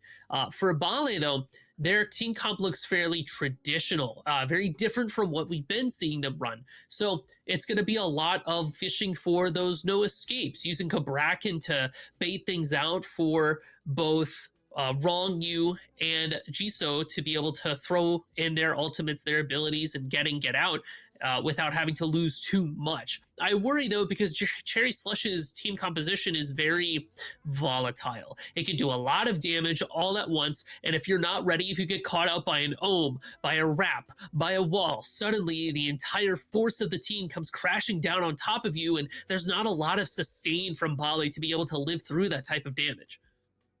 No, I mean, I think really and truly, I'm looking at this team comp and I'm like, cool, you go kill Anubis as much as you can and keep him behind as long as you can. Make Cherio feel useless for the first 20 minutes of the game. I mean, I feel like that is your goal here. You're picking Kabrakan. He doesn't have a way to get out of that ultimate besides maybe going a shell. He doesn't have a leap. He doesn't have a dash. Everybody else can get out of the walls. All right, so like that is part of the playstyle, is shutting down Anubis and keeping him from hitting the late game. But Cherry Slush isn't just going to let you do that for free. So Bale does have their work cut out for them here. I do like the team comp. You have Ares, Beadsburn. You have Artemis, Beadsburn. It's going to feel good. Let's hop into game number 2 here and see how it's going to be played. 5-man rotation to duo. We saw a similar idea earlier through right side and mid, but they're just going to group up and maybe take the fight to him here, or at least be like, hey, Scream, you're not stepping up anywhere. You're going to have to play it the way we want you to. But actually, they've switched it up. It's Cherio on the Ganesha. Scream is going to be on the Aladdin. Benny Q is going to be on Anubis. Inbound is Thor support. Let's go. And Cyclone Spin is going to be on the Anhur. Nice little switch up there than what we expected. And honestly, I do think this even works out better for what they wanted to do. Honestly, I'm with you there. And I think a large part of why I'm excited to see Bobby on this Thor is how aggressive they were getting with Sobek towards the end of the last game. They were definitely feeling themselves, finding crazy plucks, going for crazy aggression, and Thor fits that box of an aggressive support that you can find a lot of value off of. Especially because you have the Sunder in the hands of this Thor as well. There is a lot of steal potential from Bobby. Unfortunately, looks like Benny's taking quite a bit of poke here. They're okay. You know why they're taking quite a bit of poke? It's because it's Artemis mid and Agni duo. Everybody kind of got shuffled around a little bit differently from what we previously expected, but honestly, I'm on board with all of it.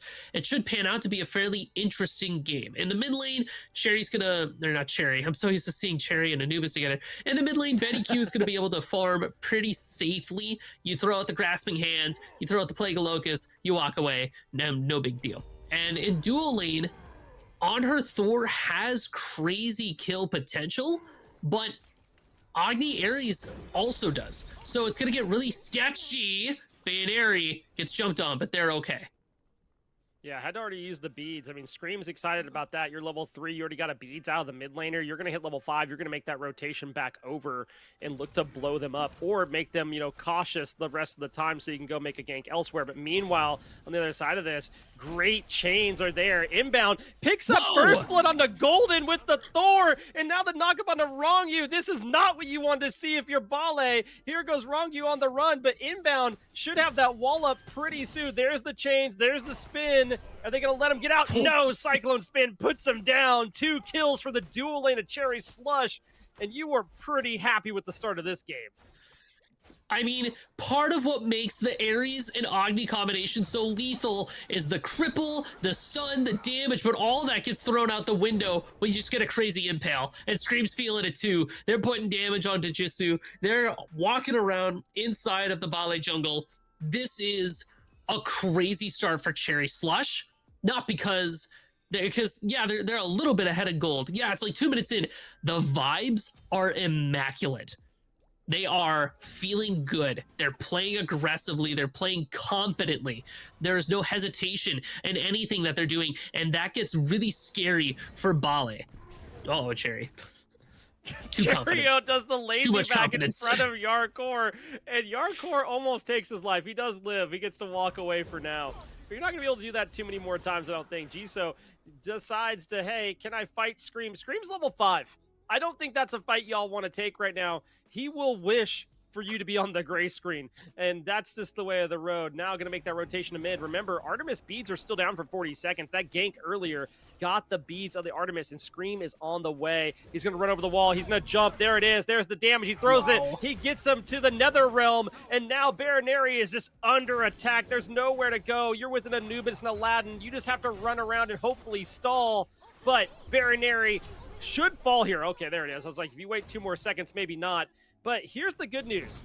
Jisoo's outside the lamp looking for a kill, looking to find it. Oh, Benny Q has the ultimate and says, not today. And then uses on the minions to get him cleared. Cherry Slush is on a roll, up 3-0, less than 4 minutes into the game. They are holding down the W key this time around.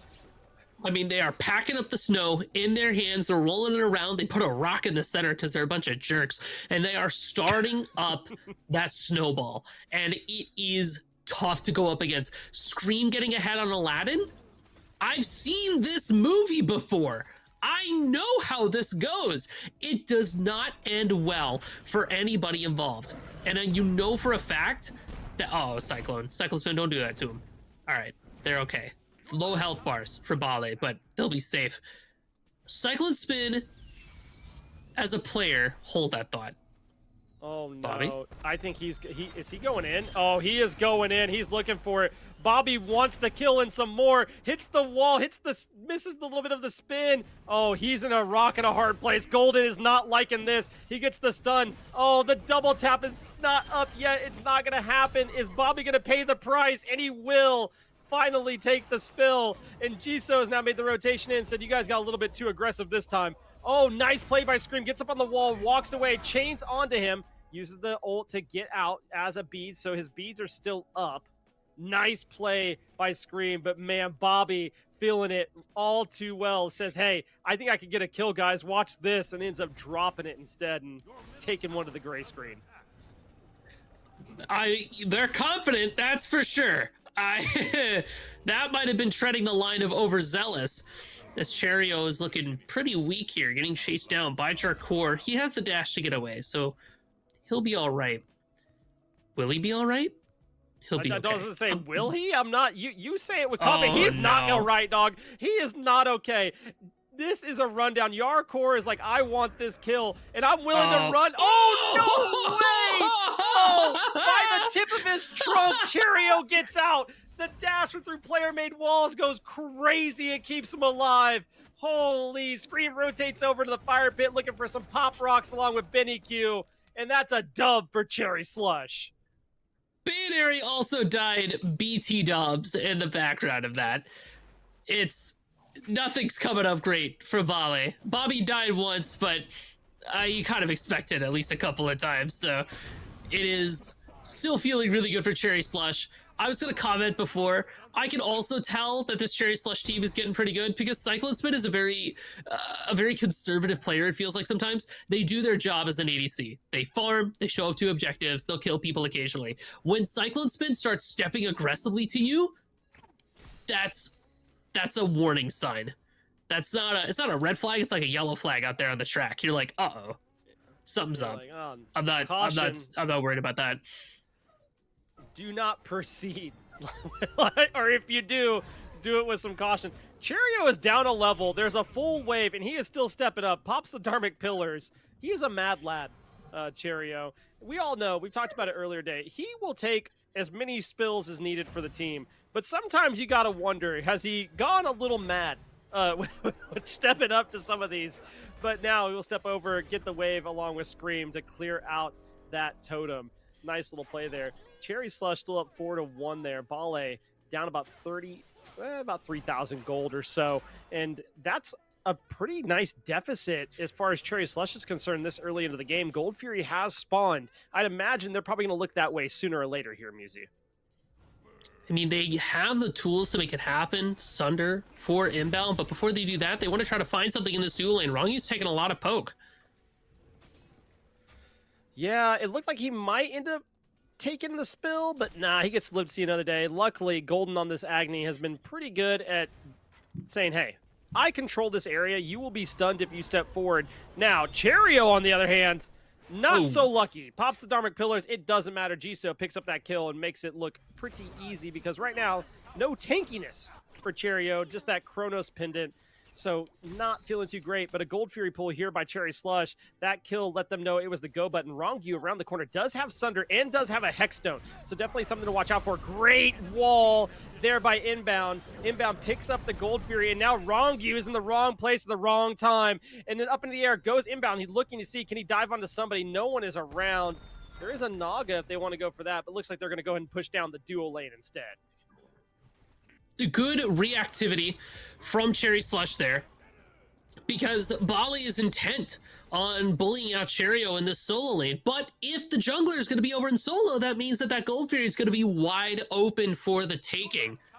And having the tools to be able to keep away Rongyu and the tools to be able to confirm the Gold Fury mean that you don't really have to worry about the contest involved when it comes to jumping on that objective. It shows that Cherry Slush is staying on their feet, staying alive, awake, alert, enthusiastic. And they are going back to playing this macro game. The Scream is also looking to just fight people, which, I mean, when you're up as Aladdin, you might as well. I mean, yeah, when you're up as Aladdin and you have 8 pop rocks in hand, you're feeling pretty good. But Jisoo takes down BennyQ.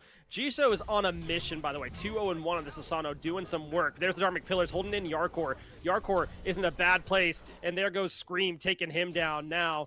As Scream steps up 1-0-3, a little bit of a different stat line, but part of 4 of the kills for his team. Meanwhile, Jisoo part of 3. The junglers are definitely something to watch out for in here in this game. Scream has been doing a great job just farming, and then shows up and gets a kill, or shows up and assists. He's doing everything you want to do on this Aladdin, and he's really trying to make sure they feel that pressure of having him around at all times.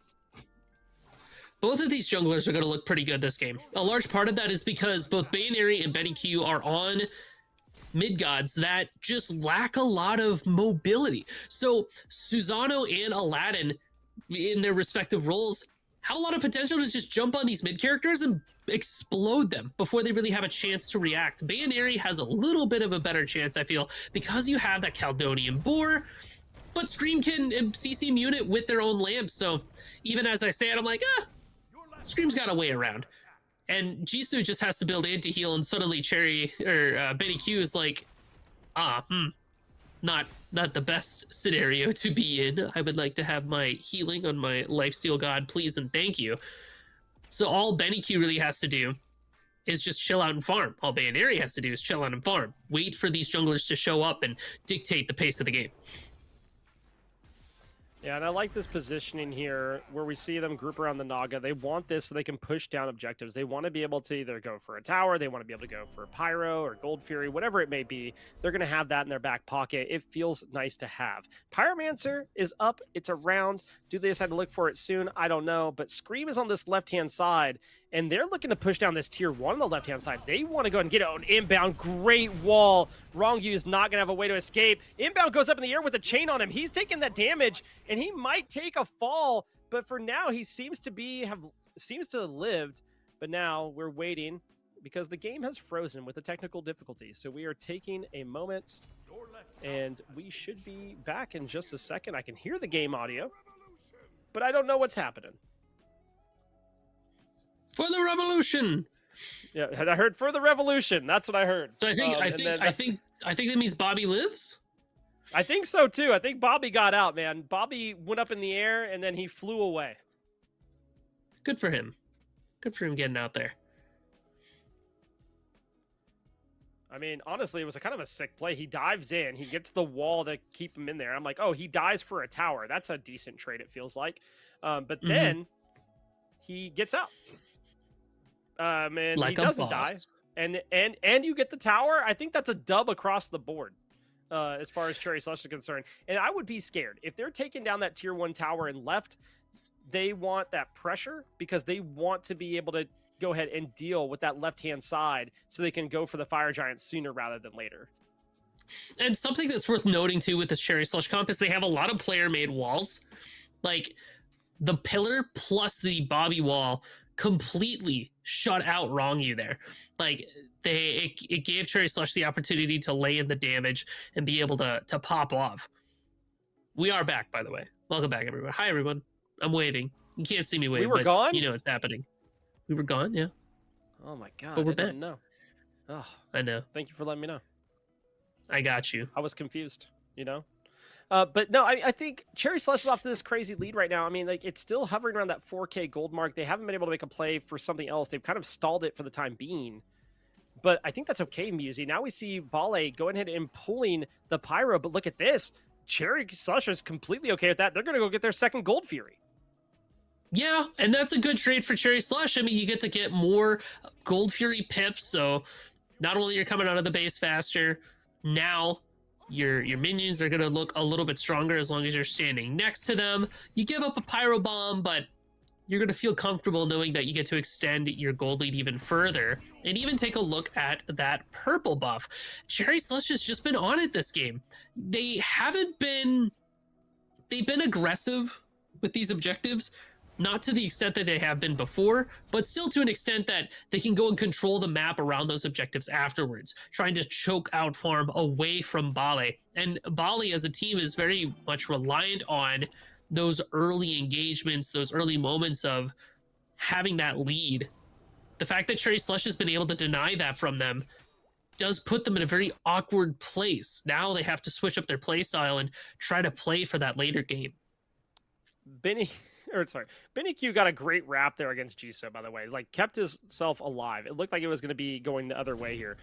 Is Bobby coming to solo lane is the question of the day. This is the question we didn't answer to, or is he just playing hide and go seek over there? No, he is going solo. He's going to look to see if they can make a play onto Yarkor. He knows Rongyu is making the rotation over, so Rongyu is there. So is Jisoo. We're going to get a 3v3 fight, maybe a 4v3 fight over there on the solo side, inbound, taking a little bit of chunk of damage, but there goes the tower, and that's really the prize that they were after.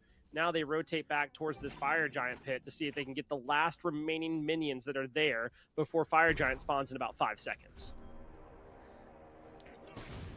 Cherry Slush. The question is, now that this FG is up, how soon do you want to commit to it? And they have everything they need to make it happen, but they just need a couple of kills first, and this is how they find it. Scream's going in, and there's the ult from the Anubis. I mean, that's a pretty good value if you ask me. Oh, and inbounds there with the Anvil of Dawn. Here comes the no escape, but now Scream diving down the backside. Baronary is gone. Rongyu gone. 2 for nothing special. Cherry Slush in favor. On the other side of it, they actually finally do one. Cyclone Spin ends up falling to Golden, but I think that's a trade you take as you got the 2 in mid and a tower, and they're actually moving up to the tier 2. They feel like they can go ahead and get this as well. Jisoo's there on the Sasano. He's going to step up, but then he says, hey, let me teleport back real quick. I don't have to worry about this. Look at this. Yarkor rotating in. He's behind, looking towards inbound. Inbound might be a little bit of trouble. Gets CC'd. Should fall. Finally does. As on the other side of that, Cherio making the rotation in. Great lamp. Trying to take Yarkor and just keep him separated from the rest of the team fight. Here goes Scream. Scream trying to find a way. Can you fight Yarkor? Can you get on the wall? Oh, he takes him down and he gets out? No, he died. I was like, I'm so confused for a second because it looked like he teleported back into the lamp. He is dead too. It's a trade, which you want to see here. Baronary back up, takes down Cherio. Cherry Slush might have just stayed a bit too long. Jisoo with a kill on Benny Q. 4 members down for the time being, but a wish for immortality brings Scream back. Inbound spawning soon. There's not going to be a play for an objective for Bale. I wonder what the wish for immortality there is for. Do they think that Bali's going to be trying to jump on something like an FG, but Scream doesn't even rush all the way over to that pit to check? Feels like a little premature use of the wish there. Bale were able to take advantage of the fact that Scream had ulted Yarkor, and outside of that lamp fight, they were able to put pressure on to Benny Q and be able to take the fight from there, but we're jumping back into it. I mean, Bobby eats the ult there and says, hey, I'll take a Tusky for the rest of my team. Now it's up in the Anvil of Dawn. Scream is dead. So the wish for immortality was a wish to go back and die for the time being. And Gold Fury has spawned. This is an option for Bale to now rotate over and just basically null and void the gold lead that exists. They have done a good job fighting back against this. And honestly, this is about the time Bale is hoping to scale into this game. Look at this. Now they're going to go for fire. They feel confident that they can take this fight as long as Scream's not there. Scream is down for another 24 seconds or so, but everybody except for Benny Q is here for Cherry Slush. There is the Dharmic Pillars chipping away. Jisoo gets the Fire Giant. Rongyu gets the dagger. And now here goes Yarkor looking for somebody. Can he get a pick? Gets a stun, gets the damage. Oh no, Cyclone spins in a world of trouble. Jisoo running it down 5-0-6 on the Susano. And now looking towards Cherio. He's waiting for someone to tank up the tower for him. Yarkor still running, doesn't have the ultimate back yet. Jisoo still chasing, looking to see if there's a kill to be had. No, not for the time being. They're going to get the tier 1 for now. Cherio will step up to make sure they can't go to a tier 2, but Gold Fury is still on the table here for Bale. The confidence that Cherry Slush had looks like it's biting them just a bit. Jisoo looking to put damage on Cherry. It's enough as the elephant gets deleted, Screams on the chase. Yeah, I mean, look at this. It's a level 7, well, now 18 Susano against a level 14 Ganesha. It should go the favor of the Susano, and it did. Meanwhile, on the other side of the map, you do have inbound split pushing down the solo side tower, so that's something to take a look at. But Bale is going to confirm this Gold Fury. Nothing's going to be there to stop them. They have the fire, they have the Gold Fury, and now the gold lead is non-existent. It is gone. No more gold lead for Cherry Slush. Bale now in the lead here. Inbound, pushed up to that tower, and then grab some bat camps along the way. So where did this all go wrong for Cherry Slush? How do you drop a lead like you did when you were playing as well as you were? I think honestly it just kind of comes down to grouping and maybe getting a little bit too confident in what you're able to accomplish by yourself. Once Cherry Slush starts playing together as 5 again, instead of playing this like a 2v or a 3v situation, then they'll be able to find and isolate Bale just a little bit more. But Bale was able to wait out till the later stages of the game here. You know, Bayoneri's online. They've got items in their pocket. They got levels behind them. Jisoo's been going actually crazy. So maybe the real answer here for Cherry Slush is to try to lock down the Susano. And Jarkor's been getting a lot of value. Like, just walking up and soaking damage and getting the last hits on a couple of key players in order to kind of give them the advantage. Cherry's caught out again. Yeah, I mean, Cherry can't live. Cherry is not in a sustainable place. Really nothing tanky about him. He's almost full damage. And this comes back to that idea we talked about earlier where you have a support that's building tanky, even though it is a Thor, and you have a solo that's building full damage. It's just one of those things that sometimes doesn't feel good. You can just get ran at. We saw it earlier today. We're seeing it now. Yarkor now putting the pressure out. That was a great wall, but it doesn't matter. Jisoo picks up another kill. 8-0-6 now on the Susano. Make that 9-0-6. Double kill for Jisoo. And he's looking to run it towards Scream. Scream could be in a bit of trouble here on the Aladdin. Jisoo on the move. There's the beads. And Jisoo wants this. He wants to go for the kill. He'd love to take 3 members of Cherry Slush off the board back to back to back. And he wants the 1v1 in the jungle. Scream still walking away. Does get a little bit of damage onto the Susano, but not enough to keep the Susano from running towards him. Jisoo looking for that kill, but meanwhile, Bale is just running it down mid lane, picks up the tier 2, looking towards the Phoenix now. Scream can't back. Jisoo's not going to let him. There's the Dharmic Pillars out of Cherio. At least zones them off for now. They can't get the Phoenix, but I don't know that matters. They got everything else they wanted and more. Scream now teleporting across the map to go towards the duo lane. Meanwhile, Bale now positioning themselves to go get a Pyromancer. The idea that I think you touched on it pretty well earlier. Cherry Slush lacks a significant front line because what is Bobby doing in fights? As a general rule, Bobby is looking to try to get on that back line, try to throw out these walls to set up stuns and stuff, but we don't have a lot of peel for Cherry Slush. We don't have a lot of peel for Benny Q when Jisoo decides to go on top of them. Same deal with Cyclone Spin. Cherio is very squishy. Despite having some bruiser-ish items, still very easy to kill. Which is opposite of Jarkor, who just can't die, seemingly. I mean, yeah, it says it's died 3 times, like, it doesn't matter. Like, Jarkor feels like gets a lot more value than Cherry in these fights, just because they can do more. Cherry dies instantly, versus Jarkor takes a lot of resources to put down. At the very least, Cherry's been doing a good job of throwing out the ultimate before they die, as a general rule, like trying to just blow their kit and play their life. But it's starting to catch up to Cherry Slush, the fact that they don't have a lot of peel. Their CC is very dive reliant, it feels like. And if you can't succeed on that dive, if you can't start a fight off with a crazy Thor ult, suddenly you're like, I don't know how we start a fight off. What's a great way to do it?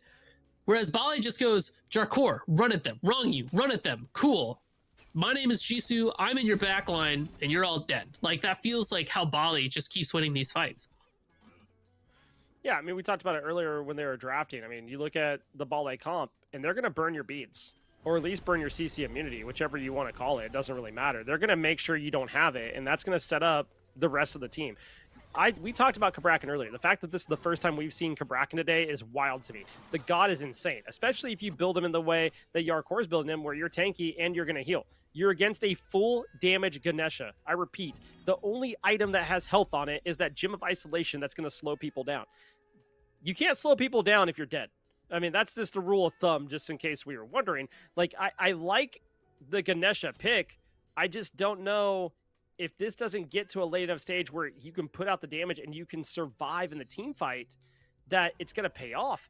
Because right now, every time, Cherio seems to get picked out and just die on his own. Now, sooner or later, there's going to be a team fight, and then he'll be able to do something with it. But if you look at the damage chart, I mean, I look at it, there's 1,000 damage difference between Yarkor on a tank build and full damage Cherio on Ganesha. Yeah, I mean, that's just Yarkor is able to live longer and do more abilities and hit more people. Bobby's up in the air, the ult's off the mark, but Cherry Slush is trying to just buy space and time for this Fire Giant. They're ulting it. Oh, Scream gets the Fire Giant, and they get the Obsidian Dagger. It's actually a big play for them because they can reset part of this fight. On the backside of this, they are getting chased down, though. They have to be careful. Oh, no. Benny Q is gone. That's a lot of damage. Inbound's going to be next. There's no way he survives. Jisoo with a double kill, looking for more. Who can he chase? The 11-0-6 Sasano, who has just been left to his own devices, is on the run, looking towards Scream in the mid lane, just looking to clear minions at this point. They get the fire, but at what cost? They're going to sit here. They've lost 2. They're probably about to lose their Phoenix. And it doesn't feel good. It's like the plan isn't fully coming to fruition here. And Bale just seemed to be unstoppable as they walk it up. Well, I mean, look what happened to Benny Q. Got totally run at, and there's nothing that Cherry Slush can do to save their mid laner. And there's no peel on that team because Bobby had to use ult, and they already used wall. So Jarkor walks up and ults to Sadubis, and Sadubis goes, ah, man, and dies. Like, that's the end of that. So even though Cherry Slush are able to confirm this Fire Giant, Bali gets that mid Phoenix, Bali gets to have this Ancient Gold Fury, which is going to make taking out those tier 2 towers on the side lanes that much easier. And Cherry Slush is back to this position of, how are we supposed to fight? How are we supposed to keep Benny Q safe? How are we supposed to keep our damage safe? Because right now, the only people that aren't really feeling the pressure, aren't feeling the heat as much, are Inbound and Scream. And that's because both of those characters are extremely difficult to lock down and or kill. Yeah, I mean, like if you catch Scream out, maybe. But right now he has the Obsidian Dagger. He is so hard to kill, it's not even funny. Because even if you get him low, cool, he's under 500 health, poop. He pops the dagger, and now bam, he's back alive, and you still have to deal with him. It is a lot of damage you're going to put onto him. Thor is innately going to be tanky based off the build. He has a survivability, being able to get up an Anvil Dawn if he wants it. But, like, you need the setup to be able to make it happen. And right now, that's not, like, the full picture isn't happening. We need Cherio and Inbound on the same page if Cherry Slush want to turn something around here. And meanwhile, they're on the left side of the map. All of Bale is over on the right side of the map, running it down towards this tier 2 tower that they are definitely going to get. It's going to be an exchange of tier 2s because on the left-hand side, you have Scream and Cyclone Spin making sure to pick up a tier 2 in the duo side. I wonder if the big way that Cherry Slush can get back into this is try to find a split engagement or just try to find a pick, right? find a pick and then reset and then take like a 4v5 or something along those lines. Because it feels like in the 5v5 scenario, Bali just has all their bases covered, has all the boxes. As Rongi is forced to Cersei's away from Scream's ultimate. I mean, at least Cherry Slush is staying active on the map. They're staying active on the macro, trying to take away towers and everything like that. If Bali is able to catch them with like all 5 players, it does kind of put Cherry Slush in a very difficult position. Doors ulting? Yeah, and Voldan, they're looking for Jisoo. And if they're going to take somebody off this map, that's who needs to die. Jisoo has to die. Oh, the Dominant Pillars is perfect. The beads are better by Jisoo, but he can't run away. He is finally down. The Titan has been slain of the team for Bale, and that is drastic. 11, 1, and 6. That is not who you want to see die. Top damage in the game. He is 7K above everybody else. That is terrifying. All 5 members are now running it down the right side. Meanwhile, we might get a base race. Bale is running it down mid. They're going to the Titan room. Can they burn the Titan faster than they can burn this Phoenix and win the game? Oh, this is it. You have a base race, baby. Who's going to get there first? 3 members of Bale on the Titan. Meanwhile, on the other side, you have 4 members running it down against Yarkor in the Titan room. Inbound back, he's trying to stop them, but the base race is Will. Who's going to win? The Titan dies. Benny Q slayed the Titan. Cherry Slush wins. What? What are you talking about? But they're both dead. No, who got it's you got it first, but like, I don't understand. Who won the game? We need to know. Production, it said Benny Q first, but it looked like both Titans died at the same exact time. Who was it? Production, someone got to tell us. Please. I hope we're right. Hold on. I guess we're throwing it to break. We don't know who won. Oh my God. Welcome back, Primers. It's Blaze and it's Musi here to give you the breakdown of probably one of the craziest Smite endings I've ever seen in my entire life. I called base race and then I was like, oh, it's going to be close, but like, there's going to be a definite winner. Like, it's like frame by frame. It might be less than a quarter of a second that Benny Q kills the enemy Titan, and then both Titans are dead. Like, I have never seen a base race so close where both Titans were dead, Musi. It was kind of ridiculous. It was, oh my God, we get the full replay. Because the big thing is Bobby backs to defend. I think that's what enabled Cherry Slush to win it, because it like pauses the damage from Bali at the very end. Oh, 100%. He comes in, boom. There's the beads, the talisman used, and he picks up the kill on the Rongu. Honestly, that might be what did it, is that he killed Rongu, and that one auto is what kept them from winning the game. Absolute insanity. After a game that Bale looked to put together a clinical dismantlement of Cherry Slush from the mid-game onward. I mean, yeah, it came down to the prot shred for Benny Q. You got that Totem of Death, Anubis ult, shoutouts. Like, they had the damage online.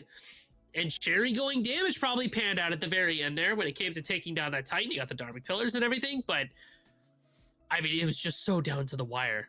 90 health for the other Titan. I mean, that is so crazy, dude. That's ridiculous. This happens, like, it's never that close, but these base races, I feel like we get that a lot here in Smite Prime, and I'm always here for it. I don't even have, like, I don't have words, dude, because I shouted that Cherry Slush won, but I wasn't sure in the moment. I just saw Benny Q's name pop up first, but I'm sitting there, I'm looking, both Titans are dead. And really and truly, like, Bale dominated from the mid-game on. It looked like they had done everything that needed to be done, and it looked like they were the ones that should be the winners. And going into a game 3, Cherry Slush decided to go that base race along with them, and now we're looking at Cherry Slush versus Clocked in these finals.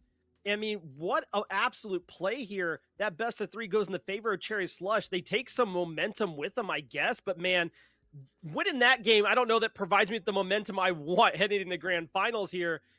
They didn't output the damage and things they had hoped to in the previous games, but they were able to walk away with the game. I do need to shout out Jiso here. 25,000 damage was 6,000 up, 7,000 up over the next closest person. I mean, but with that being said, let's take a look at the bracket. And here it is. Your clocked in is from your winner's bracket. They're at the top. So the way this works is Cherry Slush has fought their way back in to be in the grand finals. Clocked in will get the side of choice every single game. So if it goes all 3 games, they still get to choose whether they want to be first pick or second pick every single game. That is a big deal if you're on the top side, because if you want first pick every time, that's to your advantage. Usually the losing team gets to decide, do they want to be first or second pick? Not in this case. Clocked in gets it every single game. That's the winner's advantage in this bracket. And it was quite a journey getting here. We haven't seen Clocked In versus Cherry Slush quite yet, but Clocked In was able to beat Bale. And I guess Cherry Slush was able to beat Bale too. So both of these teams have got to be right up next to each other in terms of seeding, in terms of skill level. And it's going to be a brawl, to be sure. I mean, Clocked In was running essentially like a stronger, tighter-knit version of the Bale comps, and Cherry Slush has been very light on their feet, very flexible in terms of their composition. So I'm really curious to see what the mentalities are going into these first couple games. Yeah, and I want to remind everybody what these teams are playing for here today, because remember, they had to qualify into this closed bracket tournament for the month of June. Open brackets 1, 2, and 3. You make top 8, you get to play this week. And first place is playing for $5K. They get split up among the players. But in total, it's $7,000 in cash prizing, up to $125,000 or $125,000, sorry, diamond prizing. And that is a pretty nice chunk of change. If you've liked watching the June bracket, or if you participate in the June bracket and you want another shot in July, guess what? Open bracket for July starts next week. So make sure to come back, check it out, and try your hand at it. But again, today, they're getting $7,000 up to $7,000 in cash prizing. First place will take away $5,000 of that, and up to $125,000 diamond prizing. A pretty nice look here, Busey. I mean, that's what we do it for. Along with, of course, the bragging rights and the ability to call yourself the best here at Smite Prime, but putting the old real American dollars on the line is definitely a motivator and can bring out a lot of stressors for players, especially in this grand finals. I mean, it's going to be quite a bit in the back of your mind, and hopefully players will be able to keep their cool going forward. Yeah, I mean, I'm curious to see how this goes. Clocked In, we talked about this earlier. Clocked In has been sitting here and watching. And if I watch that last game, I think I feel confident about my options. But on the other side, Cherry Slush is coming in with the momentum of playing and playing and playing and playing. They haven't been sitting around for hours. But we're going to hop into these picks and bans, Musi, and see how it goes. Does Ganesha get banned away? I think it's worth it. I think it's either worth it to ban away the Ganesha, or if you're Clocked In, try to prioritize the pick, because Clocked In also likes this Ganesha pick because it functions well with their ideal composition of having that shock, the Ganesha, and then running around with something like a Hunbats. You have a Ullr or a Pele in the mid, something along those lines. I mean, either you have it or you take it away, or you start to get rid of options that feel good against that Ganesha. I think taking away things like either Hunbats, Neith, you have, they're already ripping them out here, but Ares and Bari are also characters that I think of that would function pretty well. So the long and the short of it, first pick it. Otherwise, Cherry Slush is absolutely going to. Yeah. Yeah, I mean, I don't disagree. I mean, now we see this Ares ban. We saw what it could do last game. Obviously, it's going to set a lot of up. It's going to burn those beads. It works so well with Artemis. So you take that part of that duo away. We see the Bari ban. Again, she can sit there and be like, hey, you know what's really cool? You're in a team fight? Well, haha, funnies. I'm going to make sure none of my teammates die. Are they going to be silenced? Yes. Are they going to be disarmed? Yes. But if they can run away for just the time being, it should be fine. And then ban away the Anubis and the Pele. Pele, we saw earlier on in the day and was able to just facilitate a lot, especially for Paul in the mid lane. So I'm not surprised to see that taken away. Humbats now is gone.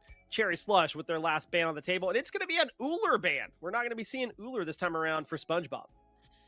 So these are two really important bans between Pele and the Uller because it targets Paul and it targets SpongeBob.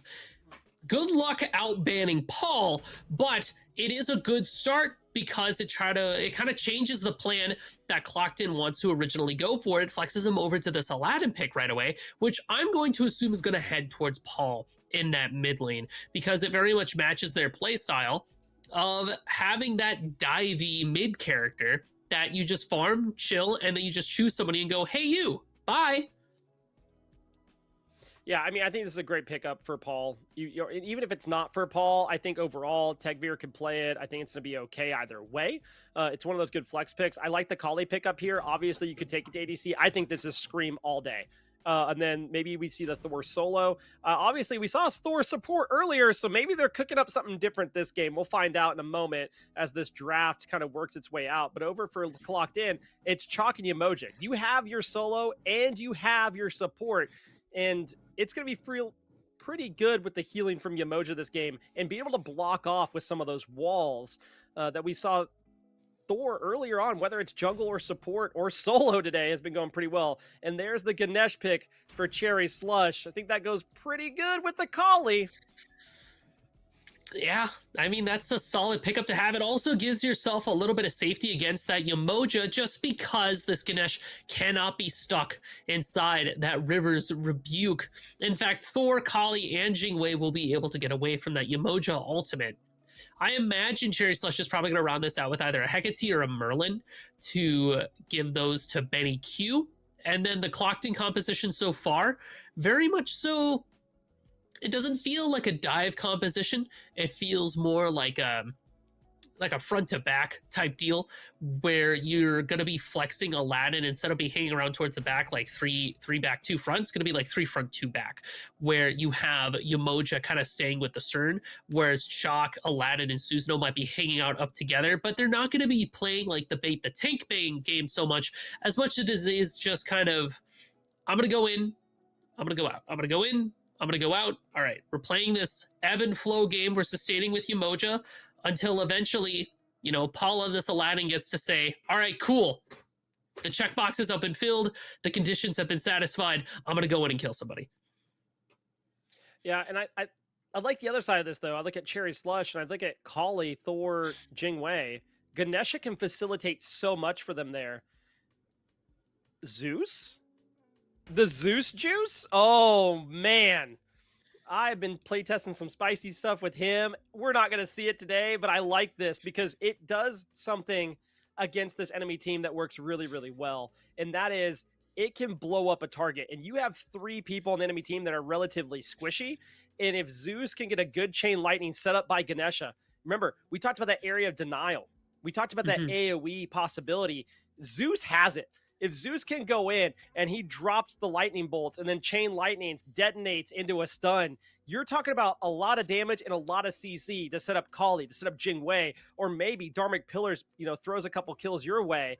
I really like that to round it out. But that being said, Zeus is really easy to fight against because he can just keep running at him. So you're going to have to protect the Zeus, and it's going to be a lot of protect the president comp this game around for Cherry Slush. Well, and what the Zeus also brings to the table is, like you said, in tandem with those Dharmic Pillars, objective fights for Cherry Slush look very good here. You drop Zeus ult, you drop Ganesh ult, you chill. You're like, all right, that's our damage. What are you going to do about that? You have crazy good confirm. You have crazy good team fight presence. But you're right. Zeus can be pretty easy to kill. And that means that Benny Q is going to have to look at something either like a Bloodbound Book, a Jade Scepter, maybe this Helm of Radiance we've been seeing pop up quite a bit as well. But something along those lines to deal with the fact that the Susanoo can and will just eat the Zeus for breakfast because he's got nowhere that he can go. Similar story with Aladdin. Paul's just going to look at Benny Q and be like, cool. Into the lamp? Question mark? Maybe? BT dubs? I've got a whole team behind me that can just rush at you. So it's a little bit of a sketchy situation to be in. And again, Cherry Slush, if I'm assuming that this Ganesh is headed to the solo lane and Bobby's running this Thor support back, we don't have a lot of peel for Zeus, which does give me a little bit of concern. If this Ganesh is going to support and Thor's going to the solo lane, suddenly we do appeal for the Zeus because the Ganesh can stand in the way, the Ganesh can stand next to Zeus and be able to offer things like the Ohm, like the dash, and throw out a little bit of extra damage. That helps BennyQ quite a bit, but I really don't think that's going to be the case just because we know that Cherry Slush likes to run this Ganesh in the solo lane. It's again a situation of we need to kill them before they kill us, pour on all the damage possible, and then just kind of hope that you make it through. If Cherry Slush is going to be the defenders instead of the aggressors, I worry that they're not going to be able to execute their game plan as well as they would like. Yeah, I look at this. I think it has to be Ganesh's support this game. It has to be. Like, I just don't think they can leave. It won't be, but it has to be. Zeus by itself. Like, I feel like it has to be. Is it going to be? Probably not. But I just really feel like it needs to be. But on the other side here, the thing I like about this Aladdin mid, the thing I like about Aladdin in general, is you can go ahead and it has the Neja, the Kumba effect from Smite 1, where you can sit there and you can be like, hey, I want to get rid of somebody in the team fight. I'm not going to deal with them. We're going to get them out of there so we can blow somebody up. And I do think that part of it is nice about the comp there for Clocked In. But with that being said, we do have to throw it to a quick break here, Musi. We'll be right back here in just a couple minutes with game number 1 of the Grand Finals.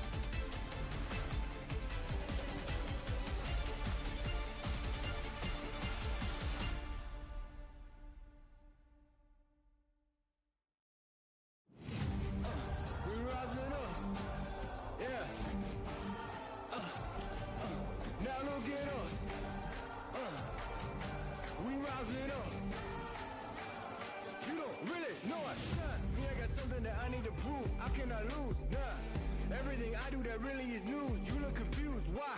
You are what you choosing to do. Me, I've been making the moves, paying my dues, getting this done with the fam. Y'all know that I am the dude.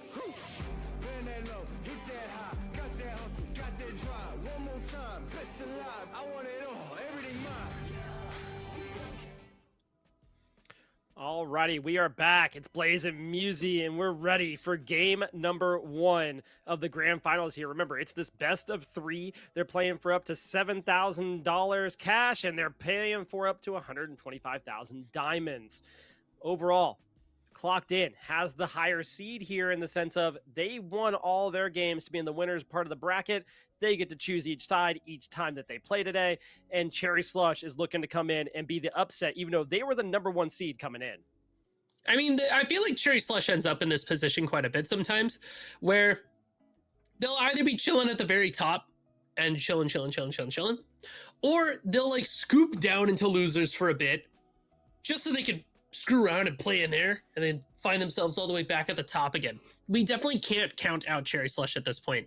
Like, their ability to play improves the longer they go. They definitely benefit from having to play the whole way through. They are warmed up, they are hot off the back of the last set, and they are ready to just go into this game headfirst.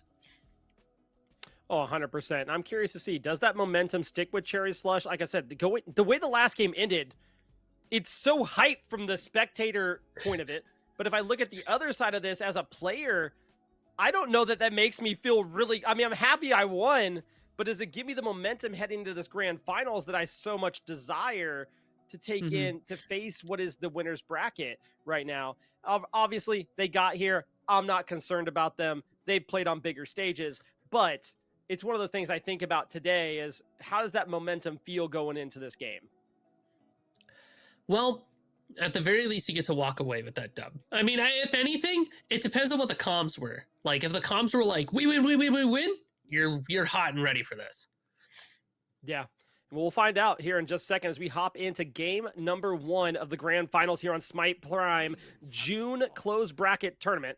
There's not going to be any 5-man groupings running around at the beginning of this game, and that's okay. We have our eyes in the sky, basically Testai on production, and Jithens as our admin today. Make sure to show them some love and support as well. Musi, who's taking game number 1? Probably the team that wins. If I had to guess, whoever kills the other Titan first is definitely coming out on top. Oh, you're asking about the teams.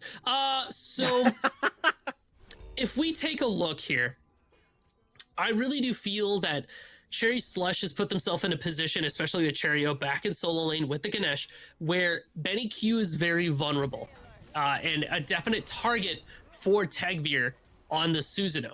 So through that clocked in, if they can isolate Benny Q and consistently take them off the board, that's how they win this game more often than not. Cherry Slush, though, Scream's on this Kali. So if Scream can farm and hypercarry, it's kind of lights out, because Scream on anybody is terrifying. Scream on a character that gets better the longer the game goes on is like fear-inducing, which is just a fancy way of saying terrifying, because I didn't want to say it twice. But I hate being the guy to say, whoa, who knows, it's anybody's game, but with these players, how high level they are and how ready they've been for this tournament, we really won't know until I'd say just about 15 minutes is when it's really going to show its hand. Yeah, I can see that for sure. I mean, I do worry about Scrim on this Kali. You talked about, okay, he's one of those hyper carry picks. I mean, it's feast or famine. And if you're starting off the game feasting, you're going to be feeling pretty good. Cyclone's been in a little bit of trouble here, but here comes Scream, and it's a first blood on the SpongeBob. Inbound looking to chase it down on Happen a little bit, decides to come off that idea. And meanwhile, Paul versus Benny Q in mid. Zeus versus Aladdin is a pretty fun matchup. A little bit better clear for the Zeus for right now, but that won't last too much longer. It'll be even here soon. But look at this, Inbound making a teleport over to solo, or thinking about it, but not going to happen. Tagveer on the way over is saying, hey, Cherio, I don't know if you know this. We just got done watching you, and we really like this idea of just ganking the Ganesha on cooldown. Isn't going to make the rotation in just as of yet, but watch Scream on that right-hand side could make a play. Inbound, toying with the enemy duo lane here, saying, hey, guess what, guys? If you run at me, I'll do a cool trick. I'm going to spin, and then I'm going to just hammer away. And I can do that anytime I wish. So something to watch out for here. Hopefully he gets a little bit better use of the CCs and the walls this time around. Cyclone back and poking it down. But I'm really curious to see if they can poke out Karmic here. Now Cherio baited him. Here comes Scream. Can you finish it off? The Ohm taking away a lot of damage. Karmic in absolute trouble here. There's the up down. Scream comes away with the kill. 2-0-0 for the Kali. Scream is having a ridiculous start to their game here. They're already level 5, and notably they're going to have this blink. And what this blink does for Scream is just help him cross the distance and be able to blink and initiate for fights so that he can jump out. This does mean that he won't have beats, which is kind of like well, yeah, of course you can't have both. But it's relevant because that's a way for Clocked In to kind of check this Kali. You have things like the launch from Happen, you have a root from SpongeBob, the transform, the polymorph specifically, is a good way to kind of make sure this Kali can't get too crazy with it. This also means that Kali can get lamped every time, and Paul's going to need that because Scream is going in. Yeah, Scream wants to try to keep Paul as behind as possible. Look at this from Inbound. Inbound's actually trying to see, can he get a wall onto Paul? Paul's back has been stopped.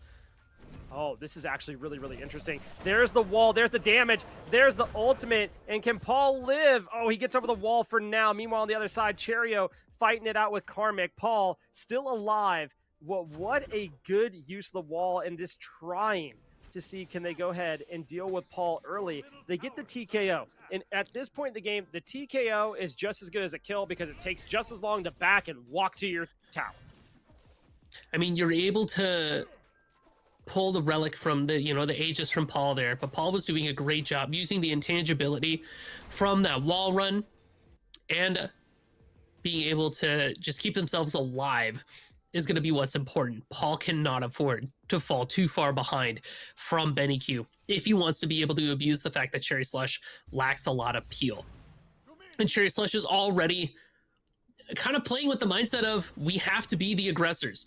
We cannot let Clocked In dictate the pace of the game. It has to be us. So already Scream taking that mentality and just throwing themselves around the map. And that's honestly what has to happen, because it's not going to happen anywhere else. Cyclone Spin's in a lot of danger here. SpongeBob and Happen are putting on damage, but it won't be enough to be able to poke them out. Between CERN and Yamoja, they have quite a bit of pressure in lane, especially against characters like, Thor or Jingwei, who if you can get their dash and follow it up, you can kill them. Uh-oh, BennyQ's dead. Oh, Tegvir takes down BennyQ with the help of Paul, and that feels pretty good. I wanted to touch on the fact, as Scream is trying to make a rotation here, something to watch out for is just now is when Inbound hit level 5. Paul about half health. He's looking for the ult. He wants to fight Scream. Scream under half health almost. There it goes. Tegvir's here. It's a 1v3. They are going to get Scream here from the looks of it, waiting for that ult to stop. He gets a little bit of a heal, but at what cost? His life. Paul got aggressive there and made sure. Oh, Cherio's outside the lamp and says good riddance to Tegvir and make sure to take him down. Almost collects Paul as well. Happen gets a great Rivers rebuke, but it's a scary time. Inbound's actually here wanting to fight. He's down the level. He's going to go under there, and oh my goodness, Inbound comes away with a kill on to Happen. It is just a mad dash for kills in the mid lane. So, Clocked In recognize that BennyQ is a sitting duck against characters like Aladdin and Susanoo. And rightfully so, Tegvir and Paul should just be hard focusing the Zeus. If the Zeus is on the map, Tegvir and Paul look at them and say, cool, you're dead. I'm on you. I'm on you every single time. Like fly on a rotting carrion that I'm about to leave behind in this lane because you are out of here. And that's how Paul is able to maintain pressure. Even getting a kill onto Scream there is huge because it shows that Scream can't just do whatever they want to in this game. Both of these teams are in this bracket for a reason. They have earned this spot. There is no contest for who else could be here at this point because these teams are going crazy, playing outside of their minds and just trying to get the leg up over another fellow giant. And I agree. Like, it's one of those things, like, you want to make sure you can instill the confidence. And I talked about him being feast or famine. You don't want to let Scream just keep feasting and running it down. You're going to be in for a bad time if that's what happens with this Kali. They make sure, hey, we get a kill onto him. He's 2-1-1 now. We slow him down for the time being. You have to keep up with that pace and that mentality of not letting him do what he wants. Karmic now making the rotation over towards the Pop Rocks and gets a nice little bit of damage onto him and then lets him go.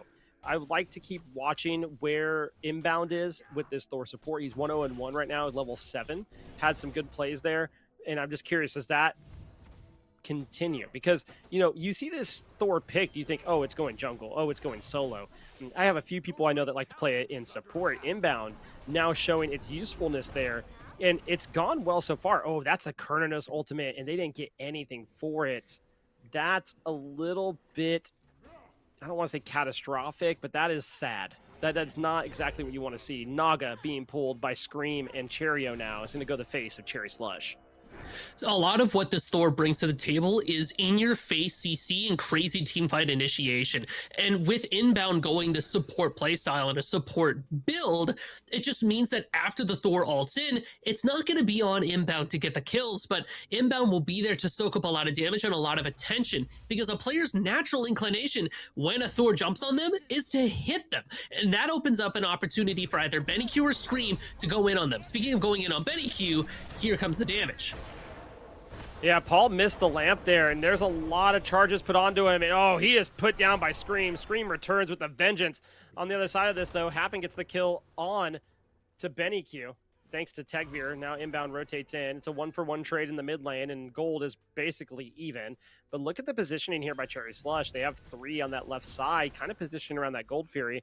Not that Clocked In don't have 3 on the left side jungle as well, but they look like they might try to get a little bit of aggressive towards that dual lane side. Instead, they let it go. Cyclone Spin backs off and goes and grabs some camps. Meanwhile, SpongeBob is chilling and farming on the Kernanos, so you can't be too mad about it. Inbound now walking towards them in the jungle and saying, hey, what's up, bud? What you doing? Trying to get some free gold? How about a wall? How about a wall for your troubles?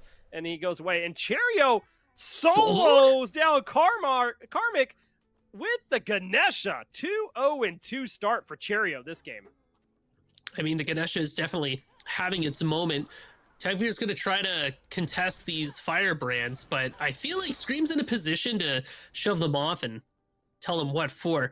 Cherio with the Ganesh in the solo lane is having an easier time because Karmic is going that full damage chalk build. It's going back to the who can out damage who. And Ganesh with the aspect can certainly pour on the damage when it's needed. Those Dharmic pillars can get very deadly, and the Ohm finds so much more value. So Karmic has to be careful. Karmic also doesn't have the sustain. They're going aspect of fulmination. So a lot of trades are going to end up panning out for Cherio. Pyromancer, the moment it spawns, Cherry Slush is back on their nonsense and confirms it. Yeah, the moment it spawns. Like, Pyromancer doesn't even have a chance to, like, get a glimpse at the map. It spawns, and then Cherry Slush is there to kill it. It's been that way almost every single game that we've watched them play today.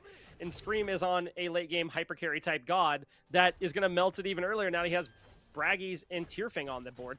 Paul now getting aggressed upon by Inbound. Inbound, luckily, BennyQ's around the corner, but Tegvir is here as well. This might be a good fight for Clocked In. River's Rebuke is there. Here goes the Anvil of Dawn charging up in the air, making sure, hey, if he gets gone on, do I get it? Oh, he doesn't land on Tegvir. Tegvir picks up the kill in the BennyQ. Oh, no. Unfortunate. And that is a great pickup for Clocked In. That opens up a little bit of possibility on this left side of the map. But Cherio solos Karmic again. The elephant's going burr. Maybe Twitter was right. Oh, no, wait. Our cover story is that Cherio is the GOAT. Which is true, by the way. Cherio is kind of crazy with it. But, again, I don't know how many times I can say it before you kind of get the all right, Musi, we get it. But BennyQ is kind of a sitting duck. He's 0-3 at this point. He just gets jumped on and he dies. And he doesn't have Jade Scepter or anything like that. Gold Fury is confirmed by Cyclone Spin. And Cherry Slush is trying to get away. So I was about to say Scream. Lucky he had ultimate going. But this is actually a scary time. Inbound's rotating in. Dharmic Pillars greatly used. SpongeBob in trouble. He is going to be gone. He does not live through this. Double tap comes on through and takes down the Kernanos. And now Cherry Slush take that momentum of getting a Gold Fury. They pick up a kill and they expend a gold lead that was almost even. Now it's back in their favor. About 2,500. You can't be too mad about that. Now, where do they decide to position next? What do they decide to push down? It looks like we're going to get the good old Cherry Slush lane swap with Jingwei going over to the solo lane. And Karmic is dead. Oh. Is he dead? Does Karmic Yes, get a he kill? is. Oh, no. BennyQ finishes him, but Tegvir picks up 1 and 2 for the trouble. Loses the solo laner, but that's okay. Clocked In, picking up a couple kills for themselves. It's a lot of damage from both sides as both Clocked In and Cherry Slush are just racing to their end game states. And it feels like for as much damage as Cherry Slush is doing, and even though they're ahead, they're still under threat by the potential of Clocked In. And Scream's just walking up slowly, trying to find Happen, but can they connect? Oh, he might find happening more. He has Odibo online, and he's going in. Oh, the lamp is off the mark. That would have gave Paul a good bit of health back, but Tegvir makes the rotation to say, hey, Scream, I don't know if this is the best idea you've ever had, and he walks away for the time being, but big damage put out there by Scream. And the GPM right now is insane. 537 for Scream, 550 for Cherio, just racking up the gold. And guess what just spawned? It's a Pyromancer. Guess who was there? Scream, and Tegvir walked up and dissuaded him from doing any more. But now inbound v SpongeBob, support versus carry. Oh, here comes Cyclone Spin though, and you have to be a little bit concerned. He's dashing in. There's the ultimate out of SpongeBob. Great beads by Cyclone Spin. They're going in. Oh, the wall was perfect, oh, but no, SpongeBob's still alive. There's the shell. Does he live? Inbound. Tower shot. Oh, it takes his life too to turn it. SpongeBob makes it a 1-for-1 trade. Thanks for the tower. Now Cherio, full health, running it down towards the chalk. There is the wind sprites used. Oh, Karmic gets a hammer over the wall and says, hey, not today, not this time. 0-4-2 is Karmic, but he will not fall to 0-5. Bobby trolled himself just a little bit by that tower. He had a perfect wall. I think he dropped it on accident there. And either that or he like wasn't expecting the auto from Cyclone to not quite make it in time. As Cherry Slush confirms themselves a Pyromancer, Cyclone Spin is in a little bit of trouble, gets pulled in by Tegvir, but Cherio's here to defend. Yeah, Cherio's ready. He's like, Tegvir, please, I'm an elephant. Like, let's be honest with each other right now. I am going to hit you with There's a Dharmic Pillars with your name on it, I promise. And if you're too close, I'm going to dash at you. It's just a trouble spot to be in. And keep in mind, Cherio's used to coming over to duo lane and just wreaking some havoc because of this lane swap idea that they do every once in a while. So I don't hate his rotation over, but look at this. Now you have Benny Q and Scream rotating to solo side. Meanwhile, mid, it's inbound beef Paul. It's support versus mid. Happens on the way over, though, to at least even out the odds a little bit as Cyclone Spoon makes the rotation to the mid lane. Scream's positioning, waiting for Karmic, is scary. It could almost be devastating.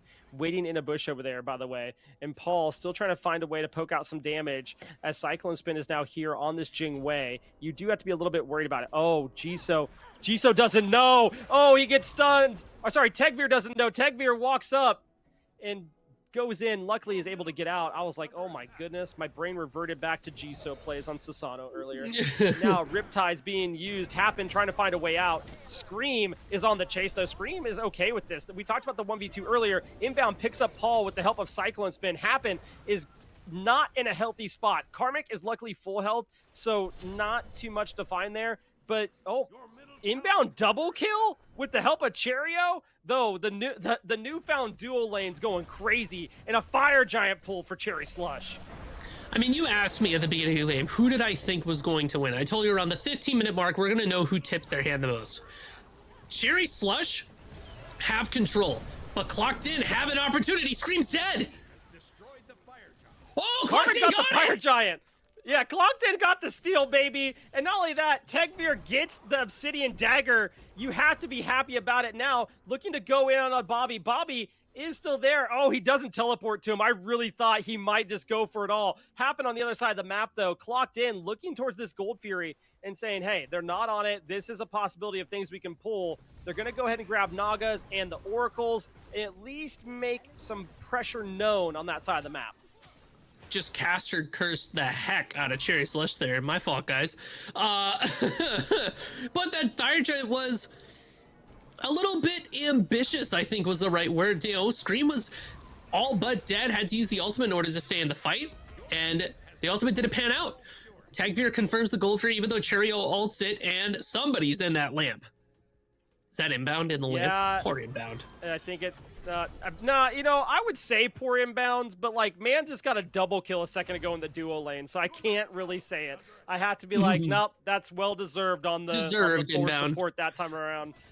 Deserved, unfortunately, that time. Though, you know, he got his relic of glory in the last game by interrupting the base race and being able to secure a win for his team. So it's a dub all around on his side. Now Cyclone Spin going through, taking down the Pyromancer with the help of the rest of his team in Tau, and now they look towards the mid lane. Cherry Slush, they don't have the Fire Giant, but they're not really concerned. I mean, when you go to take a Fire Giant at 17 minutes, it's okay if you lose it. Like, you're not losing out on much. You lose the dagger, and that might actually be more important than the Fire Giant buff at 17 minutes. So I'm not too concerned about them dropping it 50-50, and it's okay in that regard. But now they make this pressure known over on the left side because Tegvir and SpongeBob were trying to push that tower down. Tegvir still has the Obsidian Dagger, and now they just walk away. Remember, the gold are even now. Oh, inbounds looking for an Anvil of Dawn. Who does he go on? He comes crashing down onto no one. Tegvir is ready. Oh, a great Dark Pillars, a better wall by inbound. The dagger has to be used, and Tegvir is going to walk away for the time being, looking to reposition for the fight. Inside the lamp is Zeus. It's Paul versus BennyQ. Which one lives? Which one dies? Inbound picks up the kill on the Paul, and now BennyQ comes out of the lamp looking for more. He ends up walking away because Karmic's around the corner. Tegvir gets Scream, and oh my goodness, it's clocked in, making sure that they're ready to do the job, putting down a bunch of damage here. Karmic has made the rotation in and says, I may not have a kill, but now might be the time to get one. Tegvir following in Tau. There it goes. Karmic on the board now. 1, 4, and 3 for the chalk. And Cyclone Spin is in a whole world of hurt. Double kill for Karmic, and a tier 2 tower is going to go the way of Clocked In. Meanwhile, in mid, Cherio gets another kill thanks to the help of inbound. I don't know that he needed it, but it definitely just happened. Karmic helped take down the tier 2, now pushing down the Phoenix. This game has kind of gotten flipped on its head. Clocked In now have the gold lead. They're now looking at a Phoenix, and this is all after they stole a Fire Giant. Just a great play overall. Inbound, a fantastic wall. Cherio's there. They have the damage, and they're looking for more. Paul misses the lamp, and that could have been the opportunity to save everyone on his team. He saves it. He saves a couple of them for now. He takes the spill, but if inbound can get anywhere near the rest of this team and hit a wall, Cherio's going to be there and say, hey, the time is now. Let me get the damage. And it's going to be looking at Happen. Happen is there. Cherio's around the corner. Oh, a pull in by Tegvir. Dark Pillars are there, though. Karmic gets the ultimate. Now inbound up in the air. Cherio, half health. Karmic, half health. And look at this. Inbound. Oh, he misses his target. He doesn't land on to Tegvir like he had hoped. Happen is now out. Scream is over here getting some farm. SpongeBob is going to go ahead and pick up the speed buff. Oh boy. How about that one? I mean, that was kind of nuts for Clocked In to completely turn everything around on top of Cherry Slush. Even though Cherry Slush was able to separate that fight a little bit, it ended up not working out in their favor. Again, BennyQ is just not mobile enough and is able to get jumped on fairly easily and doesn't have a Jade Scepter, doesn't have a Blood Book or anything like that to keep themselves alive. So that does make them increasingly vulnerable. The Wish for Immortality was used by Paul there as well to get back into the fray. So at least that's one less wish down that Cherry Slush has to concern themselves about. But these fights are really starting to go the way of Clocked In, especially because they're able to kind of take Scream off the board before this Kali has a chance to do anything. They got Susanoo yoinked into a bunch of damage, and then it was kind of lights out for them.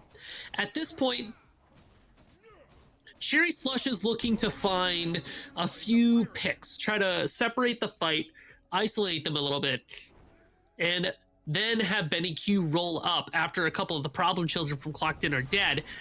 They can safely unload their damage. But Clocked In are looking at this Fire Giant, and Scream's over in the left lane. Cherry Slush, you know, what's the answer here? Scream is gonna get this tier 2. Oh, Dark Pillars and a lamp used here. Oh, this is a little bit scary for Clocked In. They're getting surrounded. Scream already got the tower. He's going for a Phoenix. He's going for more. There goes Cyclone Spin's ultimate. He's able to go out and get back in. Meanwhile, Paul picks up Cherio. SpongeBob picks up inbound. Oh, that gets Scream to pull off of it for now because he was about to go get a Phoenix. Look at this. Cyclone Spin just at least keeping Tegvir aware. Tegvir eats a ton of damage, but goes ahead and finishes off the kill on the Cyclone Spin. Remember, Scream is back. That Fire Giant is not burning very quickly. It's only 3 members here. Paul is there. BennyQ is there. And here comes Scream. They know about BennyQ. Oh, no. Oh, my goodness. Paul jumped in and got absolutely deleted. Whoo! That is not the play you want to see. The Fire Giant will not go the way of Clocked In or anybody else for that matter. Those are really good pre-beats from Benny Q there to make sure that they don't get knocked up by the Aladdin and then immediately just kit dumps. The one thing about the Zeus that I will say is that their damage is ridiculous and they can do a lot of it. So if Benny Q is able to kit dump before they, get completely CC'd, then that's the opportunity for Benny Q to at least be able to trade out. Luckily, he didn't have to trade this time. He just, killed him and won the fight. Scream casually soloing a Golo Fury. That's the new name. Put it in Reddit, boys. Golo Fury, patented by Musi. And with that, is able to get a bit more gold here for Cherry Slush. I think a large part of the reason why we saw Scream in that left lane too was because we're just trying to clear those fire minions so that now at this Fire Giant fight, we can have everybody over. We can make sure that we don't have to stress about losing a Phoenix again. Our full attentions can be on Clocked In. And the best way I think that Cherry Slush can deal with Clocked In is have Scream come around the back. Play like they were playing before, where they're hanging around the back right or back left sides and try to see if you can find a target. SpongeBob is right there and doesn't have beads. Blink stun from Kali surely kills that Cernunnos. Yeah, I mean, I don't think Cernunnos is living for a long time. He better be able to hit that shell like his life depends on it, because I think it might. Oh, Dharmic Pillars is used. Inbound got the Fire Giant steal, but he gets deleted by SpongeBob, and SpongeBob was able to live through the whole thing, but Happens the one that gets the dagger. Oh, no. Cherry Slush is not loving this, and the Kali goes in looking for a kill. I don't know that Scream got it or not. We are facing a small technical difficulty at the time, but if Scream turns this around, he is a mad lad. He is going in with an ultimate from the looks of it. I mean, if Clocked In wipe Cherry Slush here, they can go up the left side. It's about a minute left, but Cyclone Spin turns it around. It's a shutdown on top of Karmic. 2 people left for Cherry Slush and only 3 for Clocked In. The dagger is in the hands of Happen, and it looks like Cherry Slush is just going to go back to pushing out waves. Yeah, I mean, here's the thing, and I was kind of confused about that at the start of the fight here over at the Fire Giant. Like, I'm looking at it, and I'm like, why isn't Cyclone there? Cyclone was on the left-hand side, and that's the second time Cherry Slush has taken a fight at Fire Giant being 4. I would love to see them be all 5, because if they can go in and they can be all 5, I think there's an opportunity for them to actually take down the fight, take down the Fire Giant, hopefully get the Obsidian Dagger and walk away. But for the time being, that's not the case. Clocked In are playing this very, very well and keeping the pressure onto Cherry Slush. But if you wanted to even game, here you go. This is about as even as it gets 26 minutes in. Both teams have plays that can be made that can absolutely tip the balance in their favor. And I think you had a very good point about the fact that we've only seen about 4 people or so around these Fire Giants for Cherry Slush. And the reasoning for that is because either Scream has to go defend left or Cyclone is trying to finish off their last couple of items, but now they've got their Titan's Bane online, they've got their Death's Temper. No excuses anymore, right? It's time to start grouping for some major objectives or just try to catch somebody out. The grouping here from Cherry Slush, they want to try to go for this mid tower. You got about 2 minutes or so left for FG, for Cyclone Spin and Cherio. So there are opportunities here. Still waiting for I'm still waiting for Scream to try to make that lurking gank. Trying to scoop around the backside. There are very easy targets for this stun from Kali. I'm still looking at CERN because they have no shell. Or at least try to start it out like that. The Dharmic Pillars come out, but Cherry Slush haven't found their way in yet. Yeah, and I don't know that I like the Obsidian Dagger on to Happen. Oh, Paul takes out Scream. You want to find a pick. You're not going to find it there. Here comes the Lightning Storm from Zeus looking to say, hey, can I get any charges onto anyone? Oh, this is so bad. Cherry Slush has definitely bit off more they can chew here. Now inbound in trouble. Karmic is going to keep him in combat, not allow him to back. SpongeBob comes in, helps at least poke out a little bit more damage, but inbound should take the fall to the gray screen here shortly. Meanwhile, the rest of Clocked In are looking at the tier 2 tower here in the mid lane. They got the fight that they wanted, and they are going to run with it now. They have 2 down. They don't have to worry about inbound. They don't have to worry about Scream. So Is there still damage? Yeah, all the damage of Cherry Slush beyond the Kali are still alive. And they say, you know what? I don't know that we want to fight under a Phoenix. Let's go get an Ancient Gold Fury instead. We do have the tier 1 tower over in the solo lane for Cherry Slush, so at the very least, your right side will stay pretty safe, but those birds will be affected by that Ancient Gold Fury. It's really unfortunate that Scream got caught out the way that they were, trying to lurk around, trying to find that moment, but Paul just does so much damage all at once. It's really hard to stand up to that. Cherio's going to figure that out in a quick second here, too. Here come the Dharmic Pillars, and they're both in the lamp. Yeah, this is Cherio v. Paul. Who comes out winning? I mean, you're in the lamp, so at least it's a 1v1. Oh, Cherio eating a ton of damage. Karmic's there. You don't survive. Cherio has taken the fall. Unfortunate for him, but Paul with a fantastic lamp to keep him alive and allow, some help to arrive along the way. I was hoping for the official 1v1 there, but, it is what it is. Yeah. Bunch of fun killers over there and Clocked In. No fun allowed. Got to make sure we have our 2v1s, not our 1v1s. I get it. I understand. It's not like there's $7,000 on the line or anything like that, right? But you got to do what you got to do. Luckily for Cherio, his death doesn't mean too much in this situation. Firejai isn't back up yet, so if there were ever a time to die to get those death jitters out of your system, now is going to be the time. Because these next team fights are really going to have that weight of game-ending potential. Clocked In, what can you ask more of them, right? It kind of feels like they're doing everything right so far. Happens able to cut up fights with their ultimate. Paul and Tagveer W key on somebody and they immediately die. Scream over in the left side soloing a Phoenix. Scream in the left side soloing a Phoenix. Wait a minute.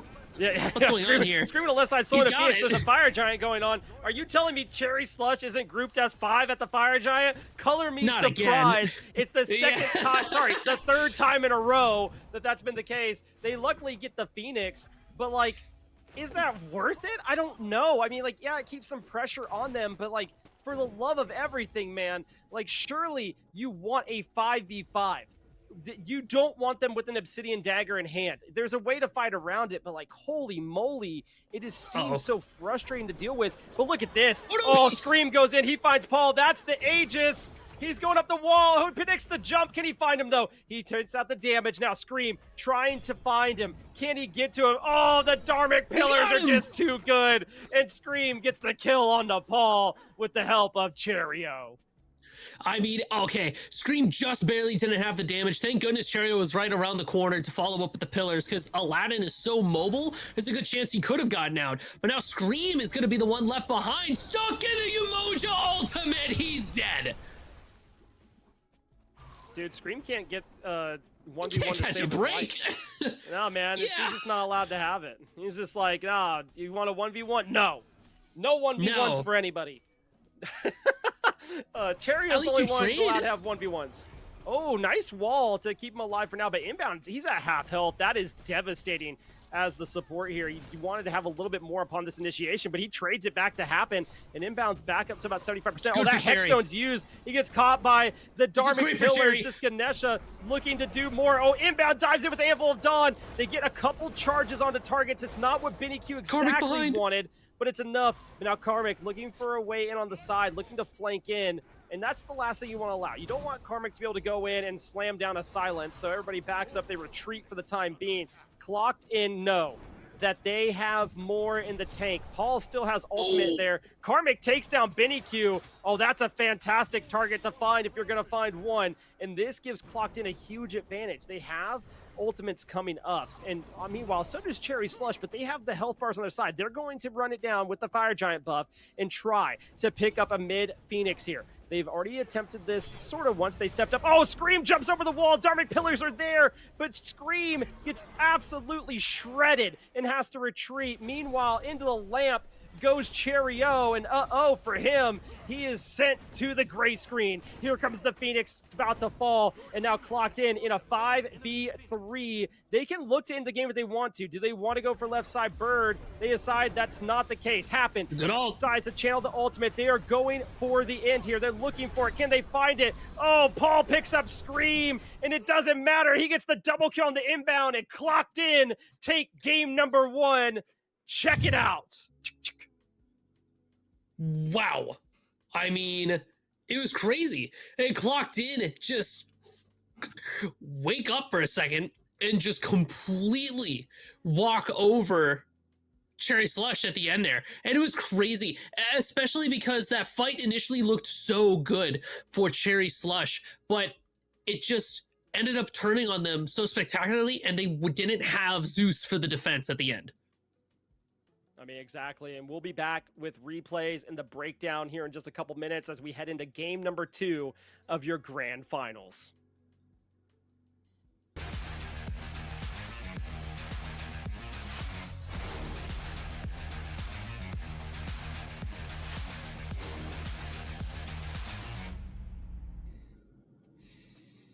Welcome back, Smite Primers. It's Blaze and Musi here.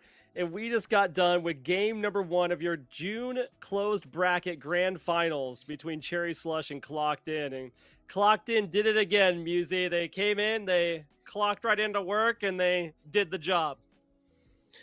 Punch in, punch out. And I mean, it wasn't due to the fact that Cherry Slush was even playing poorly per se. I think a lot of it came down to the fact that Benny Q was such an obvious and easy to kill target. It really reared its head late game. And Scream had moments where he was able to pop off and isolate targets, but would just kind of get handled by either Tegvir or Paul. The CC was just a little bit too strong, and they weren't able to perform the way that they were looking to. So hopefully in the next picks and bans, we kind of go back to the drawing board, just making sure that we have more peel coming from our team comps, especially if we're going to run mages that aren't particularly safe. Yeah, I mean, I look at this picks and bans. We talk about the Zeus being able to, it's easy to catch off guard, but I also look at, like, I just think some things need to change. I liked the differences with Cherry's build this time around. It was a little bit more tanky. It was still doing the job. But I also wonder, is it still a little bit too squishy for what they're trying to do against this specific team comp with Karmic on something like the Chalk? I mean, the Chalk's AoE was really good. Cherio dominated what the early solo lane, but later on in the game, it just didn't feel as impactful.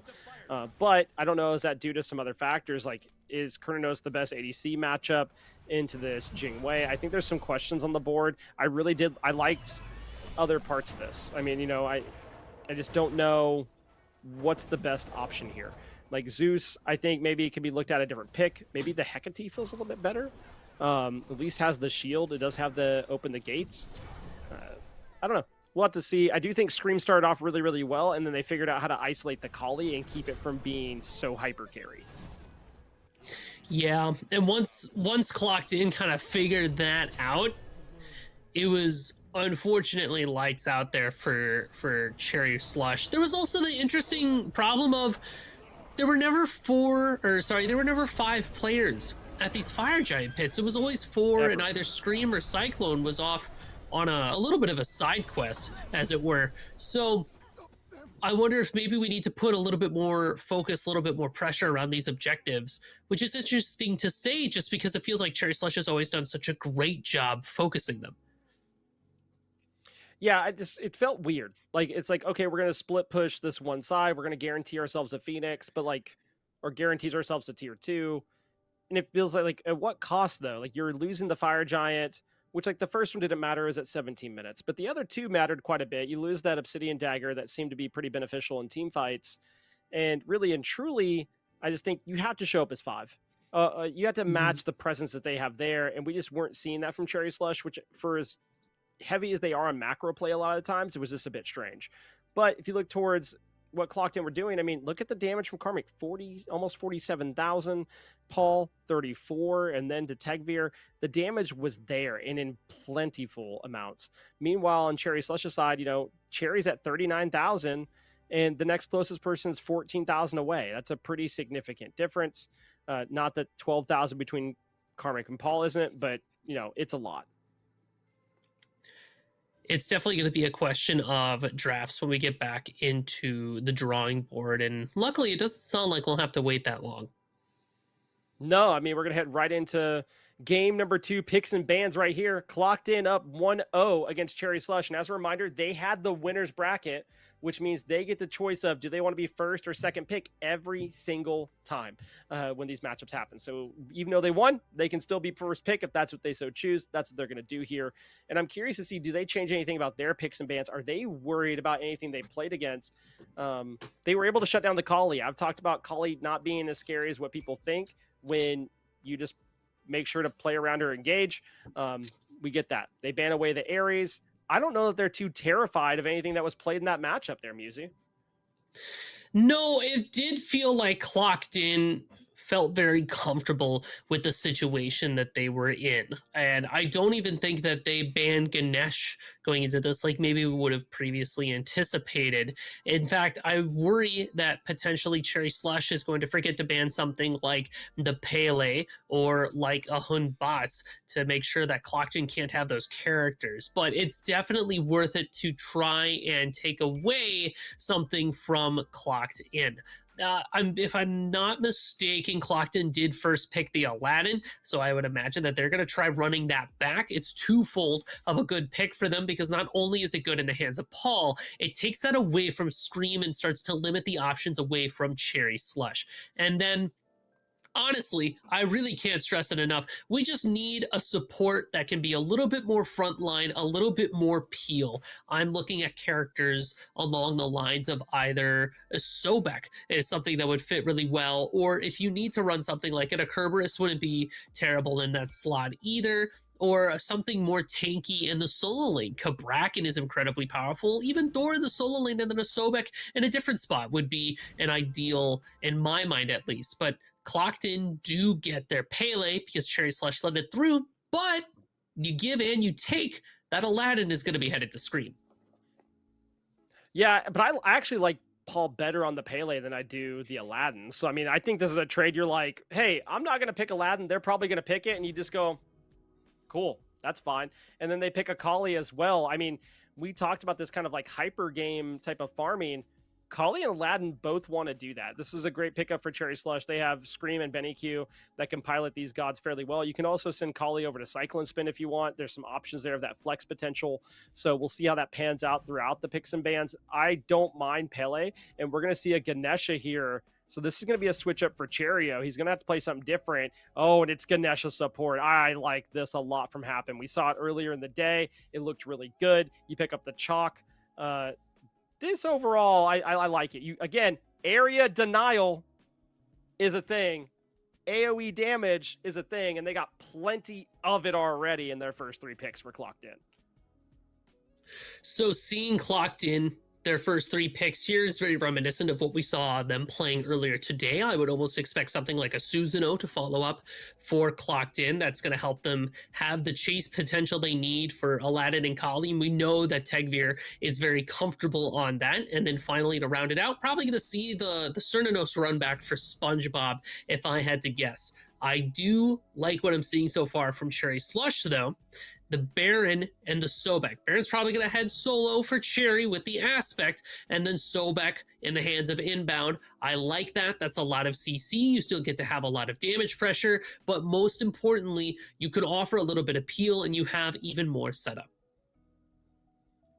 Soul has been picked, and I don't even know the last time I've seen Soul in comp here, Musi, but I am very interested in this. Susanoo is going to be the last pick here. There is a lot of pressure from this Clocked In comp. And they have, like I talked about earlier, they already had AoE tenfold. They have it still. Soul's going to provide that single target damage. Susanoo's able to do single target as well, fairly well, but he's going to be able to pull in. You have a ton of CC on the side of Clocked In.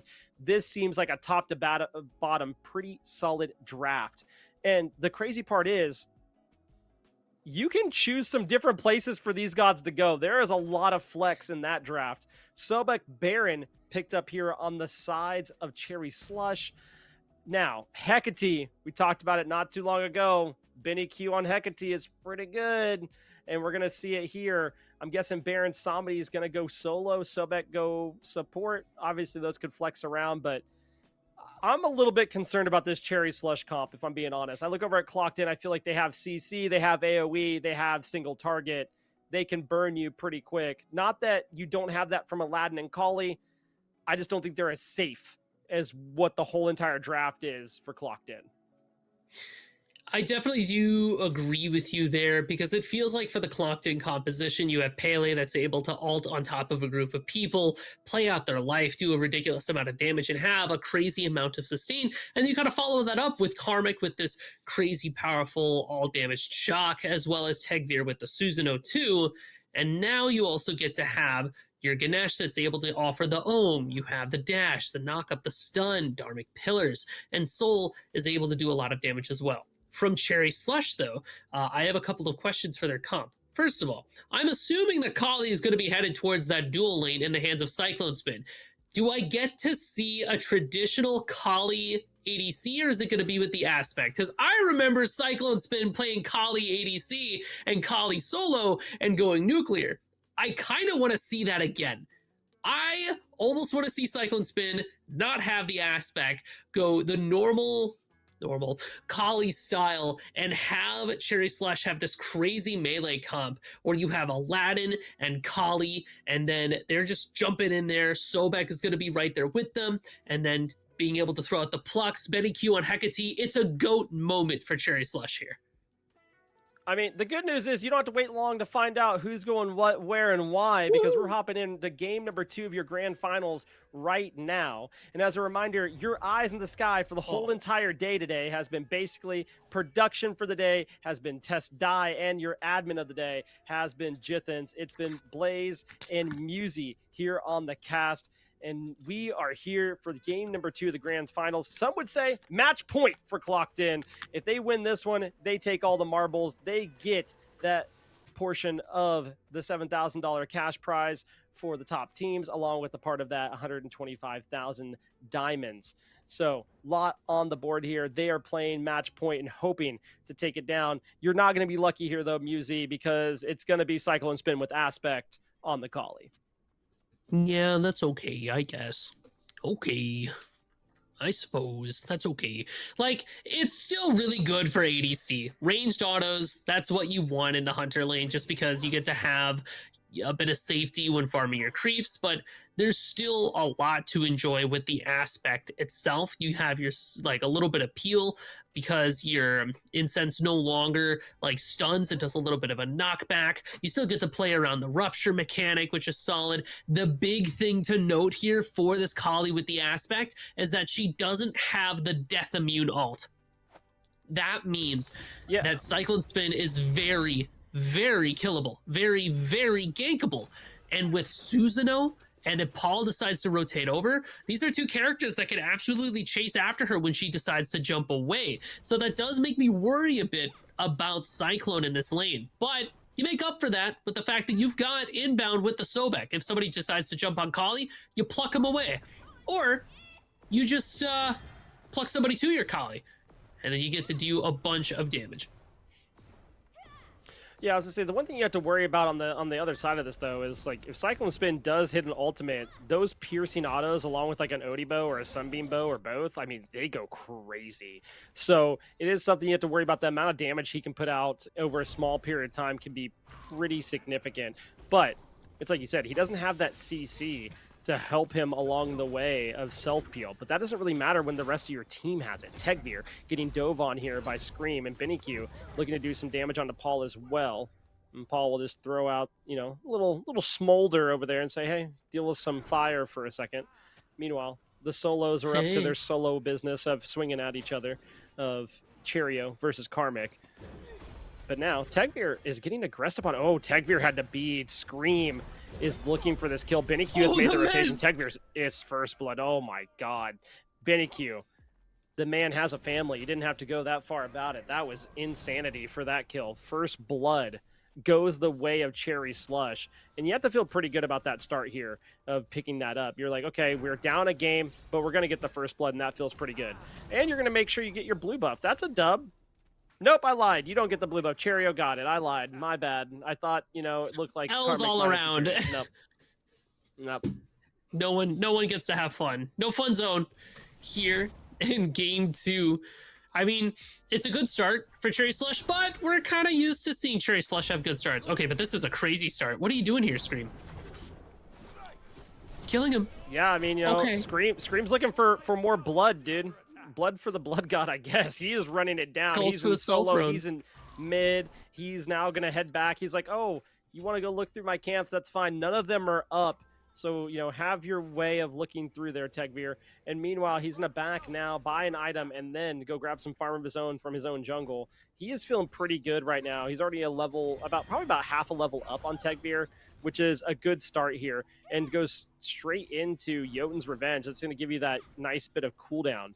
So definitely a great start here from Scream. But we saw a really great start last game. He had that early pressure, and then all of a sudden, they figured out how to adapt to how he was wanting to play. Well, and what's significant about being able to get this item is it's a full item right off the rip. This Aladdin is primed and ready to make some rotations to other lanes too. And what this does is it puts a bit of a spotlight on this Aladdin, and that could potentially let Cyclone slip underneath the radar so that Clocked In doesn't pay as much attention, and that gives Cyclone Spin time to farm, time to get online, and just room to breathe, because everybody from Clocked In is trying to clock this Aladdin and try to figure out where he's going and how they can take him down. Karmic's just kind of waiting, but isn't able to dissuade Scream too much. That's the confidence that we were talking about before. Scream doesn't afraid of anything. Scream is going to take all of your things and kill you because, he's a jungler. He steals camps.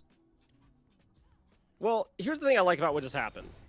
Does Scream get the camps, which gives you the golden XP? Yeah. Does Karmic get the pop rocks that give him strength and intelligence as a hybrid scaling god?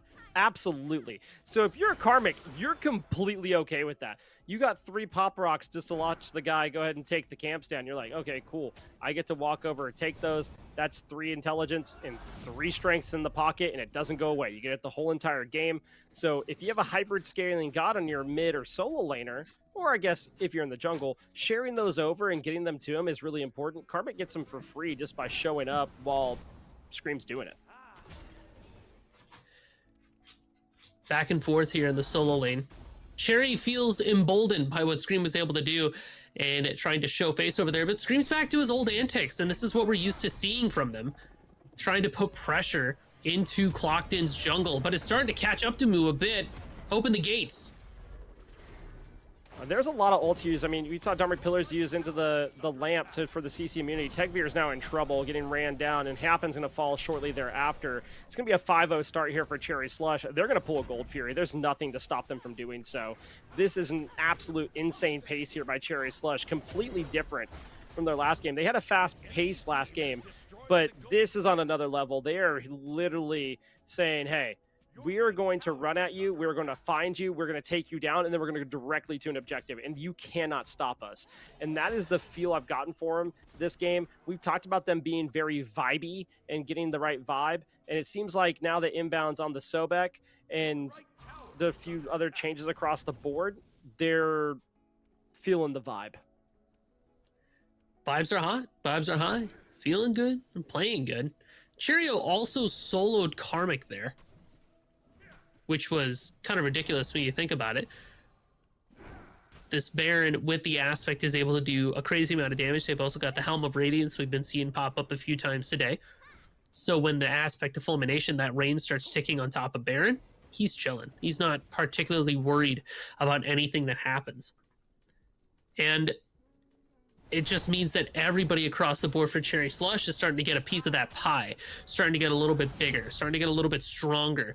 Even the early gold rotation, for a fact that gold timer is going to go up. If Cherry Slush can get there, they're going to be on top of it immediately. And it's weird because you would assume that Clocked In has the composition to be able to shred away objective. We talk about Dharmic Pillars all day today. Oh. Well, Paul picks up the I think solo he's dead. kill. and they get the ult. But now Scream makes the rotation over, isn't going to choose to go at Paul, and that might be for the better. They're both the same level, but Paul is going to feel pretty good with the scaling on his healing. Finally on the board is clocked in. Like I said, they're at a gold deficit. They're a little bit behind, but now Cyclone Spin looking to step up to Happen here.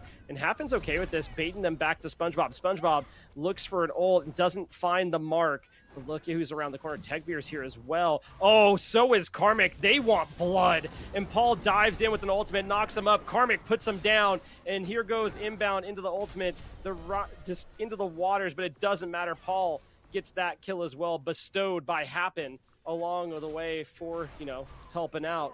That is a huge play by Clocked In, saying, hey, you might have the lead. You might have a Gold Fury in your pocket. But at the end of the day, we're going to step up and we're still going to fight you. And that's exactly what they need to do. They need to slow it down and say, hey, we just got to be a little bit more passive for a second. We got to figure out how we're going to react. Where do we want to position for these fights? And the bait there by Happen was really great. Oh, Benny Q, you're in trouble. He gets a nice Aegis, but it's not enough. Tegbeer pulls him back in and sits him back down. Boy, you have 5 people over in that duo lane. And initially you're like, well, they don't find too much, but they're able to also catch Benny Q trying to slip back into their lane. Cherry Slush were able to get that Queen Naga because of the reset that happened by Clocked In. So it's still a bit more global gold for the team, but Benny Q on this Hecate is not fodder for Paul, but Paul is able to kill Hecate fairly easily just because she has no real way to get away, no real way to make space. And it seems things like Jade Scepter and Bloodbound Book have kind of fallen out of favor. So it means that Benny Q is going to have a tough time staying alive until Inbound is able to make that rotation over and offer a little bit of peel, a little bit of support, or if Scream's able to just get to Paul first and delete them off of the map. So Clocked In do have a few ways to play around in these fights. It's just a matter of finding them and picking them. From Cherry Slush, I think we just have to choose our fights a little bit smarter per se, or maybe the better way to explain that is you have to path a little bit safer, try to get some more ward coverage, because you know that Paul's going to be chilling in that bush. You know that people of Clocked In are going to be around that corner waiting for their opportunity to jump in on you. Oh, and Scream, Tegbeer fighting it. It's a 1v1, but here comes some others. Oh, Happen shuts down Scream. Oh, no, He's Scream in gets the him in a lamp. lamp. That's actually sick, but I healed him up a little bit. There's the Dharmic Pillar. Is going to at least hold him off for the time being. Here comes Cyclone Spin. Oh, my goodness, but Happen gets out, inbounds outside the lamp looking for him. Here comes the ultimate out of Benny Q, but it's not enough. Happen is low. They'll finally find him with the execute, but how much did they have to use there to take him down? It was 3 ultimates on the side of Cherry Slush. Now they're hoping to confirm a Gold Fury, but here comes SpongeBob. Inbound confirms it. Paul is on the way, though. They're looking for a 2v4 fight here. Can Paul ult in and get it? There's the Aegis, and there's Cyclone Spin gone. Finds the mark just like he wanted. Tegbeer around the corner. At least they're looking for a way to try to even this up. Remember, they've already taken the tier 1 tower on the left-hand side, so that's gone. But they lose that Gold Fury. That's the second Gold Fury of the game that's gone Cherry Slush's way. We talked about their macro play, Musi. It seems like macro play is back, but they're losing towers along with it. It's a small price to pay, because ultimately those tier 1 towers, we're around that 11-minute mark, not as relevant, right? We're willing to let those go if it means that we can get more global gold, because you can catch up in terms of gold by taking away the towers that Clocked In still have. That gold is still on the map. It's still available for you to take. Also, you don't mind losing Cyclone Spin in that last engagement too, just because you got Gold Fury, you killed a bunch of people. That's the trades that you have to make. And Cyclone will be okay. He'll get online eventually, and as long as Cherry Slush are still able to get these global objectives, he'll at the very least be able to keep up in terms of gold. Even though SpongeBob is out farming them just a bit here, they can stay afloat because the team as a whole is doing well. Honestly, everything is kind of on Scream right now. Scream is the big playmaker, the big dog, if you will, because wherever this Aladdin goes, that's where Cherry Slush is going to try to make their plays.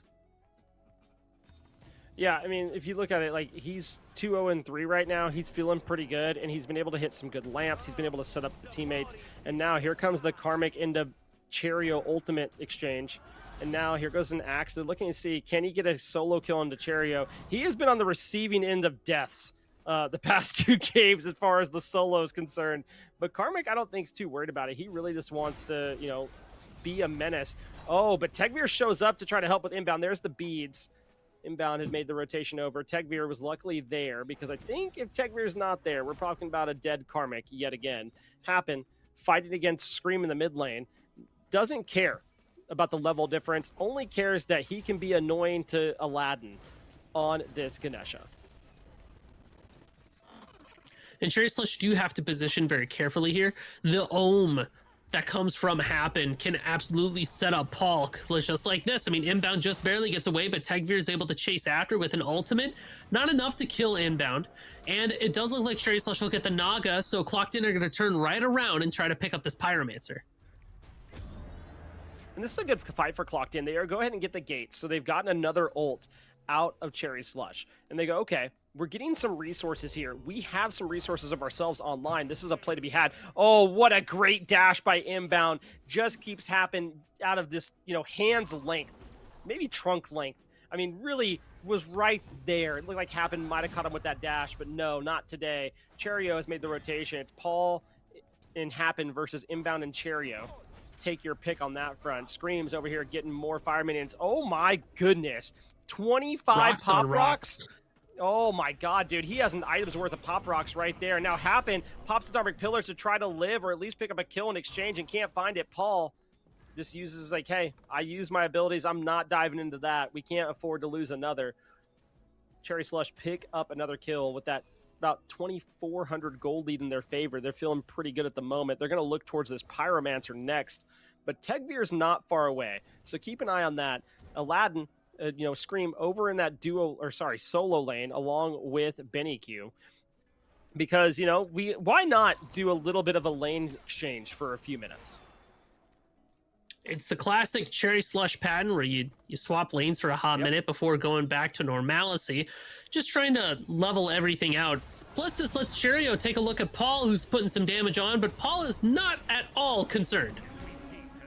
I don't know if that's the look that Cherio wanted to get. Tegvir comes away with the kill. Scream comes away with the Pyromancer, so good trade, I guess.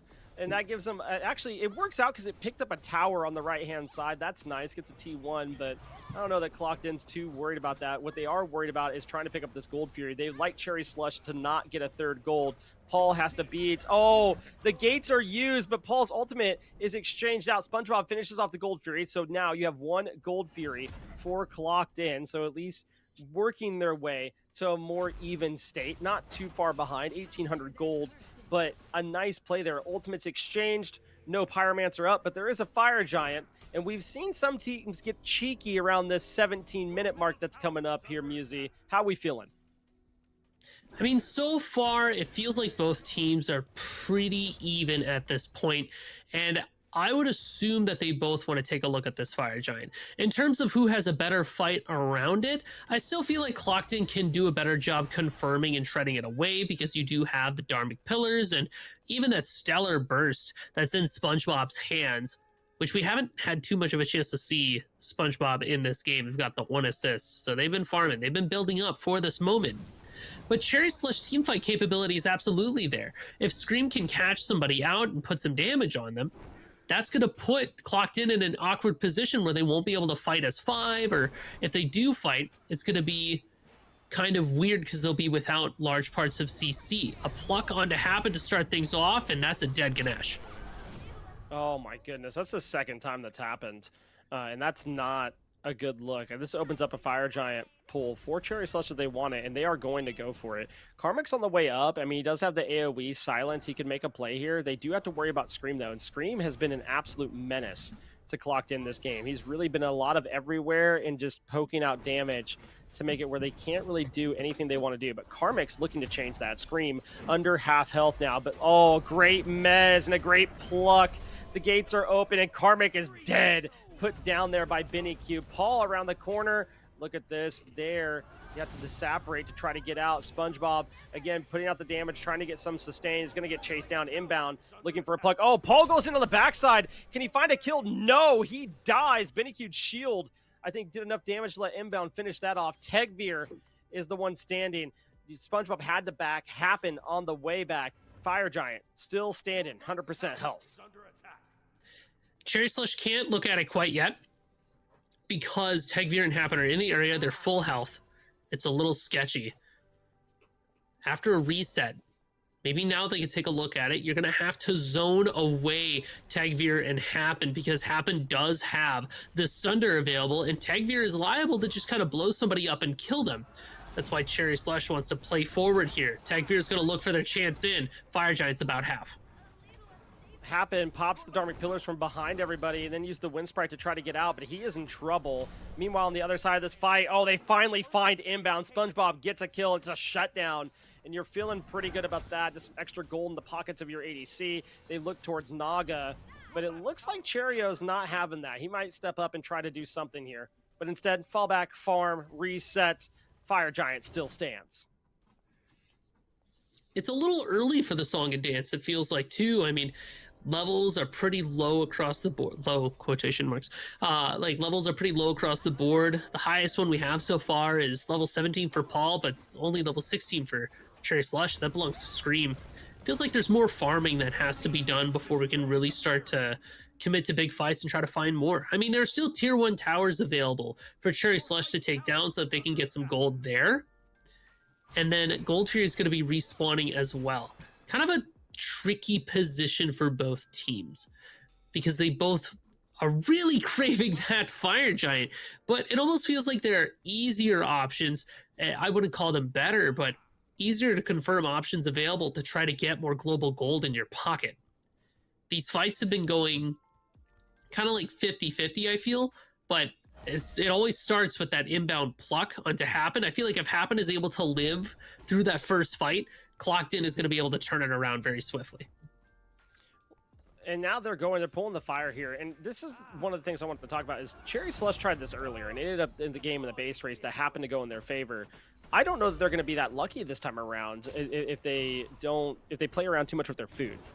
If they decide to mess around and find out. Here's the Fire Giant. There's the Dharmic Pillars. Inbound is the one that confirms it, but Tegvir gets the Fire Giant dagger. So Obsidian Dagger in hand of the Susano here has to feel pretty good. Cheerio, great Aegis, outlives SpongeBob for now, but they're looking to try to find him. The damage is there. SpongeBob picks up a kill.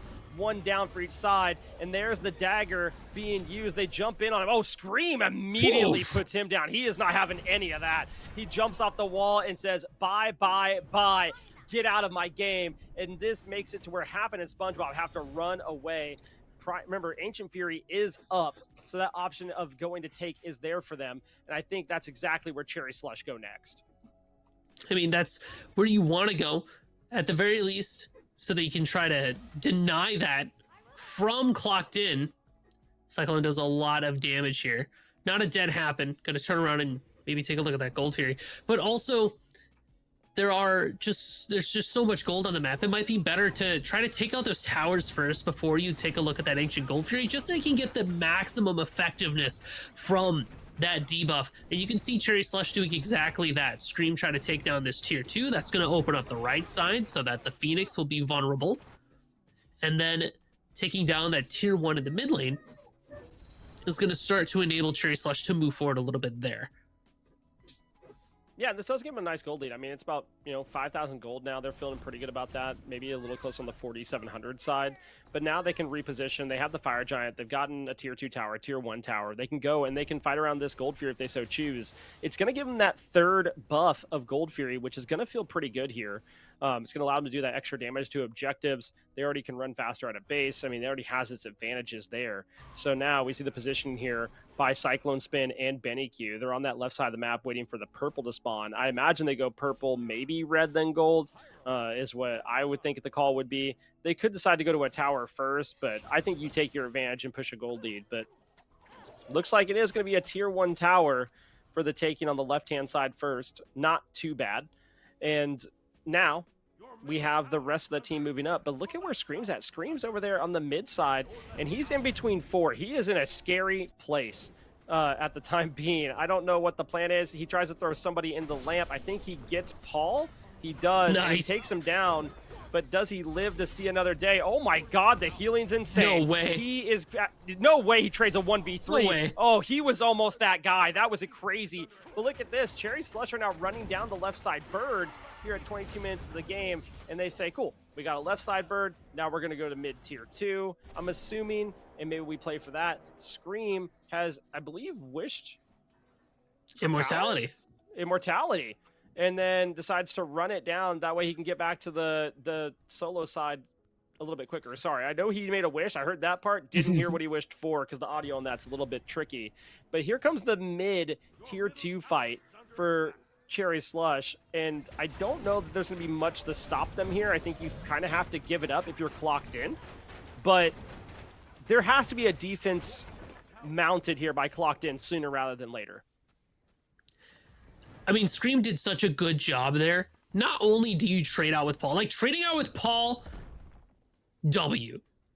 Almost winning the 1v3 is actually insane, but the real strength to that play was the fact that he occupied 3 people from clocked in so that Cherry Slush could open up that left side. Now, with that mid tier 2 down, both the mid and the right side Phoenix have been debuffed by the Ancient Gold Fury. And that gives Cherry Slush a chance to get some, or spend some of their gold that they just acquired, reset. We're going to take a look at this Pyromancer so we can use that to put some damage onto either the mid or the right Phoenix. Fire Giant's going to be respawning soon. And with the gold lead that Cherry Slush have, they're going to have some pretty significant items advantage over clocked in. And Scream's going to have that fear factor attached to them. It just took so much to kill this Aladdin. And he almost won anyways.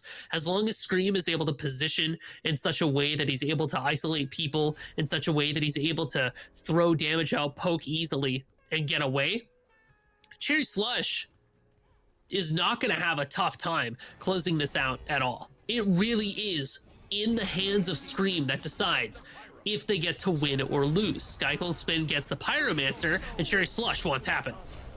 Yeah, and Happen's going to fall again. I mean, it is devastating for the Ganesha this time around. We've seen it played really, really well all day. This is just one of those unfortunate circumstances. Karmic goes in with an ultimate, has to try to get away, does for the time being, but now there's the gate, and they're going to pull back at least one. No, beads were used there, so they get out. Lucky for them. I was like, that's unfortunate. Didn't see the beads get popped, but Tegvir going to live to see another day. But they know that ultimate's down. I don't know that matters. I mean, Fire Giant's being pulled here by Cherry Slush. They're going to step up, but this is a risk. You either go there and you steal it and you win the fight and possibly win the game, or you step up, you die, and you lose. I mean, that's kind of where we're at this point. And Scream is not having any of that. That's one down. He's looking for another. Karmic is the one he hits, and it doesn't matter. That's the double. And he's saying, hey, you wanted to step up. You wanted to find out. Well, here, let me show you. The genie will grant my wishes, and I wished for a double. And that's exactly what we got, along with the Fire Giant and Obsidian Dagger in our hands. I mean, Cherry Slush at this point just get to walk it down. Paul doesn't have ult. Happen and SpongeBob do, but Cherry Slush are riding high at this point. Scream's going nuclear. Cherry is going to have ult, so we'll inbound and Cyclone Spin. So this Titan is going to get absolutely shredded away in mere moments. Yeah, I mean, they're going to have to find a pick here early in this. I don't know how they defend well. Oh, there's the Dharmic Pillars. That's a good place for it, but now there's the Baron Ultimate. Can they shred him down? Titan's getting burned. SpongeBob picks up one, but Cyclone Spin on the other side picks up another, and the Titan's just dead. You had to find the defense outside of that Titan room from the looks of it. Cherry Slush even this up into a 1-1 grand finals here, Musi. I mean, it just came down to the Aladdin for Scream being able to have that right away. Scream was in his bag, right? This Aladdin went absolutely crazy for Cherry Slush, and that's honestly where a lot of the focus was this game. Yeah, and we'll be back here in just a few minutes with the replays, with the game breakdown, and heading in to our final game of the day for our best of 3 grand finals to close out our June bracket tournament. We'll see you here in just a few minutes. Smite Prime, it's Blaze, it's Musi. all day, baby. We're back for the grand finals, game 3. But before we get there, we have some replays and a game 2 breakdown to go through as Cherry Slush tie up the set.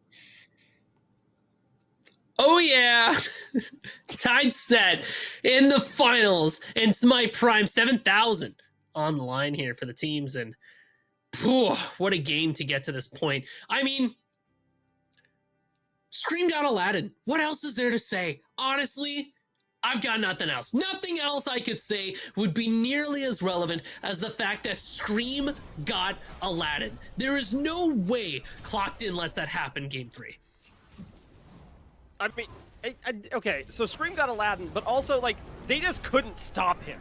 We got classic Scream that game where he's like, I'm going to run at you, and there is nothing you can do about it. You are just going to be here, and you're going to go to the gray screen, and that's just the problem of it, dude. Sorry.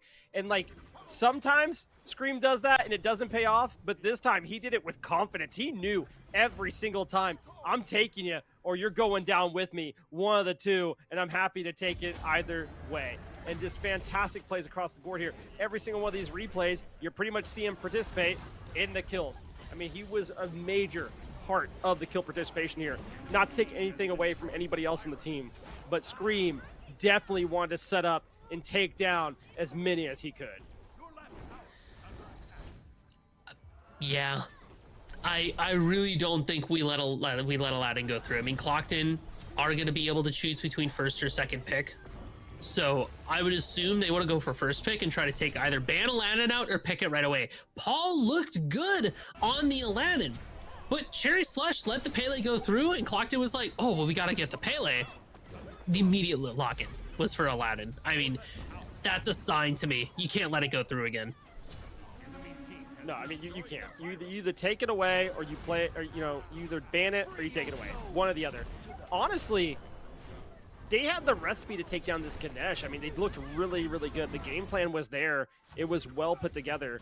And even there, you have to remember, when that ultimate hits, it gives life back to your opponent. Karmic got half of his life back, and it didn't matter. He still got deleted. The man looked insane. Scream 8, 1, and 6.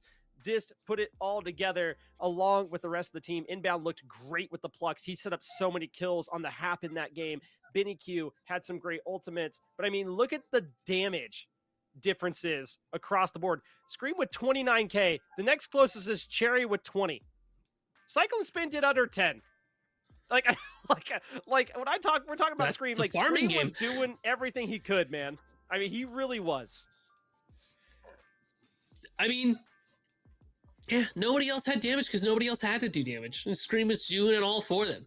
Scream put everybody in the backpack. It was like, we're going, right? Like, come on. Yeah. Now we head into game number 3, the last one. Winner takes it all of this grand finals June closed bracket tournament. These were the top 8 teams you've seen today. If you're interested in participating or know someone that will, remember, next month is July. We have open bracket and closed bracket then. But let's throw it over to these picks and bans and find out who is gonna take it all. Playing for $7,000 and 125,000 diamonds here across the board. Lots to see. First ban is going to be an Ares for Clocked In. That is not an Aladdin. Here, Musi. It's not Aladdin, but Clocked In is first pick. So they have that opportunity to opt for the Aladdin themselves, which means it's on Cherry Slush. Do you ban Aladdin? Do you think that you will get it again? If I'm on Cherry Slush, I don't think we ever get to touch that god again. It's not happening this game, which means that it's going to be on you to take it away, or otherwise Paul's going to have it, right? So you have to figure out a new game plan going forward. And Clocked In are target banning out Cherio, and likewise Cherry Slush will do similar things. But when it comes to that solo lane, Karmic's going to have Chalk unless Cherio does, and then Cherio would either be running Baron or Ganesh. That's how that's going to play out. Here it is. Pele's open, Aladdin's open. Choose, Clocked In. You need to choose right now. That is the right choice. I wish for Aladdin. That's basically what just happened. And they take it away this time. I'm really surprised they let it go to the other side of last time. We've talked about its flex potential being played mid and jungle. And it was strange to me that they decided to prioritize Pele because we haven't seen that much from Cherry Slush. So it seemed like a viable option, things that were open. Obviously, Scream can play Pele, but it just doesn't seem like something he wanted to prioritize. Now we see it probably back in the hands of Paul here. Kali Sobek here for the side of Cherry Slush. I really liked the Sobek from inbound last game. It was fantastic. Karmic, of course, is going to play Chalk. Why would he play anything else? Tegvir is going to play Sasano, and that is not going to change. But Cherry Slush has a good setup here. Remember, this Kali doesn't have to go to Cyclone Spin this time around. It can go back to Scream. And now you have the Sobek to pluck, set things up. I like where we're starting out here, Musi. I mean, there is a lot of flexibility to be had for Cherry Slush. I almost want to see Cyclone on this Kali again. It didn't do a lot of damage before, right? That's fine. Because it did a lot of objective shred. It did a lot of killing of the Phoenixes and everything like that. I want to see for Scream, what is it? There is a god that I'm thinking of, because they can't have Hunbats, they can't have Aladdin, they don't have Kali.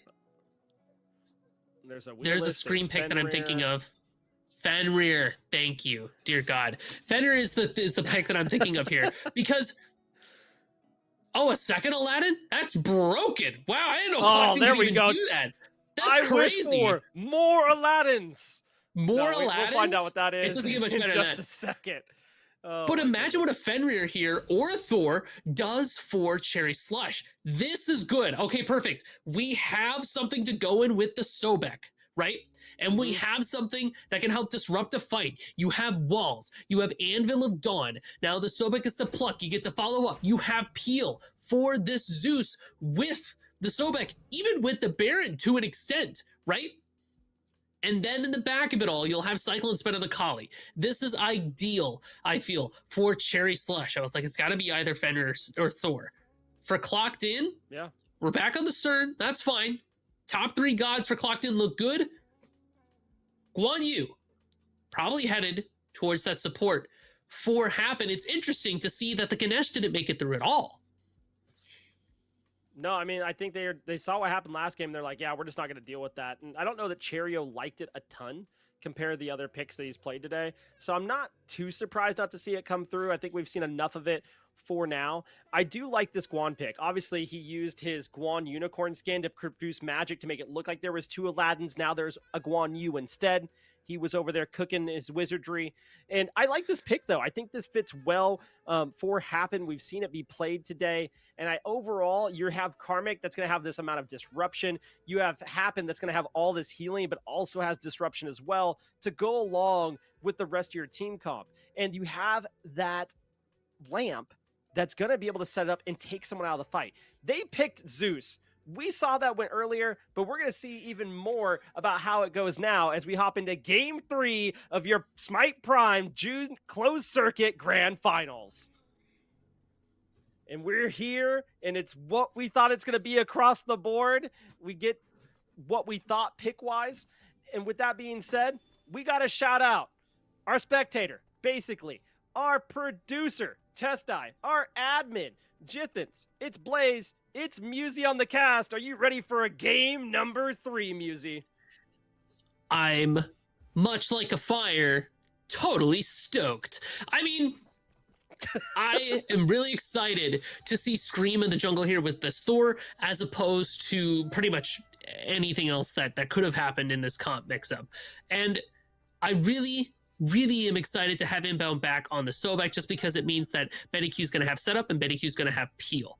Happen with Guan Yu is going to be one of the bigger focuses I have in this game. This is a sink or swim moment. If this Guan Yu pops off, Clocked In kind of take this, because Happen can give a lot of cooldown reduction. You have the heals. You also have big setup you can get with your ultimate. You've got the War Flag in pocket for Happen as well. That's going to help that CERN in terms of shredding objectives.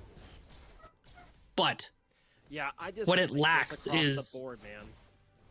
Yeah. Well, what it lacks is an easily applied CC. Like, you don't have a Sobek pluck. You don't have a Sobek Tail Whip. You've got Talos Assault and your heal. And unless you're pressing that alt button, you're not going to be able to peel too much. Clocked In could very well suffer from the same problem that Cherry Slush was suffering leading into the set. I mean, that's true, but I mean, we had to recognize the fact of, like, earlier we watched Guan Yu, where you think he's going to die when Aurora's playing him, and he has Rod of Asipicus, and he just hits his heal, and it's like, oh my god, he has half his health bar back. So there is this kind of potential of, like, yeah, step up, do as much damage as you can. Okay, well, let me hit this button real quick. Oh, the fight's reset, but now we're out on top because we have the health bar advantage. So I'm curious to see how that plays out here. Obviously, it's not a quickly applied CC. That there's nothing to argue against that point of it. But the healing aspect of this could get really interesting. It's harder to apply the Baron heal. And the Baron's over in solo. He might not be as active in this game for the next 12 to 13 minutes. You know, as we've seen in the past couple of games. Sometimes they rotate out for a Gold Fury, maybe the second one, but that's about it. Paul now going to fight Scream. The roles have been reversed this game, and now Scream is taking a lot of damage to put onto Paul, and Paul goes, maybe I shouldn't step up to that one. Maybe I walk away for right now, but it's a good damage check. Good damage check to find out where we're at level 3. I mean, and this is classic Scream, just dipping into that enemy jungle, seeing what there is to find, and then try to put some pressure on Benny Q. I don't know if you can pull off the same kind of magic. You're going to get pincered here. Oh, Benny Q's in trouble, and we talked about this with the Zeus. It's the one thing you got to be in trouble about. You don't have a way out, and we saw this 2 games ago when he played Zeus. I talked about the fact of, like, wow, if you set up this Zeus and he's allowed to cast, man, good luck. But Clocked In are not about that life. They are not going to let this man cast. They want nothing to do with it. They want to run at him and make sure that he stays behind as long as possible, or that he's not allowed to land anything, or if he does, they're far away. It's already a tricky position for the Zeus, but not all hope is lost here. Worth noting, too, that Aladdin used the Wish for Wealth, so they're able to get a bit of extra gold off of that first blood. That did go to the hands of Tegvir. What Benny Q has to be careful of in this moment now is situations like these where Paul could turn around and get the ult off. You know he's fiending for it, too. He's throwing that out. But he has to be careful just not to die again, not to die over and over. Cherio just got soloed by Karmic. Oh, no. He didn't get soloed. No. Tegvir was there. No, he got Tegvir was there. totally I was like, soloed. let's not get crazy, because I thought the same thing. I was like, what is this? Karmic's been doing the getting soloed part. These roles have not been reversed yet.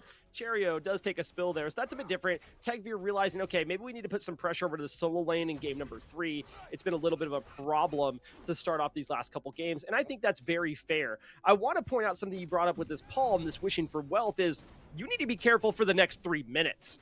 Because that wish is just sitting there, and if he goes and he gets any more kills, he gets assists, he's going to get a little bit of extra gold to bump. And the last thing you want to do is give Paul an extra gold lead because he was around a kill.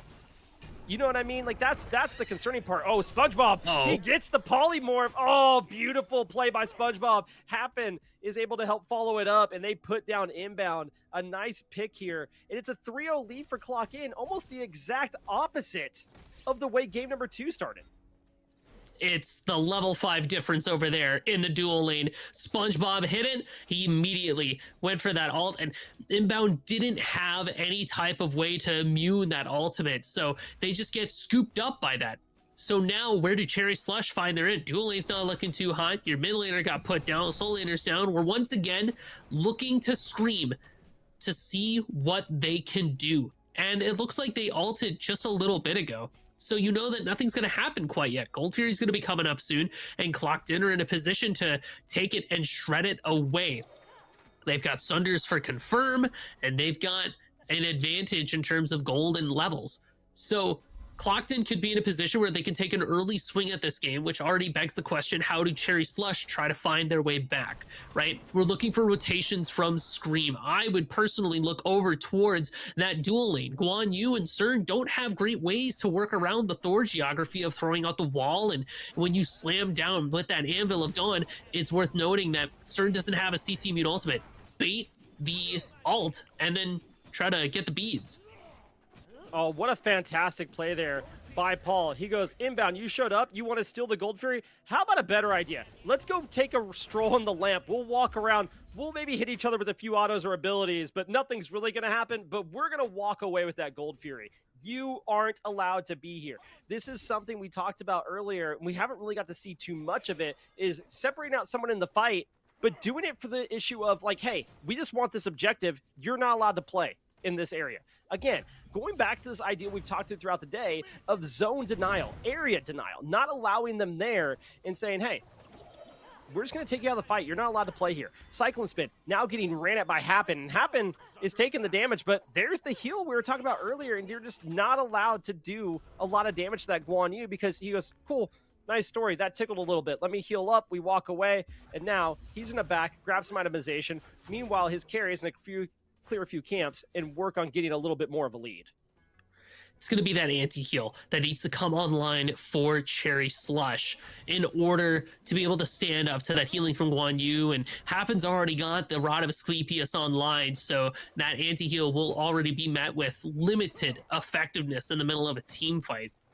I'm already thinking ahead of to things like the Fire Giant fight, where Happen's really going to have a chance to shine, where Clockton will have a chance to kind of play that Fire Giant dance a little bit more like a tango than a waltz. And I say that because they're going to have a bit more spice. They can go in more, and then they can back out more, sustain, heal, go back in again. And that is really where this Guan Yu pick starts to shine. But we have to get there first, and already Clockton's having a pretty solid start. You know, they got that Gold Fury, they have some kills on board, they're making Cherry Slush second guess themselves here moving forward. So from this point, we're really looking at Cherry Slush to try to slow the game down, stabilize themselves, and not give up the next Gold Fury. Is going to be that short-term goal. And maybe try to jump on that Pyromancer when it spawns in about 4 minutes. Yeah, I mean, Cherry Slush have been real active at the Pyro the past, you name the game, that's where they've been as soon as it spawns. And I think Clockton have to know that. They have to know that when it spawns, that's where Cherry Slush will be. They know that if they want to get a gank onto somebody, they can just go over there, stand on the opposite side in the bush, and use the Wind Sprite to leap over that wall and go in. I don't know if that's what they're going to do because I think Gold Fury might end up spawning around the same time, but it's definitely an option for them inbound, hanging out in the invis, waiting to see, can he make a play here happen? Does not care. Just walks at him. The Rod of Asclepius has been completed. He's getting 15% more healing. He can pop it for the active and feel even better about not having anti-heal. Overall, it is just a good play, but look at this. You have Tekvir stepping up, looking at those fire minions. Oh, nice play, but Scream is in trouble. Tekvir wants the kill. He wants repercussions for last game, and he gets it. But now BennyQ, great ultimate, and the detonate to put down the Susano. Now you have BennyQ on the board as well, and that's what you want out of your Zeus. You want to get him some type of kills, and even better, get him some pop rocks along the way so he gets a little bit of strength and a little bit of intelligence to mix in. I mean, Zeus is a character that uses their autos pretty effectively, so having a bit of an extra bump will end up panning out. I don't mind trading junglers there, just because any trade is going to tend to favor Cherry Slush because they're just looking for anything that they can get at this point. And as long as BennyQ can keep himself alive and farming, that's just going to be the difference maker, right? Cherry Slush, we just got to protect the president. We got to protect BennyQ. We got to make sure the Zeus is able to ult before everybody jumps on top of them. If we can get that to happen in team fights, then things go great for Cherry Slush. Not great for Cyclone Spin right now, who gets jumped on by Cern, but there he is. Ooh, Scream makes the rotation. He finally picks up a kill there. Much needed. Happen was trying to make their way over, but wasn't able to make it in time. Their carry takes the fall, and that's not when you want your carry to die. Gold Fury just spawned, and we know that if Cherry Slush is going to do anything, they'd really like to pick that Gold Fury as they pluck away Happen. Happen is healing, though, so able to deal with the inbound pluck for now, but that Gold Fury spawned, and we know what that means. Sooner rather than later, there's going to be a Pyro spawning as well. BennyQ just trying to make it to where Paul can't step up to him. Meanwhile, Tekvir looking towards Scream, tries to find the damage, gets hit by a wall, but then he pulls him back. Oh, there's the cavalry charge. There's the ultimate. You knock him up. They're looking for the kill. Can they find the Thor? They do. He can't hammer away from that one. Oh, a nice pickup and turnaround by Tekvir and Happen. They team up for that one. Now Paul looking to go in on BennyQ. He doesn't get the ultimate there, but that's okay. Is able to walk away and does get a good amount of damage off. He gets the TKO, makes him, forces him back. And now the Gold Fury pull here by Clocked In.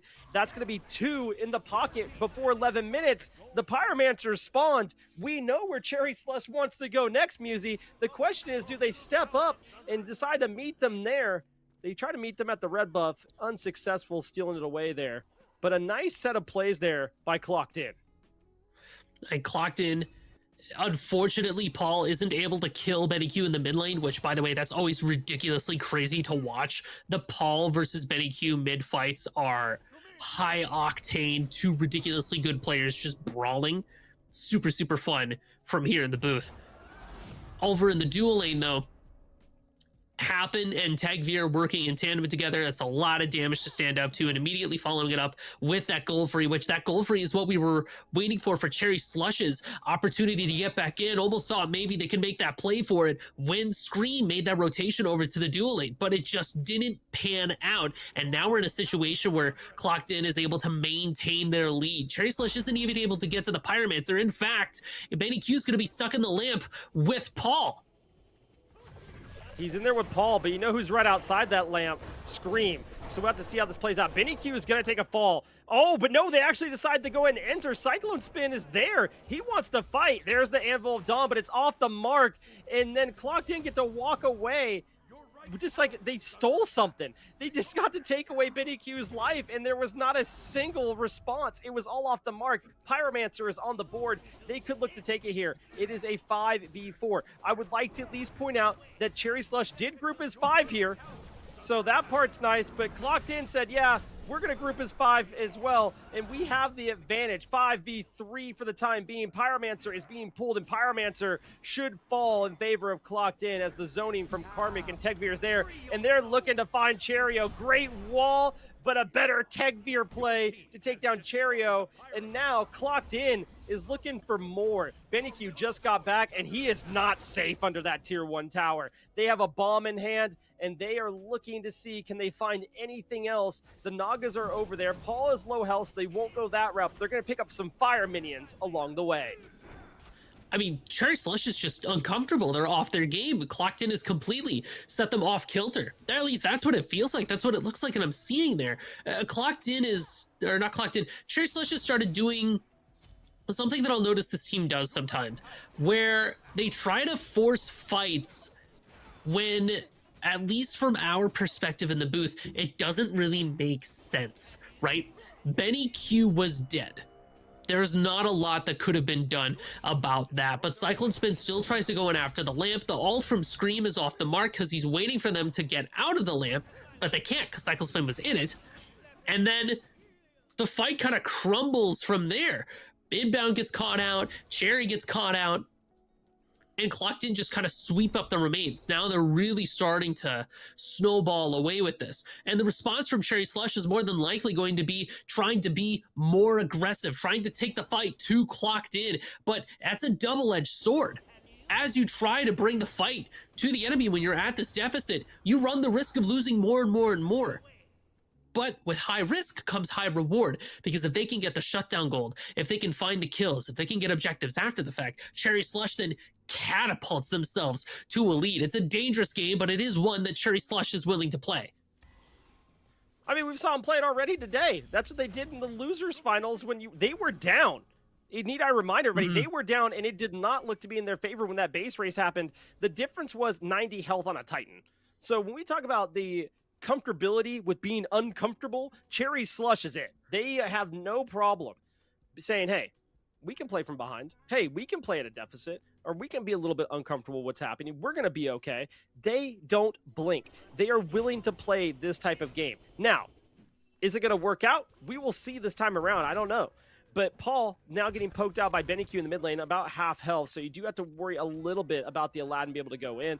Obviously, he has that lamp. He can even the score if needed. But Cherio's made the rotation, looking to get some poke out. They really do not want to allow this third Gold Fury to go straight into the pockets of Clocked In. SpongeBob is coming all the way from base. Luckily has teleport up, but the burn by Cherry Slush has already started. They are looking to take this Gold Fury, and now wrapping in and coming along is going to be Paul. is going to be happen. There's the dive in by Scream, but it's off the mark. Cherio's over there ulting. Karmic's not there. Karmic is split pushing. Keep that in mind. The Gold Fury still being pulled back and forth. It's gained some health after it was dropped, and now Inbound is in trouble. Tegvir looking for a play, can't find it as of yet. There's the lamp. Paul goes in. Paul takes them down. Yes, Cherio should fall here in just a matter of seconds and will do so now. Out of the lamp, nothing to be afraid of. Gold Fury goes the way of Clocked In. That's their third of the game, and Clocked In picks up a tier 2 on the right-hand side. It is all Clocked In everywhere on the map. Clocked in and locked in. This team is going actually nuclear. And Karmic wasn't even there. That was a 5v4 that went to Clocked In. At this point, Cherry Slush, the game plan, it's completely shifted, right? It is now, we need to farm our camps. We need to defend our towers. We will maybe show up to a Fire Giant. We are not looking to get too far aggressive from where we are at this point. And that Gold Fury, it's so tragic. Cherry Slush couldn't decide if they wanted to pick it up, if they wanted to commit to it, if they wanted to commit to the fight. And in the end, they couldn't have anything. And now Clocked In gets to find themselves with a Pyromancer as well. Just another objective to add to the pile. I mean, Clocked In just hasn't really been touched this game. They still have all their tier 1 towers. Now we're going to take a look at this Fire Giant, or at the very least we can bait it because we have happened with the heal. The pace belongs to Clocked In. They can do whatever they want. Inbound is going to try to make something happen, but hopefully they don't die to the door. All right, there's the pluck, the door waiting to close, and that's a dangerous time. Been there, done that. Inbound is getting aggressed upon now. Karmic's level 17, Inbound's level 17. That's not a good time. Karmic picks up the kill. Benny Q used the ultimate, trying to channel out some damage. Doesn't matter. Tegvir picks up Cherio. Click, click, boom, says Clocked In as they pick up another. Tegvir with the double, and now it's a Fire Giant pull. Remember, Scream isn't here. Scream's on the left side of the map.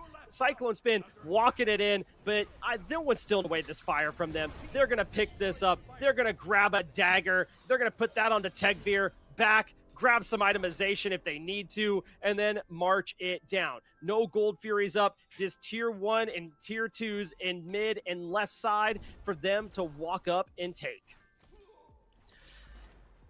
It's an uphill battle for Cherry Slush at this point.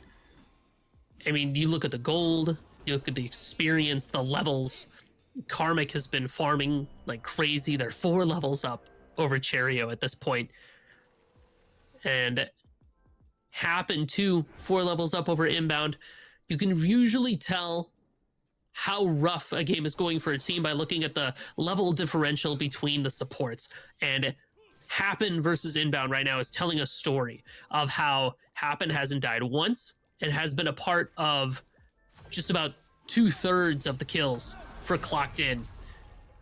And I mean, hey, Inbound's been a part of half, but they have not been able to find anything so far yet. And that is a dead Cherio. Just another dead body for the Pyre as Clock Down starts to rush it down this mid lane. They've got Fire Giant on their belts. Ancient Goldfield respawns soon, so it's time to get rid of these towers. It's time to soften up this Phoenix. It's time to start thinking about that 7K prize. Yeah, I mean, this is what they want to do. Happen, taking up a lot of damage there, but he has a heal. He's not worried about it. Remember, Paul now has the dagger. Wants to go in and look for a lot of damage here. Karmic is there as well. All 5 members of Clocked In are there. Inbound is back at the speed buff of the enemy team, and this doesn't make any sense. Paul, Tegvir pick up a kill, and they pick up 2, and there's still Cherio down. That's a bird on the mid. The right beside bird's open if they choose to go for it. More than a bird? Minions, they're looking for an in. They don't care. They're stepping up. They said, cool, we'll do a damage check 5v3 real quick. My bad. Tegvir says, bye-bye, Cherio. And now they're looking for more. Can they find Inbound? Inbound lives to see at least another day. Execute was an option onto Tegvir. They're not going to find it. Titan is getting burned. There's load. Cyclone Spin falls for Tegvir. And that is game, set, match. Your champions for June close bracket are going to be Clocked In, walking away with that prize. Number 3 seeded team, but number 1 in the books. Clocked In played a masterclass set of games today. They looked pretty much unstoppable, right? The only time that Cherry Slush was able to stand up to them was because Aladdin went to Scream. So Clocked In rectified that situation pretty much immediately and said, we'll have Aladdin. And it turns out that's going to win you some games. Yeah, I heard Aladdin's pretty good. I heard you just play him and say, I wish to Yeah, win, he's all right. and then that's what happens. But we'll okay. be back in just a minute with the replays, the breakdown, and the end of our Smite Prime time. Welcome back to Smite Prime. It's Blaze and it's Musi. We're here to break down game number 3 that you just got done watching. And shouts to Clocked In on their victory as they took down Cherry Slush here in a pretty dominant performance here, Musi.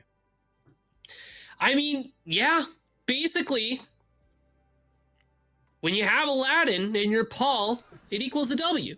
And when you have Aladdin in your Scream, it equals a W. So when you do the math, you just make sure that your team has Aladdin. And that kind of popped off. Also, it really felt like Clocked In was able to do a good job of just isolating BennyQ and taking them out. Never felt like the Zeus was able to get the help that they needed in these games.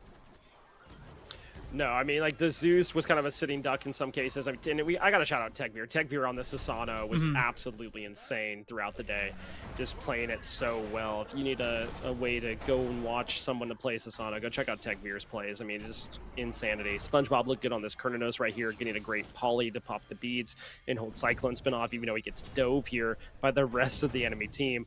But overall, just fantastic player. Clocked In really showed everything they're good at doing in this game. I mean, they ran it down. They had control from start to finish. There was nothing dissuading them from this victory. It was hard fought, it was hard earned, and they were able to close out the game.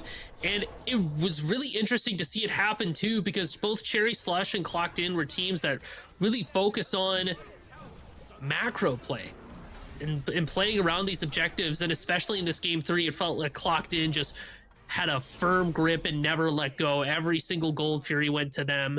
They were able to confirm the Pyromancers. The Fire Giant came up, and it was almost like no contestation. Like, they just couldn't be stopped at all. No, I mean, I don't... It really just got out of hand. I mean, we saw, like, a Gold Fury fight, and I was like, oh, okay, there's maybe a point of recovery, and no. Like, as soon as they got that 5v4 Gold Fury fight, Clocked In, I think, knew it was all in the bag, and all they had to do was stay consistent and not do anything of stepping out of the line too far. There were some moments from Cherry Slush, like this one, where they're just too far out of line. It was a little bit confusing of why they're so far back. I don't know if they're looking for a pick or something like that, but just a solid performance. I mean, even here, when they're going in the Titan Room 5v3, it's before 20 minutes. I mean, this is still a risky play, and they dive in, they pick up a couple kills, and they are just said, hey, we have the healing from Happen. We just have to trust that those cooldowns are going to be good, and we don't have to worry about it. We have the dagger if we need to use it. We do. And then, boom, we win the game. Tegvir picking up a couple more kills there. But, I mean, Paul, 3-0-6, and then I think it was 1-0-11 from Happen, 2-0-8 from Karmic. Overall, you can't ask for better games from these individuals. It was super fun to watch these teams go at it. I especially enjoy watching Paul and BennyQ lane against each other, because both of those players are just so willing to brawl and fight and go at it and put it all on the line, and that's always really fun to watch. Even like Cherry and Karmic going back and forth between like who would solo who, like it always felt like one of them would just completely dominate over the other lane, which is always very exciting in solo lane, where, you know, the stigma is that like nothing ever happens there. So big shout outs to both Cherry and Karmic for just being very explosive players to watch on the field. Oh, 100%. I mean, this overall, just a fun game. And we look at the damage charts here, and they look at the even damage taken and everything else across the board. All wards galore by Clocked In, by the way. But looking at the damage, I mean, the highest damage for Cherry Slush was 12.6k. And meanwhile, I mean, that would have put him third highest barely on Clocked In. And just shows that the damage deficit was pretty enormous there. But let's go back and see, you know, what were these teams playing for today in the June circuit? And they fought their way through the bracket. They made their way here to the closed bracket tournament. That is up to $7,000 in cash prizing, along with 125,000 diamonds in prizing that go to these teams. So they're playing for a lot. Guess what? They get to play for more next month too, but just a great month. And if you want to take a look at how today played out, we started our day with round 1 of the bracket, and you got to watch the Bakery versus Bale, and we saw how that game went. We thought, okay, we do need to worry about Cherry Slush versus Showbiz. That's something that you and I talked about, Musi, after they got upset last week. But in round 2, Bale takes down Cherry Slush. It looks like, oh wow, Bale might have a way into these finals, and instead they get sent down to the losers bracket during the semifinals, and Cherry Slush takes down Showbiz, kind of the taking down the people that took them down last week. So just an interesting set from the day. But here we're going to see some of the different highlights throughout the day from the different games. If you missed any of this, make sure to go check it out. If I go through, we just watched the finals and why those games were hype. It has to be the Cherry Slush versus Bale game 2, which is probably the most insane game of Smite, at least as far as the ending, I have ever seen using. I mean, that play, it will be in this compilation. Don't you worry, dear viewers. We will get there. I'm excited. But, I mean, this is just a good showing of how Clocked In had control. I mean, look at it, 10-2, 21 minutes. Clocked In is just absolutely running it down. And, you know, we were watching Paul play with Pele and Aladdin, these dive-type characters. Even seeing Cherry Slush fight their way through the losers bracket against the Bakery here. It was kind of a journey all the way through today. It kind of felt like it couldn't have been anything but Clocked In at the end of the day, though, just because of the way they were so on as the day progressed.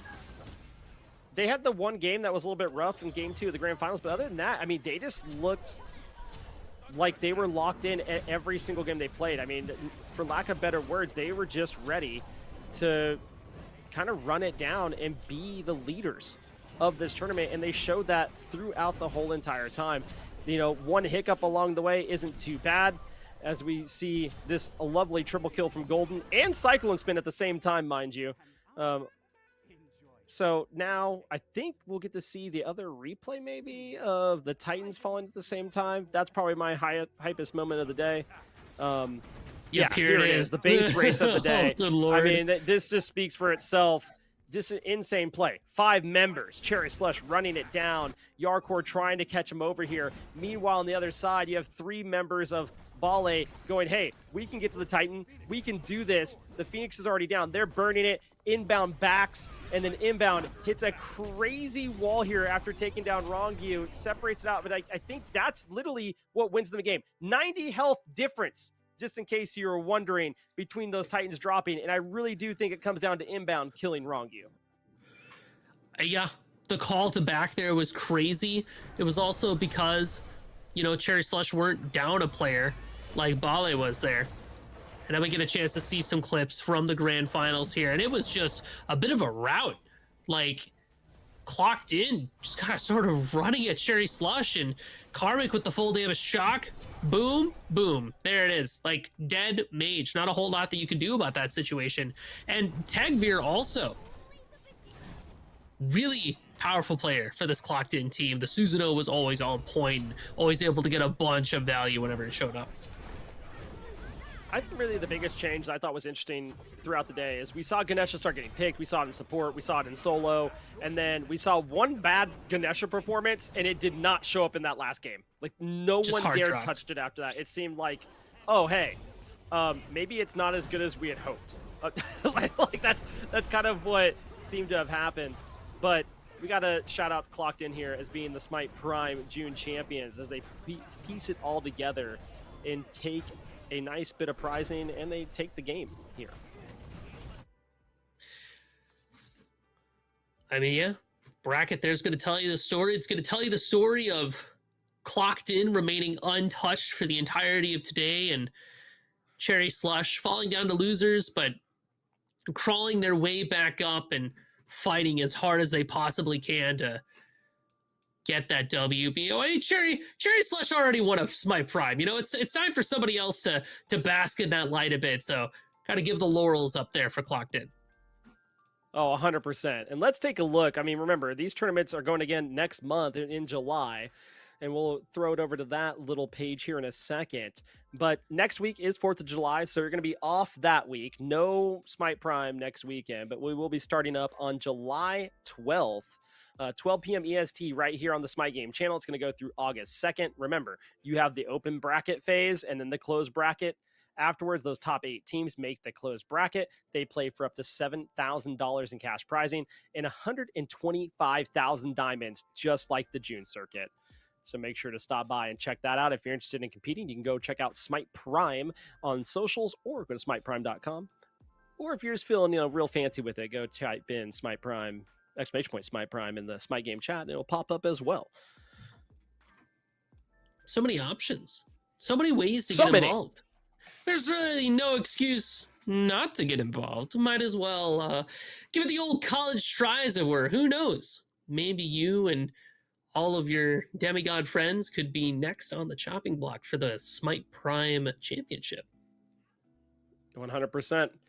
But it has been an awesome time here, Musi. We've been casting for nearly 8 hours now. A bunch of fun games.